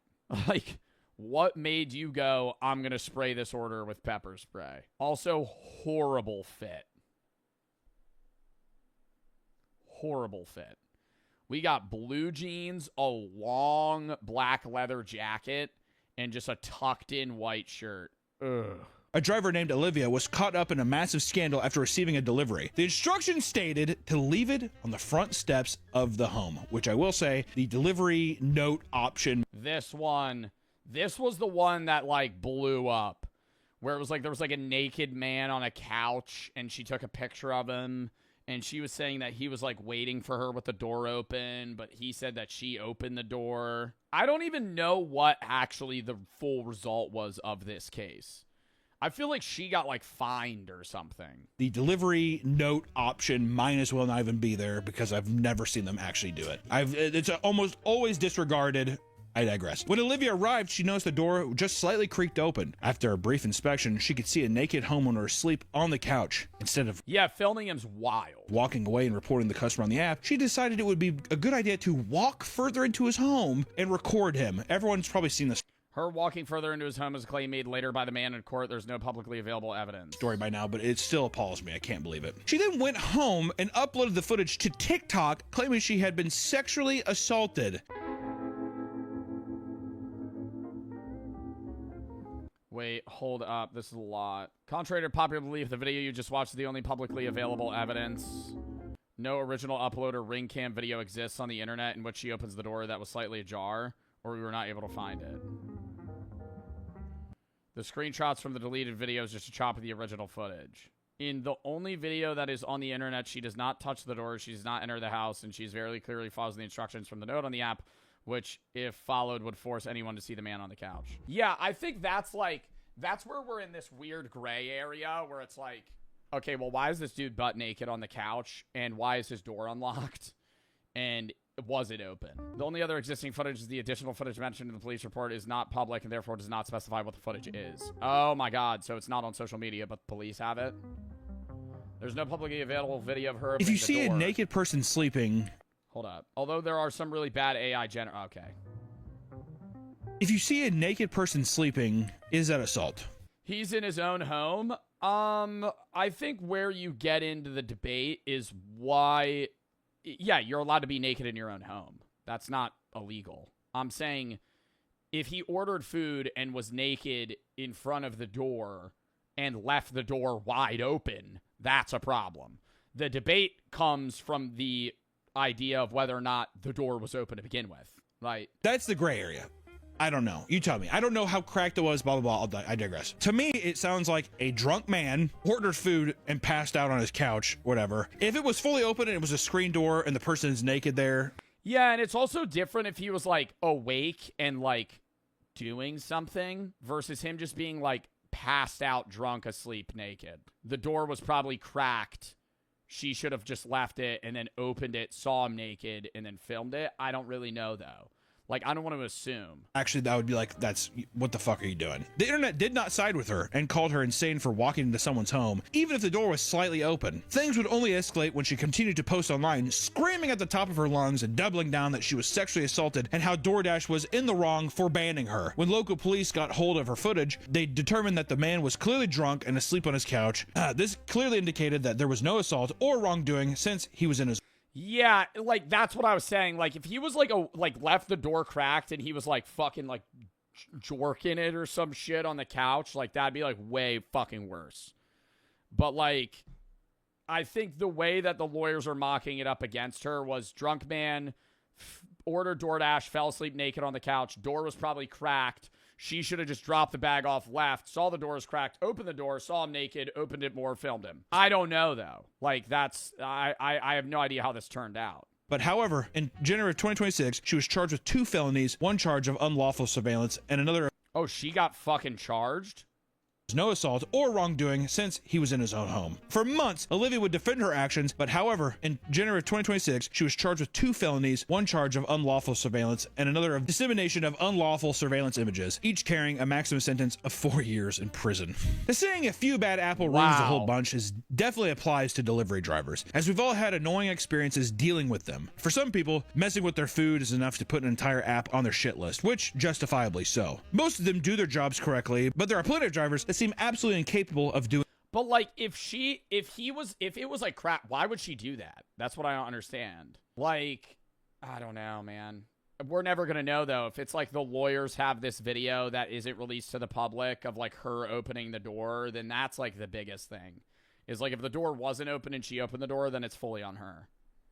It's literally one or the other. So, the next time you order food online and it gets delivered correctly, be respectful. After all, you never know how insane their shift has been. Right, guys? And also, too, I will say, I mean, have respect for the DoorDash driver and stuff. It's a meal. It's a meal. Granted, you paid money for it or whatever. If they didn't deliver in the right spot and you had to walk a few extra feet to get to whatever, or you had to do X, it's not the end of the fucking world. You know? Did somebody fuck up your order and you had to, you know, you had to, like, live with another thing? These things don't make it justifiably... okay, just to be like, well, I guess I'm just gonna get walked over. But at the same time, just like let it fucking go, man. Or just don't order through the app anymore. You choose a different one. Yeah, I think it's like, from a customer perspective, if you're having like repeated bad experiences, like just stop ordering food. You know what I mean? That was a good video though. I did enjoy that. We gotta do push-ups, I know.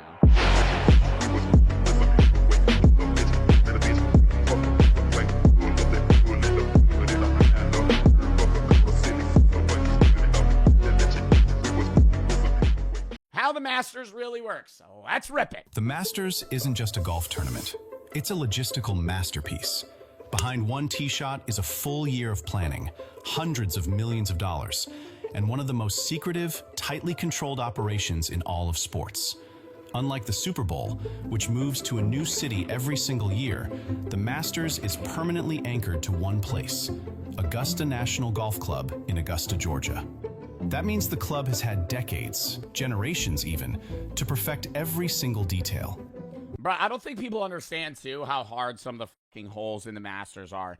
Like, if you've never golfed before, number one, you'd be terrible. Like, I think people look at golf and they go, oh, this looks kind of hard, but they go, oh, well, I've played putt-putt before, so I think I know how to probably hit a ball. I've hit a driver before. You've never shot over the water onto a fucking slanted green where if you fuck up, it goes into a fucking sand pit that is literally, like, angled like this, and you have to fucking chip it up. And so you're just chopping sand for 15 strokes straight. And you're also playing an 18-hole, 92-degree weather, and it's 5 hours of golf. Very fun sport. Also, quite possibly the most aggravating sport of all time. And every time you go golfing, also, gotta say, nepotism sport, expensive. If you golf, an average good golf ball might run you, $2 a ball. You and chip 15 of those into the water, that's $30. Thousands of patrons. That's $30 in balls you just fucking chunked into the water. And you better not call them fans. Plus what you're paying to golf. Fans descend on a city that otherwise stays completely quiet. Private jets overwhelm local runways. Traffic is engineered with near military precision. And for 1 week every April, the entire sports world revolves around 18 holes of the most pristine, perfectly manicured turf on the planet. So how does Augusta National actually pull it off? I wanted to watch this video because I've heard that they have like jet engines under the fucking the turf that like pulls water out of the ground. In this video, we're breaking down some bullshit. Like it looks like all natural, but it's all like high tech. On how the Masters really works, from the secretive ticket lottery and the legendary Masters housing market to the iron-fisted broadcast deal, the $70 million merchandise shop, the Champions Dinner, and the near-invisible staff that keeps the whole thing running like a Swiss watch. Let's get into it. The club was founded in 1932 by Bobby Jones and Clifford Roberts, and Augusta has been running the Masters ever since. Yo, those guys are about 105. Holy shit, they're old. My God. They don't host the tournament. They are the tournament. Unlike the other golf majors or the Super Bowl, where the venue moves every year, the Masters is and always will be at Augusta National Golf Club. Planning is a 365-day cycle that never stops. The moment the green jacket goes on, the grounds crew is already thinking about next year. The timing of the azalea blooms, the moisture in the greens, the speed of the fairways. Bro, that's like too much, bro. It's like Disney level planning.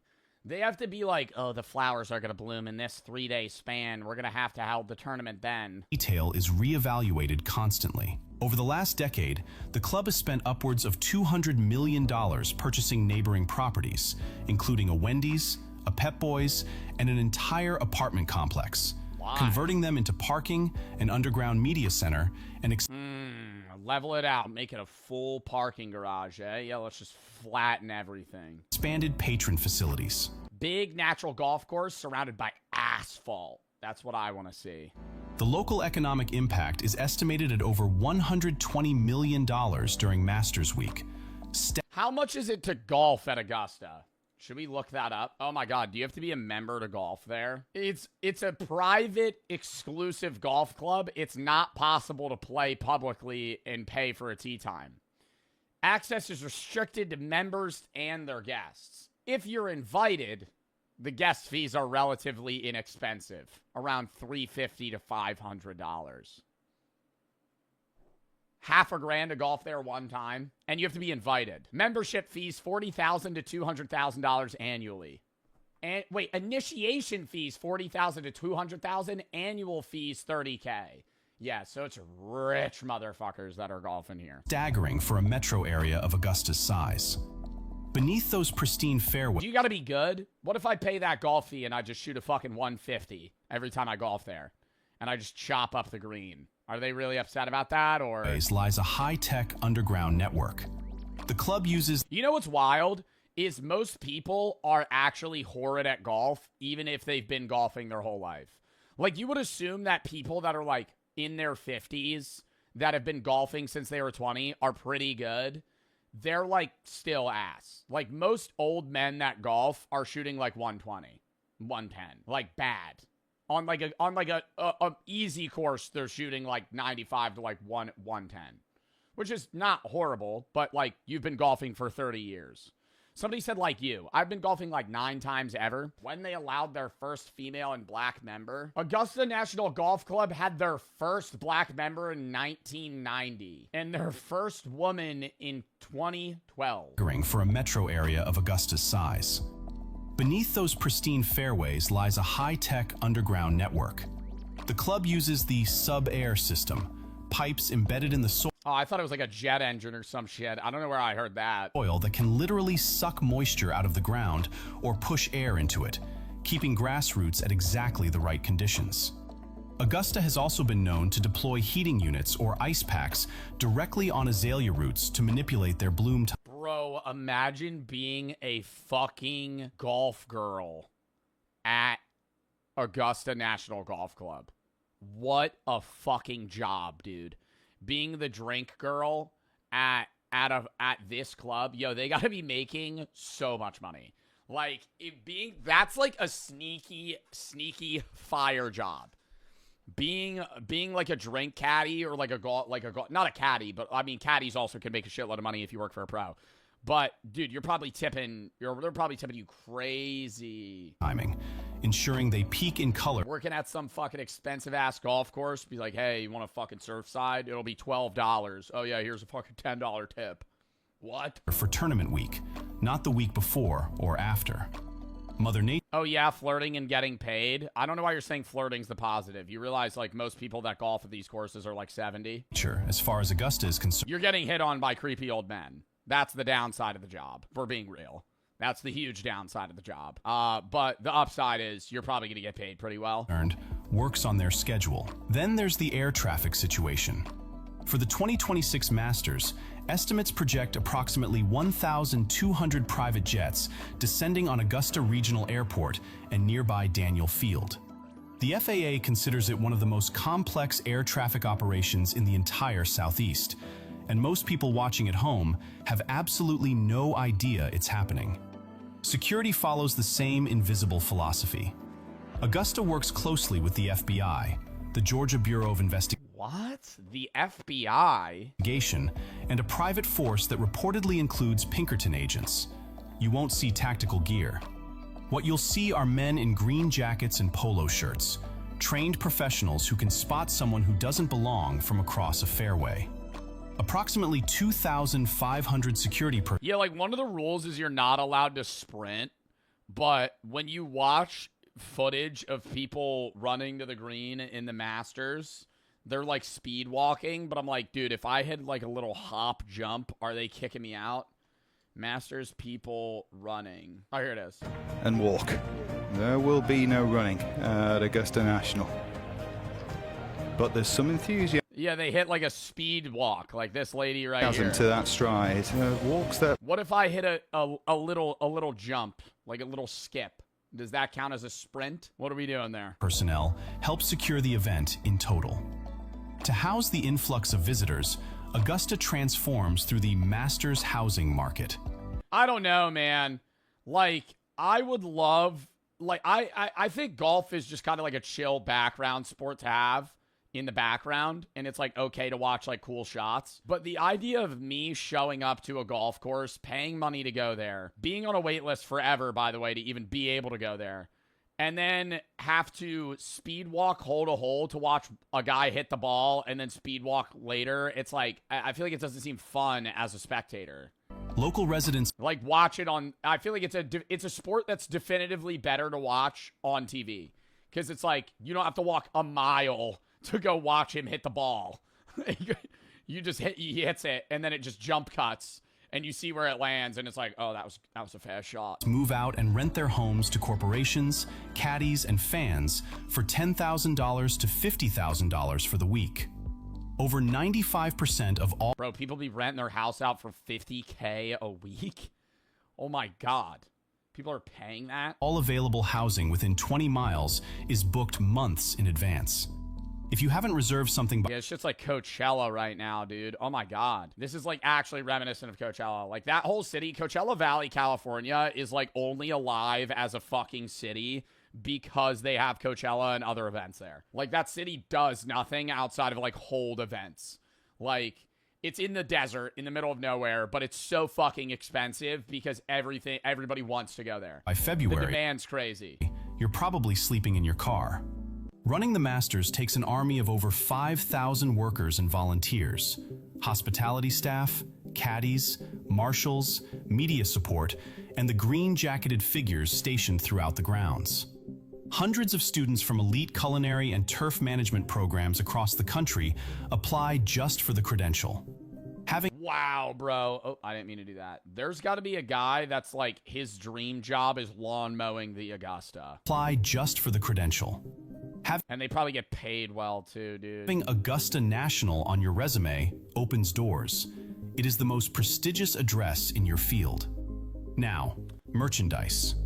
The Masters absolutely, categorically refuses to sell online. Zero e-commerce, zero third-party retailers.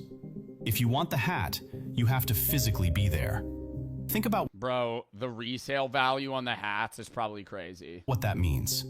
The merchandise shop is believed to generate approximately $1 million every single hour. How does the merch shop generate $1 million an hour? How many people are fucking going to this event?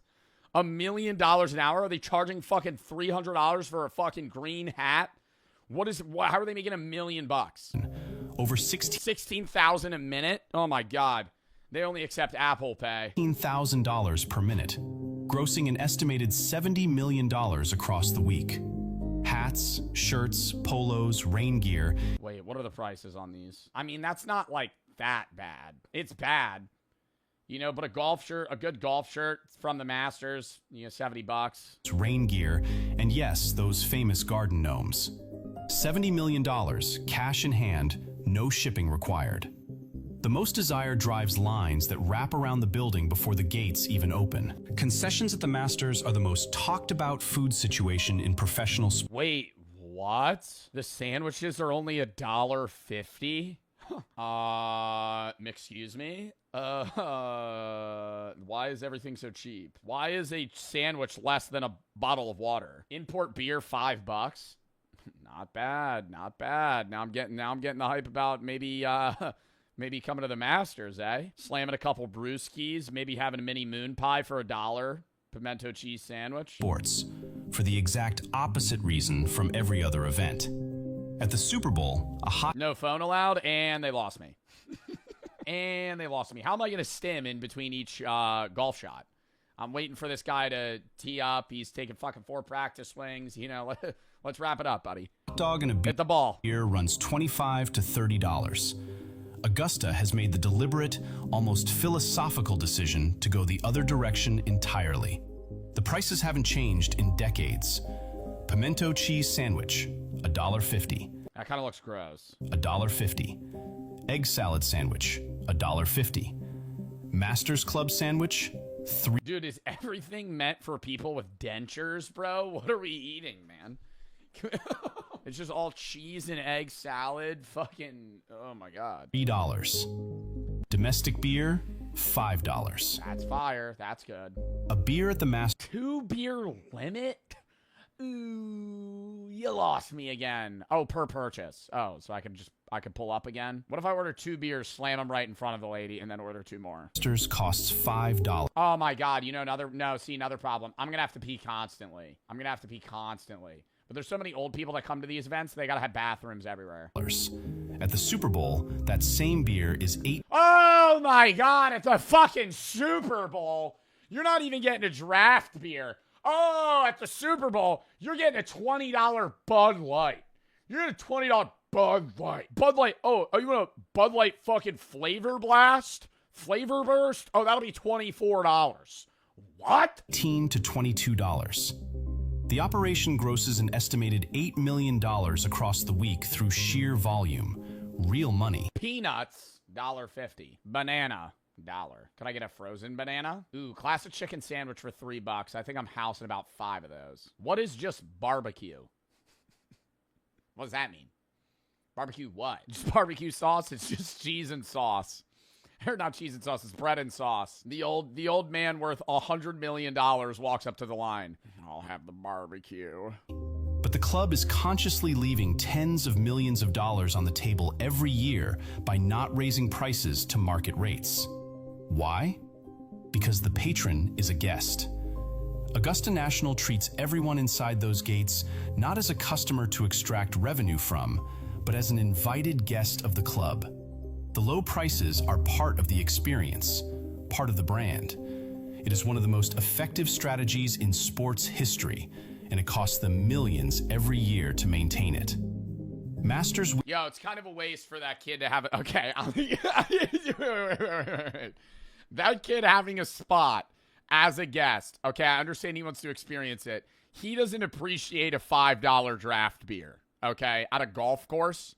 He doesn't appreciate. See, here's the problem. He just got like a Diet Coke and some cheese sandwich for $1.50. He doesn't understand that when he's fucking 21, you know, he's going to be spending $15 for a beer sometimes. And it's going to be like, why am I doing this? Why am I doing the $5 draft? $5 draft beer. That's a fucking steal, man. Week builds slowly. He doesn't get it. And deliberately. Players begin arriving the prior Wednesday for practice rounds. Augusta's greens are among the fastest and most complex in professional golf, and you can't walk in. You just eat fucking 15 egg sandwiches and just throw up on the green. Rory's about to hit his shot.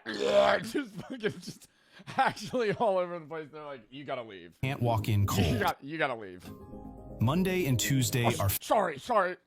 fan days, the only time cameras are allowed on the grounds. Players sign autographs, relax, and skip balls across the water on the 16th hole. A tradition. Oh, what? Skip ball. Players sign autographs, relax, and skip balls across the water on the 16th hole. That's the strategy? A tradition that started spontaneously and became one of the most beloved unofficial rituals in sports. Wednesday is the par 3 contest. A 9-hole exhibition where players use their wives, children, or caddies as bag carriers. It is, without You're getting your 2-year-old son to fucking carry your golf bag? Exaggeration, the most heartwarming day in professional He ain't gonna be able to hold that. golf. Hall of Fame players, men who have won dozens of tournaments, grinning while their 6-year-old fumbles with a putter. Some really drunk guy in the audience starts chirping one of the kids. Yo, you're a fucking shitty caddy. Your dad's ass at golf, too. He's not going to win. I have money on Kalshi on his fucking... I have money on Kalshi on him fucking losing this. And there is the curse. No player who has won the par 3 contest has ever gone on to... Your dad sucks. ...win the Masters in the same year. It is held for decades. Nobody can explain it. Everyone talks about it. Thursday through Sunday, the tournament runs in earnest. Gates open at 8 a.m., and what follows is the running of the patrons. Thousands of people power walking to claim their spots. Because once you... That guy ran. Kick him the fuck out. 2 feet left the ground at the same time. That counts as a run. Power walking to claim their... Right there. Wait. 2 feet left the ground. 2 feet left the ground. That's a foot hover. Can we get a macro zoom on that? That guy's foot is not left. That guy's foot is not on the ground right now. That's a sprint. That's air. Because once you place your foldable chair somewhere on the grounds, that spot is yours for the day. You can leave for hours, come back, and your chair will be exactly where you left it. In a world where you can barely leave a stadium seat to That's fire. use the restroom, this unspoken social contract feels extraordinary. Sunday is engineered to the minute. The final pairing tees off around 2:40 p.m. The broadcast is structured so the final putt drops and the champion is crowned in the last minutes of natural sunlight. Golden late afternoon light washing over the 18th green. It's not an accident. Every camera angle, every shadow, every ray of light has been considered. The Masters has aired on CBS since 1956, nearly 7 consecutive decades, but the relationship is unlike anything else in sports broadcasting. Augusta National and CBS. Bro, they could make golf so... Can we have like a side subsection golf professional series that isn't like high class? Let's have a commentator that's like, that was a shit shot. Yep, Scotty Scheffler just fucking chunked that one into the water. Oh, live golf. Okay, really? Work on a Maybe that does exist. one-year contract. Good. Because sometimes it just seems too professional. Like, I understand it's a pro sport, but it's like, bro, come on. Every single year. Let's make this more like darts, where people hoot and get really drunk. And the club retains complete editorial control over every element. That includes commercials. Augusta limits ads to 4 minutes per broadcast hour. For comparison, a standard NFL broadcast runs closer to 20 minutes of ads per hour. The Masters runs 4. Announcers also follow strict terminology. Patrons are never called fans. The gallery is never the crowd. Why? The language is specific, and it is enforced. The Masters has just a handful of global sponsors, historically IBM, AT&T, and Mercedes-Benz. IBM? IBM still exists? What does IBM make? IBM been a thing. Yeah, I know IBM been a thing. I thought IBM got like fucking done by every other tech company. What does IBM do? Oh, they have AI, hybrid cloud computing, and consulting. These companies don't run conventional 30-second spots.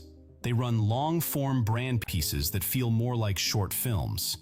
They accept less airtime than they'd get during a regular NFL game and pay a premium for it. Why? Because of who's watching. Average live viewership sits between 12 and 15 million, nowhere near the Super Bowl's 127 million. But the Masters audience skews heavily toward high net worth individuals, executives, and decision makers. For companies selling enterprise contracts or luxury vehicles, this is a more valuable room than almost anywhere else in media. The Champions Dinner is held Tuesday evening of Masters Week and dates back to 1952, when Ben Hogan suggested gathering past champions. The rules are simple and unbreakable. Only past Masters champions and the chairman of Augusta National are allowed in the room. No media, no cameras, no family members. It is the most exclusive dinner in sports. The previous year's champion selects the menu and pays for it. Pays for it? Oh, wait, no, they just made like $5 million from winning the tournament. Yep, that's fair. They select the meal and pay for it. Yo, I'm getting like Wendy's. Everybody's getting a 10-piece nug, bro. I'm spending $100 tops. Menu and pays for it. The menus have become almost as talked about as the tournament itself. Scotty Scheffler. Nah, real talk. I make my own fucking meal. Firecracker, shrimp, cheeseburger, sliders, tortilla soup. Cut that out. Texas ribeye steak. Kind of good. Warm chocolate chip skillet cookie. Scheffler's cheeseburgers. John Rahm's Spanish tapas with Iberian ham and pincho. Oh, dude, you could pick whatever you want. Chat, what are you serving? Fuck, man. I win the Masters. I gotta pick my own menu. I gotta pay for it, but I gotta pick my own menu. Yo, I'm just doing straight barbecue and seafood boils. I'm gonna do a mixture of like sushi, Korean barbecue, and Cajun seafood boils. Those 3. Bang. Throw that in there. Flown in from Spain. Oh, and the dessert, man, I'm doing like a rich brownie. Hideki Matsuyama's traditional Japanese cuisine. Each and mochi menu is a reflection of who the champion is. Crab cakes, calamari, seared salmon, mashed potatoes, king crab legs, vanilla bean ice cream. And where they're from. Oh, wait, I love this. Can I see, like, what everybody's picked? Who do you think's had the worst? All Masters dinners menu. Masters champions dinners throughout the years. Oh, hell yeah. Here we fucking go. Who do you think made a really gross one? See, this is like Richie shit. This is like Richie shit. I can't get behind this.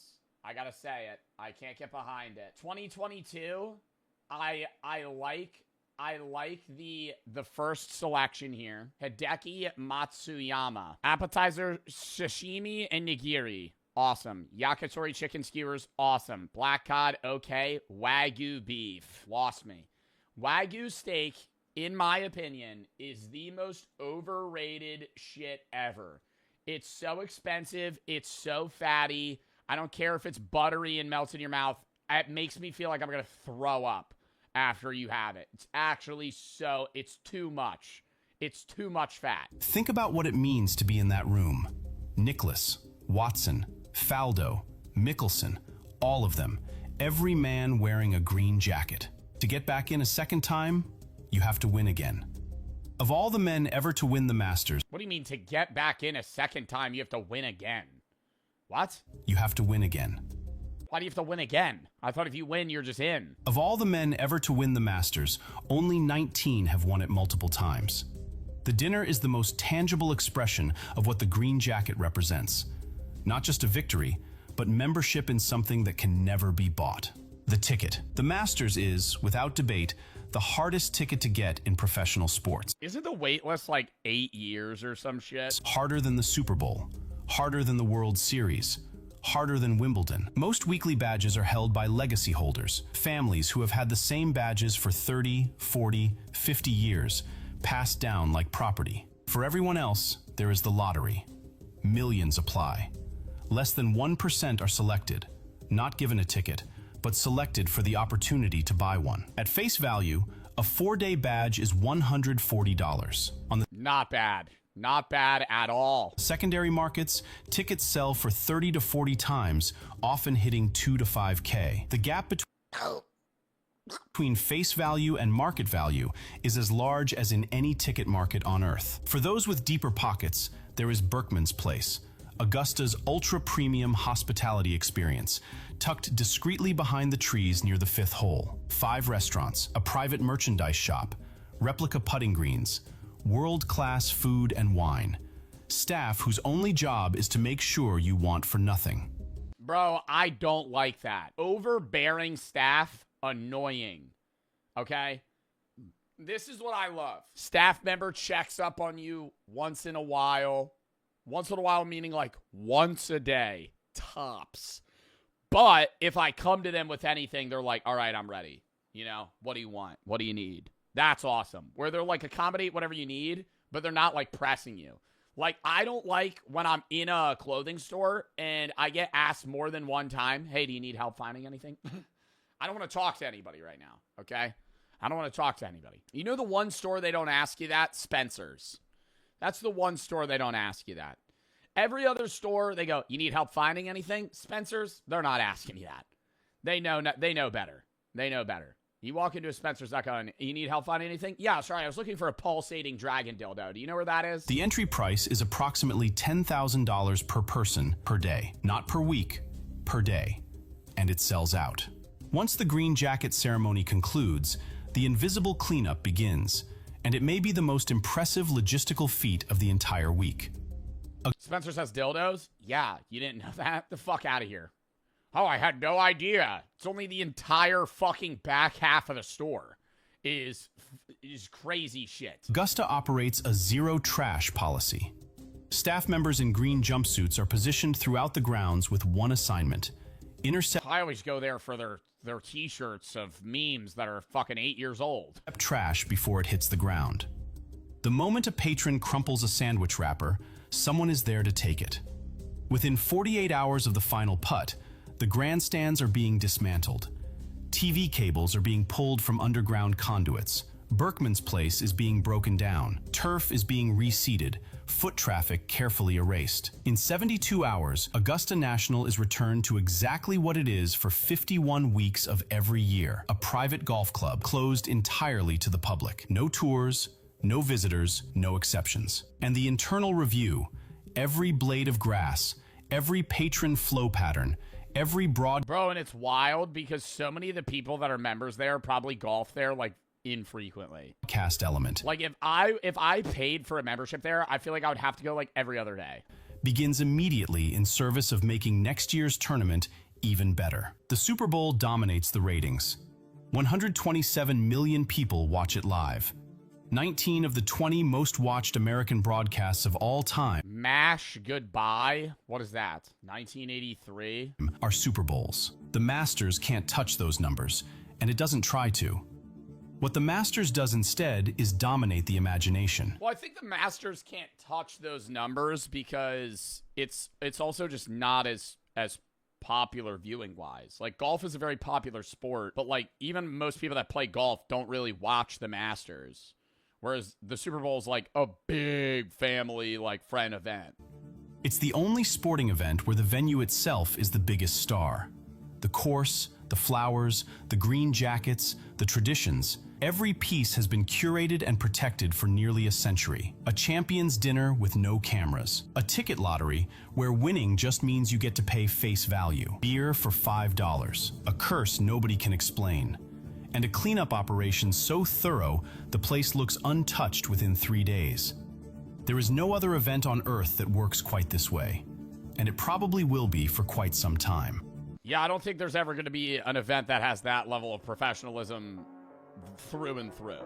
But, I mean, that was an interesting video. All right, next.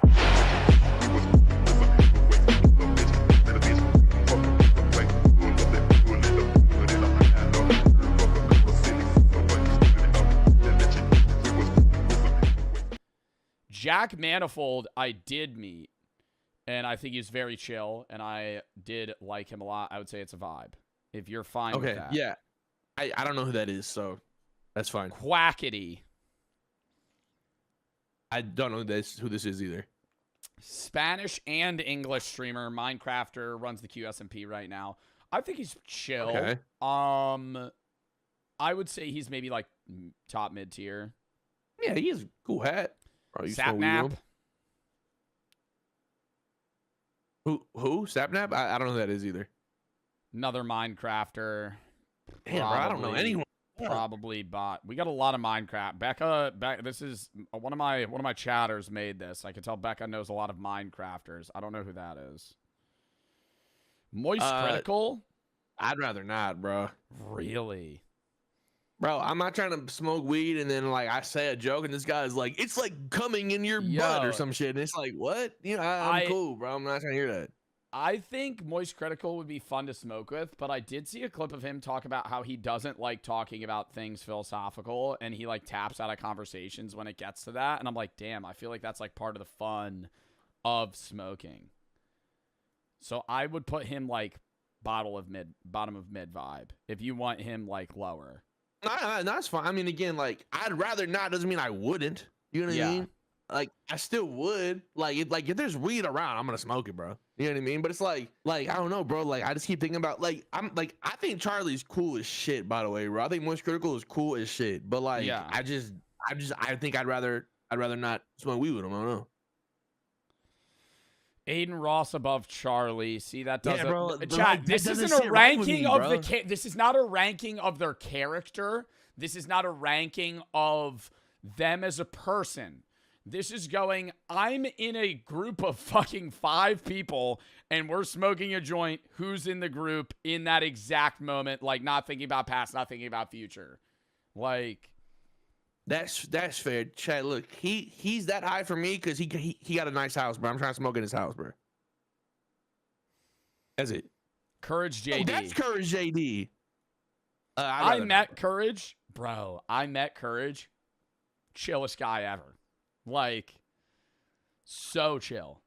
Actually, bro, low key, bro, put him in top tier because I would want to get really high and then like we have like a COD tournament, bro. He just cashed that shit. You know what I mean? That'd be fucking lit. He's just you know he was so nice. It was like, I was like, wow, Courage JD is like awesome. And he's not like kid friendly when you talk to him. You know, I feel like Nick A30. Let's do Nick A30 next. I feel like Nick A30. Smoking with your dad, bro. Smoking with your dad. I feel like this is like smoking with your little cousin, bro. Like, I was gonna say this could be like smoking with your weird uncle that you don't like. We can make a new tier list. Like a distant new tier. relative. I don't want to make a whole, bro. We have way too many sections. We can't make another section for this. Look, I'm just saying, like, this dude, like, I mean, I don't know him, so I'm not gonna speak on him like that, but Yeah, I'm not smoking weed with it. I'm not doing any drugs with this guy except maybe like fucking ketamine. Maybe I do ketamine with Nick Yeah, I A30. feel like there's Other a than that, I'm world not where doing Nick any of A30 comes. You want to do whippets? Like something you like go to that. fucking TwitchCon Europe, bro. He's Crazy like, "What do you shit. want with me, Joe? Joe, let's do whippets." He sounds like this dude. Joe, Come out let's to do my fucking car. whippets. Come out with to me. my car. I'd be like, "What's up? What's up, Nick? Yeah, take a hit of this shit. It's like fucking. Hey, yo, it's like toad venom. Don't tell Mr. Beast, but I'm doing whippets Don't right tell now. Mr. Beast. Like, all right, bro. Relax. All right, so you're gonna Yeah, have to bro, I put don't this know, bro. bag over your head and huff this chemical that I'm gonna squeeze into the top of it. Hey, Joe Bartolozzi, you want to huff paint with me today? It's like, no, Nick where A30. I don't want to huff we, paint. Where are we putting him? I'd rather die, I guess. Yeah, probably. Yeah. At the top of it, though. Yeah. Kind of on Hey, the bro, cusp of I'd rather not. Yeah. Tyler won. Tyler won, bro. I put him top tier. He's pretty. I wouldn't say Dream Blunt. Dream Blunt's a little. Yeah, top tier is good. Top tier is good. Phantom. I don't know. I really don't know. Every time I've ever met Phantom, I would say is like at least it's a vibe. Yeah, every single time me and Phantom meet in real life, he always greets me the same way.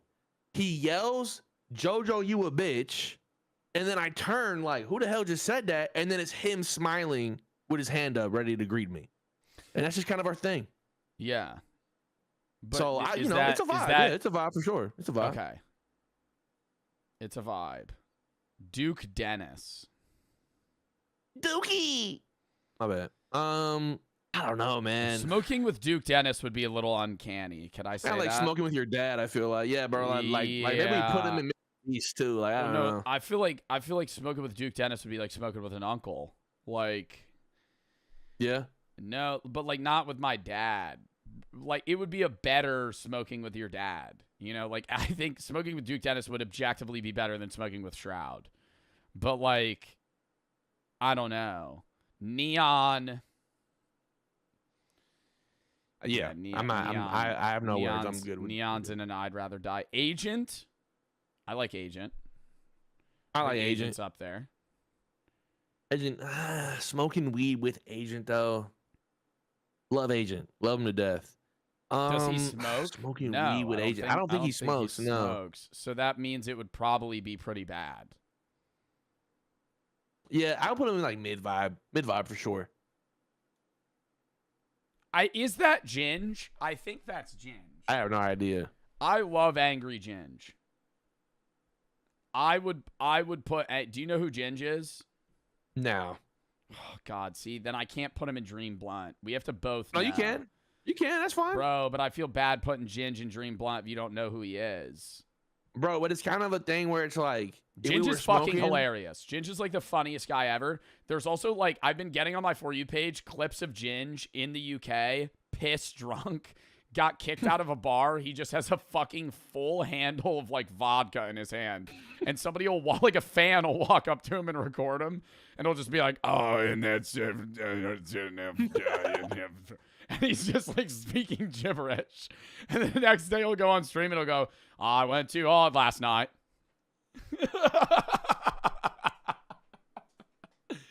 Hey, bro, being British and being drunk just sounds so fun, man. Like KSI. We got all the I'd rather sidemen not. coming up. You'd rather not? Yeah, I'm cool. I agree. Mini Minter. Simon. I'd rather not. Really? Yeah. Well, no. This is like smoking with your dad. Put him there. Yeah. Smoking with your dad. He is a dad. KSI is not smoking with your dad, though. I feel like Josh would also be smoking with your dad. Yeah. I mean, so would Bazinga a little bit, if I'm being real. Yeah. Oh, Rhoda Shore. Now, Harry, yeah, I was gonna say, Harry, though. Put that motherfucker in Dream Blood, bro. Yeah. No, actually. I'm smoking with Harry for sure, bro. I don't think for Bazinga. Sure. I don't think Bazinga's like smoking with your dad, though. He's definitely smoking with your dad, bro. I'd rather I've seen keep some him there TikToks than from low. him. He's definitely smoking with your dad.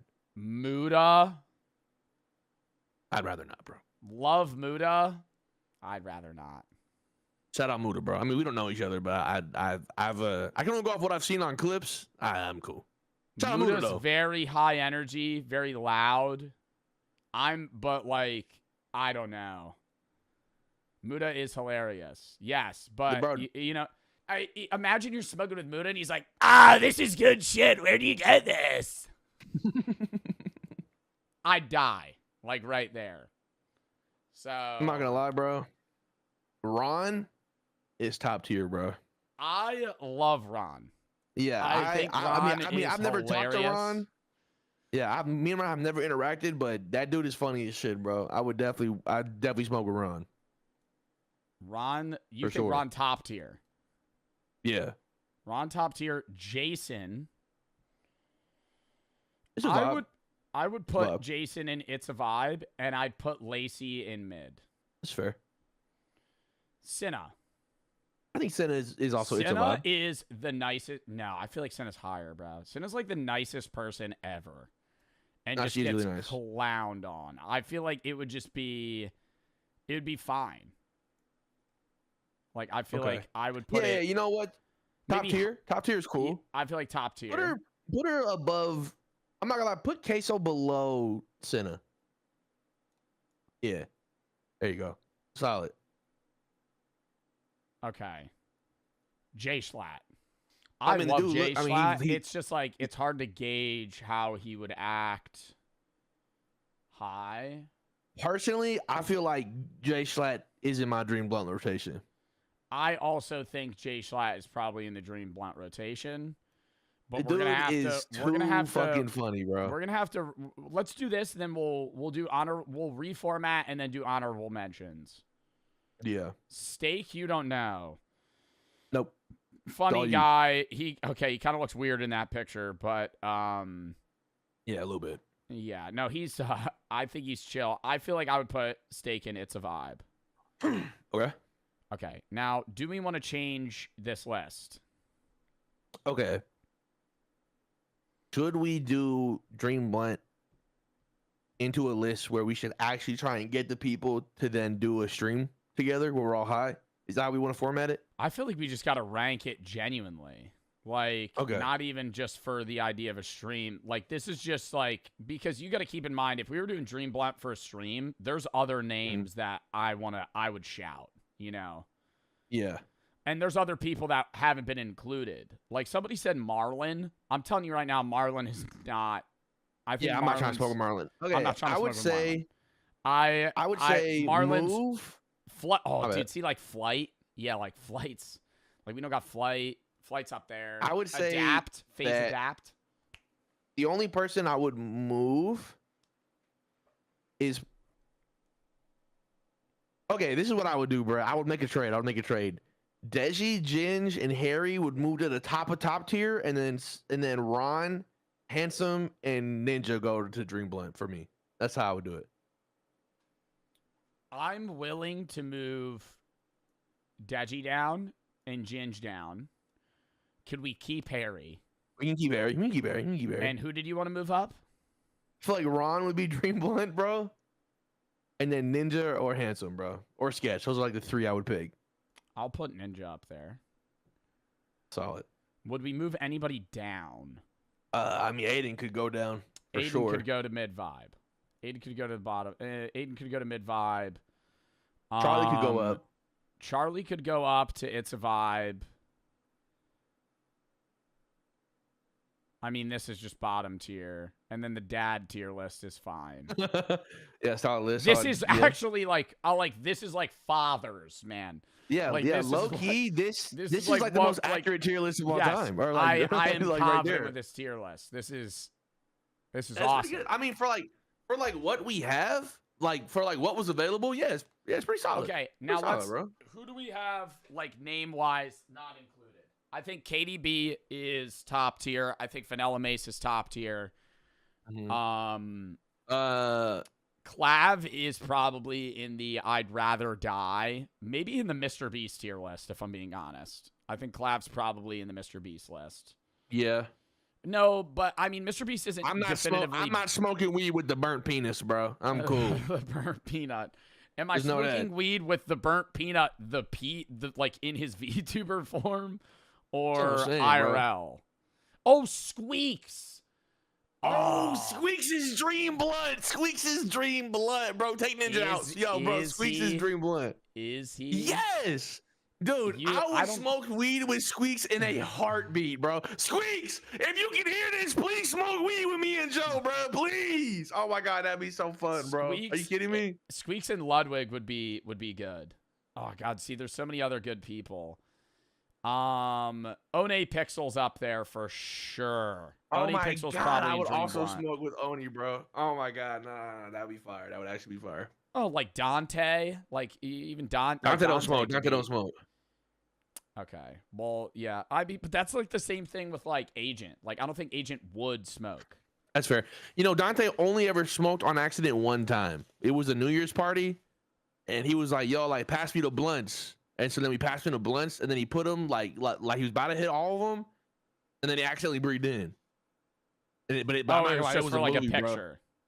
Yeah, but like he did it as the ball dropped. So like there's a picture of Dante like with like 4 blunts, bro, as the ball's dropping on New Year's, bro. That shit is fire.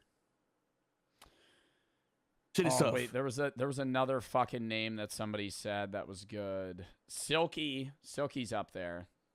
Silky. I smoke with Silky. Good. Oh, Rakai. Well, Rakai can't smoke. I'd and rather Rakai, kill myself, bro. Yeah, I that would be below I'd rather die. Like, not even I'd rather die. I would rather kill myself. Yeah, no, that would be bad. Asmongold, I'd also rather kill myself. Asmongold also bad. Like what? Like you're smoking with Asmongold, and then like what? Like a rat comes out his pants or some shit. I don't like, know. I'm I cool, think bro. smoking with I just wouldn't want to tap the blunt Bartolozzi. after Someone said Asmongold. Bartolozzi would be good. The thing with Asmongold is like I wouldn't want to hit it after him.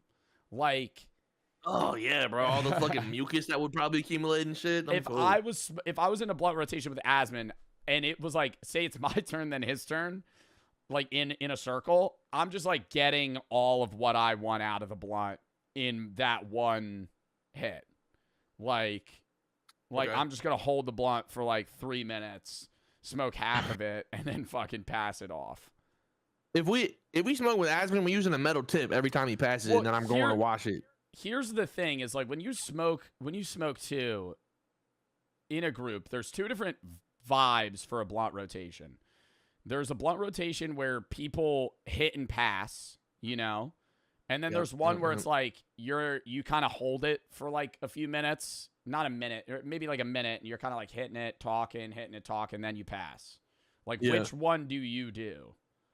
I'm the kind of guy that like, it's kind of like, okay, like pass the gravy, like. No. Okay, well, what I'm trying to say is like, if I pass it to you, I'm sorry, like if you pass it to me, I'm waiting till someone asks for it. I'll now pass it. Like you feel me? Well, like, I wouldn't. I wouldn't wait for somebody to I'm a mixture now. Like when I started smoking, it used to be like puff puff pass, and now now it's like I'll hold it for like a minute or 2 and then pass. Yeah, it. like I'll wait for someone to pass it, or I'm like, yo, like you want, like you feel me? Like I'll like give it to someone. Pause. But like you feel me? I'm not like rushing it. I'm just vibing. Like that makes sense. I don't know if that makes sense. I know what you mean. Killdozer's up there. I'm quick to pass it though. Personally, I'm very quick. I do my shit and I want shit out my hands. There's too much pressure to hold it. Do you want I would say. I think Bartolozzi would be Dream Blunt as well. I've smoked with him a bunch of times. Shout out Berlin. He's definitely Dream Blunt. Joe Ico's Dream Blunt for sure. The Outdoor Boys. That's not even a streamer. Would you smoke with what's his name? Dashy. Would you smoke with Dashy? I think I've grown out of Dashy's content. I think I would love to smoke with Dashy. I think it'd be very chill. I used to watch Super Mario Maker Mondays every week. Yeah, me too, bro. I think I've actually, like, and I'm not saying like, oh, Dashy's audience is super young, but like the style of humor that Dashy has, I no longer watch. I will say too, Tony Stat is Dream Blunt for sure. Shout out Tony Stat, man. Big Tony Stat. Somebody said Papa Meat. Well, he's not really a streamer either. But yeah, he'd be good. Vsauce. Ooh, now we're just naming YouTubers.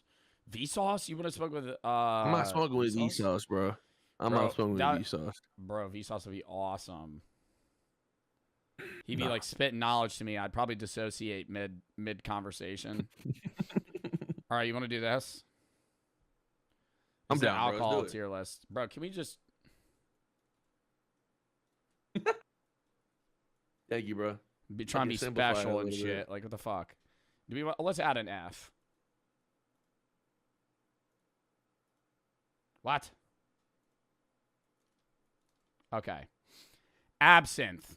You ever have it? No, I've never had this one. Not great. Okay, bet. I'll take your word for it. Not F, but D. Okay. Like, I think an F tier alcohol has to be. I see an F tier alcohol coming up. Beer. See, it's kind of hard. Just like B tier. Like B tier. beer, yeah. Like we have to rate. We have to kind of average out like the best of the beer and the worst of the beer. Yeah. Like I there's would say beers beer in is my B tier. mind. There's beer in my mind that's like A and C. So I like a B. I feel like putting beer S is like a little ridiculous. This because is cut like, off. It's a champagne though. What were you saying? Okay, bet. I was saying I feel like putting beer S is kind of ridiculous because it's like there's a lot of great beers. There's also a lot of really fucking terrible beers, bro. Can we get real? There's a lot of shitty ass beers. But the You know what I mean? best, like if I think beer has the highest. Okay, in a video game term, beer has the highest skill ceiling. I think beer That's can true. get better than most things, and in also just terms of just drinkability. Like, I'm gonna say if you're ever in Chinatown in any city, get a Tsingtao beer, Tsingtao. It is the best beer I have ever fucking had in terms of like, oh my god, I could put down 30 of these and not even feel it.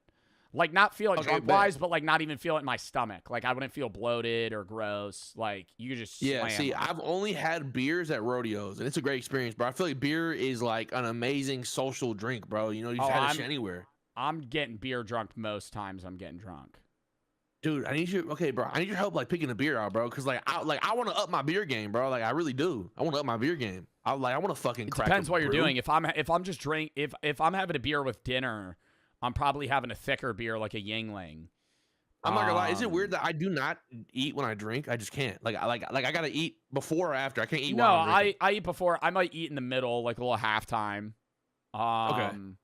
But yeah, I'm not like eating and drinking at the same time. But I would say like a Yingling's a top beer for me. If we're going American beers, Yingling, Coors Light.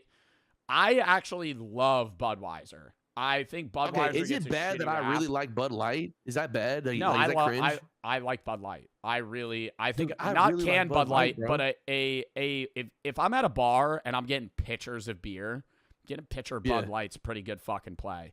It's cheap Yeah.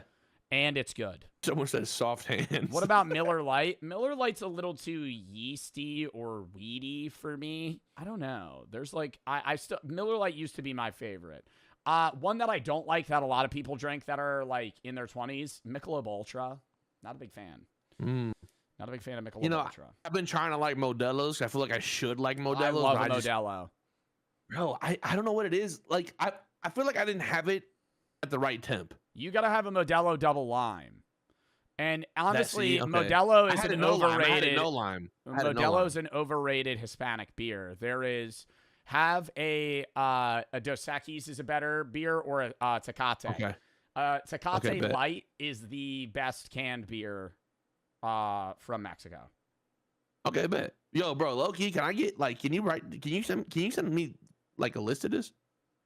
Bro, just whenever you're in a situation where you need a beer rack, just give me the options. I'll tell you what I think's best. But it's like also my personal, like what you like might be different. Dude, I'm going to a baseball Somebody just game said next Bush week. Light. Bush Light's fucking gross. Okay, bet. Now I'm going Bush to Apple, amazing. All right. Do What'd you say? you mind if I gotta say something real quick if you don't mind? Oh yeah, sure. I'm going to a baseball game next week. Mhm. And I think I'm gonna Uber there because I want to do the nine beer, 9 dog challenge. Mhm. Yeah. Wait, 999. What's the third 9? 9 innings. 9 beers, Oh, 9 hot dogs, Yo, you 9 scare me. You innings. scare me. Yeah, bro. And 9 like I want tequila to get like a shots. different beer every time, bro. You get it? Like that shit would be so fire. So like I'm definitely gonna hit you up and be like, which one do I get, bro? You know what I mean? Yeah, if you're getting are you getting cans or like drafts? I'm gonna get draft Because that changes it. Like draft beers, like draft, like you could have something that's real. Like okay, for example, I would never recommend this for you because I think you would hate it. I like Guinness. Guinness canned is the worst beer I've ever had in my life. It is disgusting. But if you get a good poured Guinness that's like ice cold and you're a little drunk already, Guinness is good. Okay. But Guinness is also a stout, so it's like drinking milk. It's oh god. There's no bubbles. It's just thick. That might be kind of good for me though. I might like that. Guinness isn't beer. It's a stout. All right, champagne. Champagne. I think I put champagne in like. I mean, like honestly, it could go C or A. Like I know that sounds crazy. A. Champagne to me is like DC. Yeah. Okay. C's cool. I'll put C there. What if you're mixing it? Sure. Are we rating off of like? I think it has to be a mixture of what it tastes like by itself and mixing it. Because if I'm having like a mimosa, sure, B. But like champagne by itself, I feel like it should be by itself for all these. And I also hate like the scam of champagne because all champagnes are actually just prosecco. Because it's like the idea of champagne, it has to be from like Champagne, Italy or France or wherever the fuck it's from.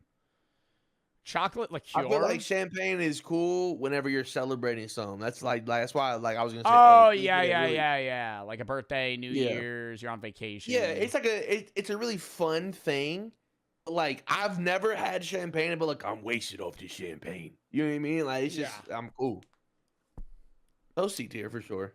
Cool with me. Chocolate liqueur. I've actually never had this, bro. You've probably had it in something.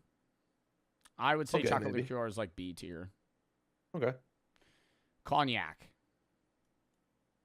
Yeah, I was gonna say probably D tier. And another. Now, chat, hold on. That's not saying that I won't. Wait, what's that? Gin? You don't like gin? Gin. Okay. What? Cognac, for the people that don't know, is what Hennessy is, and that shit's disgusting. Okay. Well, hold on, bro. As someone who drinks Hennessy's a lot of gross. Hennessy, bro, Hennessy's I just want gross. to say. Hennessy's gross. I just want to say, Hennessy is disgusting. Yes. I still drink that hoe all the time. Yeah, because I just want that out there. Just because it's like in an F tier does not obligation. mean you shouldn't drink it. It's like you see Hennessy and most people go, that'd be kind of chill to drink, but you know it's gonna taste like shit. Like it's some bro. One of my weird- favorite things I drank was the LeBronacy, bro. I had the LeBron Hennessy as well. I remember I was taking shots of LeBron Hennessy on stream, and it was gross. Yeah, what did it feel like to taste Have the king in me? Yeah, taste the king. Not a little bit of great. the king in you, bro. It was literally just like regular Hennessy. The way I describe it gin was, is it hurts so good. disgusting. By the way, I don't know why you're advocating for gin. Out of all of these things, I went to a gin bar in Iceland, and it was like a $30 drink, and he made it in front of me, and he had fresh picked herbs, and it was all this other shit. I drank that shit, and when I tell you, it felt like my face was gonna get vacuumed inside of itself. The repulsive nature that gin brings is insane, and you get gin nose if you drink gin a lot. Wait, what's gin nose?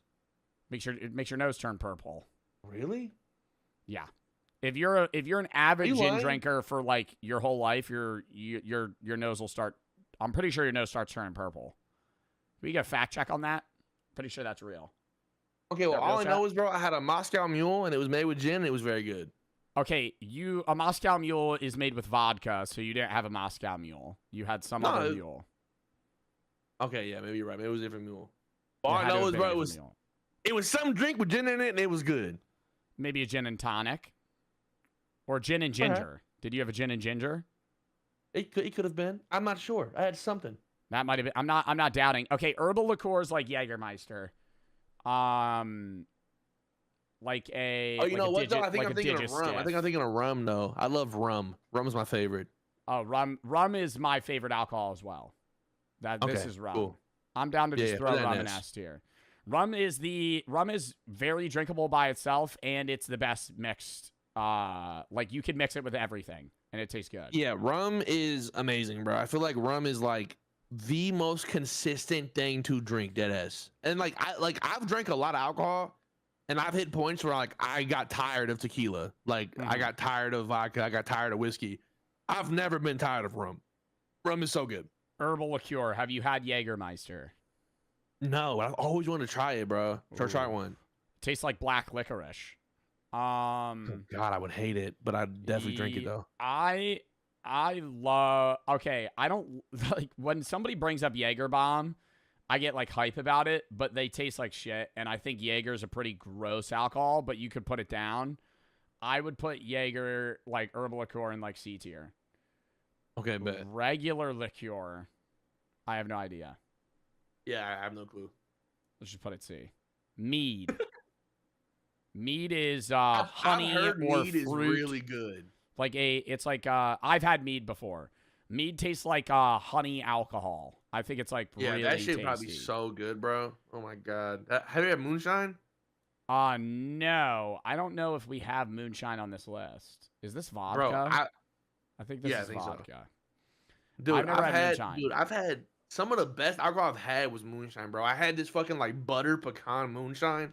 That shit was so fucking good, bro. Oh yeah, my mixed. God. But if you have like straight moonshine, that shit's probably gross. I mean, but that's true for like most alcohols. Like moonshine's not that hard. Like it's strong, but it's not that crazy. Mm. Red wine. S tier. Ooh. I think we're Look, polar bro, opposites here, buddy. I was probably bro, gonna go like B. Like red. B? Red wine? A sweet red though? I drink a dry white. Like So you don't like a sweet red. I don't dislike a sweet red, but I'm thinking like if I had like a Cabernet, that's probably an F. Like if I'm at dinner and somebody goes, "Oh, you're in the bathroom. I ordered a Cabernet for you." I'd go, "Oh God." Yeah, send it back. Right. Yeah, sure. But like my thing is like there's dinner wines, and then there's like social drinking wines. You feel me? Like you're not having a dinner wine when you're not having dinner. You know what I'm saying? Yeah, but like nobody's getting drunk on red wine. Like I mean, there's people that get drunk on red wine, but if I would feel like more people get drunk on white wine than red wine. Bro, I'm telling you right now, bro. You and me. Well, this is about to sound crazy. I was gonna say you and me, 2 bottles of wine. We're gonna have a great time. That sounded kind of nuts. Okay. Like there's a brand. It's a sweet red called Porch Swing. Chad, if you ever want to try a sweet red, get Porch Swing. It is so fucking good, and it's not too sweet. It's like nothing crazy. It's so fucking good. Very balanced wine. And you that know shit the right last there, red Joe? I had? What, bro? Snoop Dogg's. All right, bro. Put a B tier. All right. White wine. I would also put S tier. I would put white wine S tier. The hangover's pretty bad though, so I don't know if I should drop it. Wait, I've actually never been hungover off wine. I have, and it's like a pounding headache. Sangria. You know what's crazy? What's the most wine you've ever consumed in one go? One go? Yeah, like just one night of wine. Of getting wine drunk. Probably a big bottle. The most I've ever drank was 5 bottles of wine in a night on stream. 5 bottles. You had 5 bottles of wine. Dude, if I can be honest, I have to drink 2 bottles of wine to get drunk. Like that's where I get. You just had 5 bottles of wine like on you? Oh yeah, bro. I used to stock my fridge every week with like 10 bottles of wine. So you were buying cases of wine? Yeah, bro. Your chat may not notice, but 2021 to 2023, I was like borderline an alcoholic, bro. Like I was drinking every stream. It was crazy. Bro, but 5 bottles of wine is nuts. Yeah, I know. It is nuts. That's probably like 2,000 calories of wine. Bro, but that's saying like I wouldn't eat. That's what made it worse. And you weren't hungover from that? No. Wow. Maybe like a slight headache, yeah, but I was like nothing crazy. Sangria, I don't think I've ever had. Dude, it's so good, bro. Vodka. Actually, this was years ago. Like I don't drink this anymore. This is like when I was 21, 22. Like, you know what I mean? Just drinking every night, having fun. But now, bro, I haven't been drunk, Joe, and like you've mellowed out. Bro, I haven't been drunk in maybe a year. Like I'll drink from time to time, but I just don't get drunk. Yeah, sangria is delicious. Vodka, I definitely put an A. I think vodka is like a very vodka actually my favorite drink to take shots of. I think vodka's a good mixer for mixed shots and mixed drinks. I don't like straight vodka though, but still I'd put it in A. Yeah, I feel like vodka is like my favorite hard liquor to take shots of besides rum. Yeah. Now, what about whiskey? Wait, no, this is what is this? Is this bourbon? I think this is bourbon. Isn't bourbon just a type of whiskey though? Am I tripping? I have I have Blue Label right next to me. No, this is whiskey. What do you think? Black Label's whiskey, or is this bourbon? All right, bourbon. I would just put them in the same category. Whatever we rate whiskey, I'll rate the same. I feel like it's Scotch. The older same you, shit. The older you get, bro, the more you appreciate a nice whiskey, bro. Yeah, I would put like whiskey in like high. I would B. definitely put it. Yeah, me too. Tequila. Highest ceiling outside of beer. Highest ceiling, lowest bottom. If you have a fucking gold, like a fucking shitty like Jose Cuervo, that's like an F tier. But if I have like a good fucking tequila, that could be like S. Okay, this is what I say. You know, okay. I used to love bologna. Now walk with me here. I used to love bologna. Okay? I used to love it. I used to eat bologna every like a bologna and cheese or just straight bologna. Bro, I didn't care. Bologna and whatever. And I used to ask my mom every day, Mama, can you get bologna? And where I was from, now, I don't know if it's like a southern thing or just like we were poor thing, but like we used to get like a bologna slice and like put mustard on it and then like put it on a piece of bread. And that was like what we ate sometimes. Yeah. But one day I went to get my bologna and I was like, this shit kind of suck. You know what I mean? Randomly, you went, this is actually ass, like an awakening. Yeah, like now again, mind you, I still think bologna is good now, but for a long time I could not even smell it because it would like make me feel weird. You had That's so much how of I it. feel when it comes to tequila. When I was 21, dude, I was drinking tequila every fucking day, every night. I was on that shit. And now, I will say, oh, you don't like it now? Every time I smell it, I get sick. Like, yeah, that's no, where I'm at. It does have a slightly repulsive smell, but I love a margarita. And dude, you're on vacation, man. Somebody goes, let's get tequila shots, and they line up the salt rim and the lime for you. That's like, it's an activity. Versus wait, what do you like, think is the best chaser after a tequila shot? Because I got one, and it's my favorite. Beer. Okay. Dos Equis. Bro, what I did in New Mexico for, right. I had 36 drinks in a day. I would do shot of tequila with the salt on the rim, lime into a double lime Tecate. Okay, that does sound pretty good. For me, it's just pickle juice, bro. Ew. No, it's not you, bro. You lost me. See how like you said all this extra shit, and I went, that's cool, and then I said pickle juice, like ew. Like, oh my god. First of all, pickle juice, bruh. I went to this bar in Austin, and they have like a famous pickle shot. Like, it's like what they do. And Pickleback. I don't know what it's called, Joe. It was called pickle shots when I had them. It was probably a pickleback. It's just pickle shots, what they said when I was there. So they had this pickle shot, not a pickleback, a pickle shot.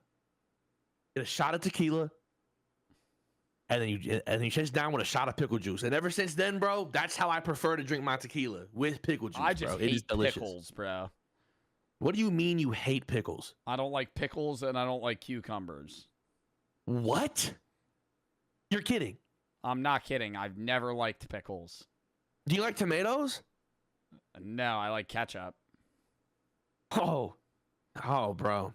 You are everything wrong with America, by the way. Hate pickles. I go to a fried chicken place. Let me get a chicken sandwich. No pickles. You're not getting pickies on the chicken, bro? Hell no. Are you dead ass? Yo, I'm gonna be so real. Ruins it. And if I ask for, like, say I'm at like a Chick-fil-A and I'm like, yo, no pickles, and they give me pickles, I'll take them off, but I taste the pickles on the bread and it's like, it ruins it. What? Dude, I love pickles, and especially cucumbers. What do you mean you don't like one of the freshest things to ever exist, bro? It's not fresh. What do you mean fresh? It's fucking pickled. Cucumbers aren't fresh? You mean that to me? Okay, I'll drink like a a cucumber water. I like zucchini. I don't like cucumbers. Wow. All right, so where are we landing on tequila? Wow. You're really that taken aback that I don't like pickles? Yeah. Because, bro, like, you get your butt played with. We talked about this earlier on Counter-Strike. You like when your butt gets touched. What the fuck does that have to do with because eating it's pickles? like, out of all things you could draw the line on in your life, it's pickles. It's pickles. I'm and that's drawing the shit the line I on don't pickles. get. I can't control eat whether or ass? not I like Are you pickles. an ass eater? Brother, no, I've never eaten ass before. Would you though? I don't know, man. So you'll think about eating ass, but draw the line at pickles, and that's the shit I don't understand. Not thinking about it, bro. Like, he said, I don't know, perhaps. That's what I heard. I'm not saying cap. I'm not capping. I've never eaten ass. Anyways, I don't. Why are we saying cap? Like, I'm like, oh yeah, no, I don't eat ass. On the side, I'm just fucking munching, bro. I don't eat ass. Anyways, what the fuck? Look, all I'm saying is, bro, is like, okay, wait, what's the weirdest food you've ever had, deadass? Like, no bullshit. Like, what's the weirdest food? What do you mean by weird? Give me like an example. What else could I mean by weird? Like a gross food. Okay, what I said, like, one of the weirdest things I ever had was cow heart. I had cow heart. It was kind of weird. It was like strange. I've had like canned octopus. I've had. Not that crazy. What else? Chat, what's like something weird I've eaten? I've eaten dog food, yeah. A tarantula. So you've ate a tarantula, but draw the line at pickles. You see the shit I'm saying? Bro, but I'm not drawing. I didn't like the tarantula. Like, I could eat a pickle, but I wouldn't enjoy it. Like, if I'm I feel like tequila in A tier is good. I've never had. I don't know if I've had vermouth. I've definitely had vermouth, but I don't have like straight vermouth. So like, I'll just throw it in like C. Okay, I saw it. All right. Do you want to do nice, man. Weed intake method? Yes. Joints. Yeah, S tier, solid. I mean, I feel like all these are pretty good, bro. I'm not gonna lie. A pipe or a bowl. My girl this could be like pipe loves bowl. pipes. Yeah, my girl loves pipes. Pause. Oh my god. Pause. I don't like a bowl or a pipe nearly as much as anything else on this list. Personally, I love pipes. Pause again. I know pause, bro. Yeah, I love pipes. I think pipes are really fun and really cool. So and I mean, like, I love to have like a dressed up pipe. You ever have a dressed up pipe? I love when the pipes are all like cool. Mm-hmm. So yeah, I'm a big pipe guy. I'd put it in like A. Yeah. Hey, well, I low key, bro. I don't know, bro. I mean, I put pipes in S. I put pipes in S and then like a joint we put in pipes A. in S. I'm not putting a joint in A, bro. Okay, fine, bro. Put pipes in S, bro. Put pipes in S. A bong is so dependent on, similar to a bowl, so dependent on the bong. Yeah, like, I would put this in B or C, bro. Might sound crazy, but I'm not gonna lie. I think again, low skill or high skill ceiling, low entry. If you get like a bong from like some fucking corner store gas station, that shit's probably a D. If you get like a good bong, or if you hit, bro, you ever hit a bong? See, this is some nasty ass shit. I have some friends that are stoners. They don't clean the bong water much, and it's just like brown. And they're like, "You want to hit this shit?" And I go, "Hell no, hell no! Change the water, you grimy fuck." That's disgusting. I'd put bongs in B, but I do like hitting a bong. Brownies, or say, let's just say, like baked edibles. Bro, S tier, bro. My girl made some homemade peanut butter cookie edibles, and I'm gonna say, so fucking good. And I'm gonna say, here's the potential downside in some people's minds, but maybe more of the upside / fun factor. It's a grab bag. You don't know if you're gonna get a 5 milligram brownie or a 50 milligram brownie. You know, you're just kind of luck of the draw. It's like playing Russian roulette.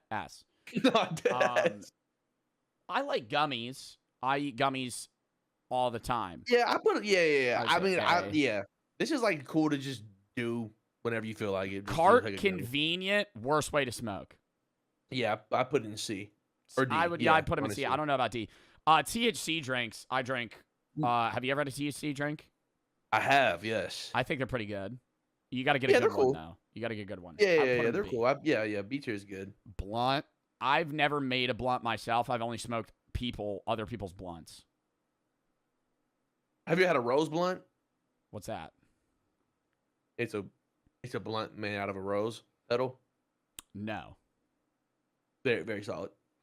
Where are you putting, have you ever had an apple done like an apple blunt or like an apple bong thing? You ever done that? Nah, the blunts that I would have, my boy would make, and he would make a blunt with weed, and then he would wrap the blunt in joint paper.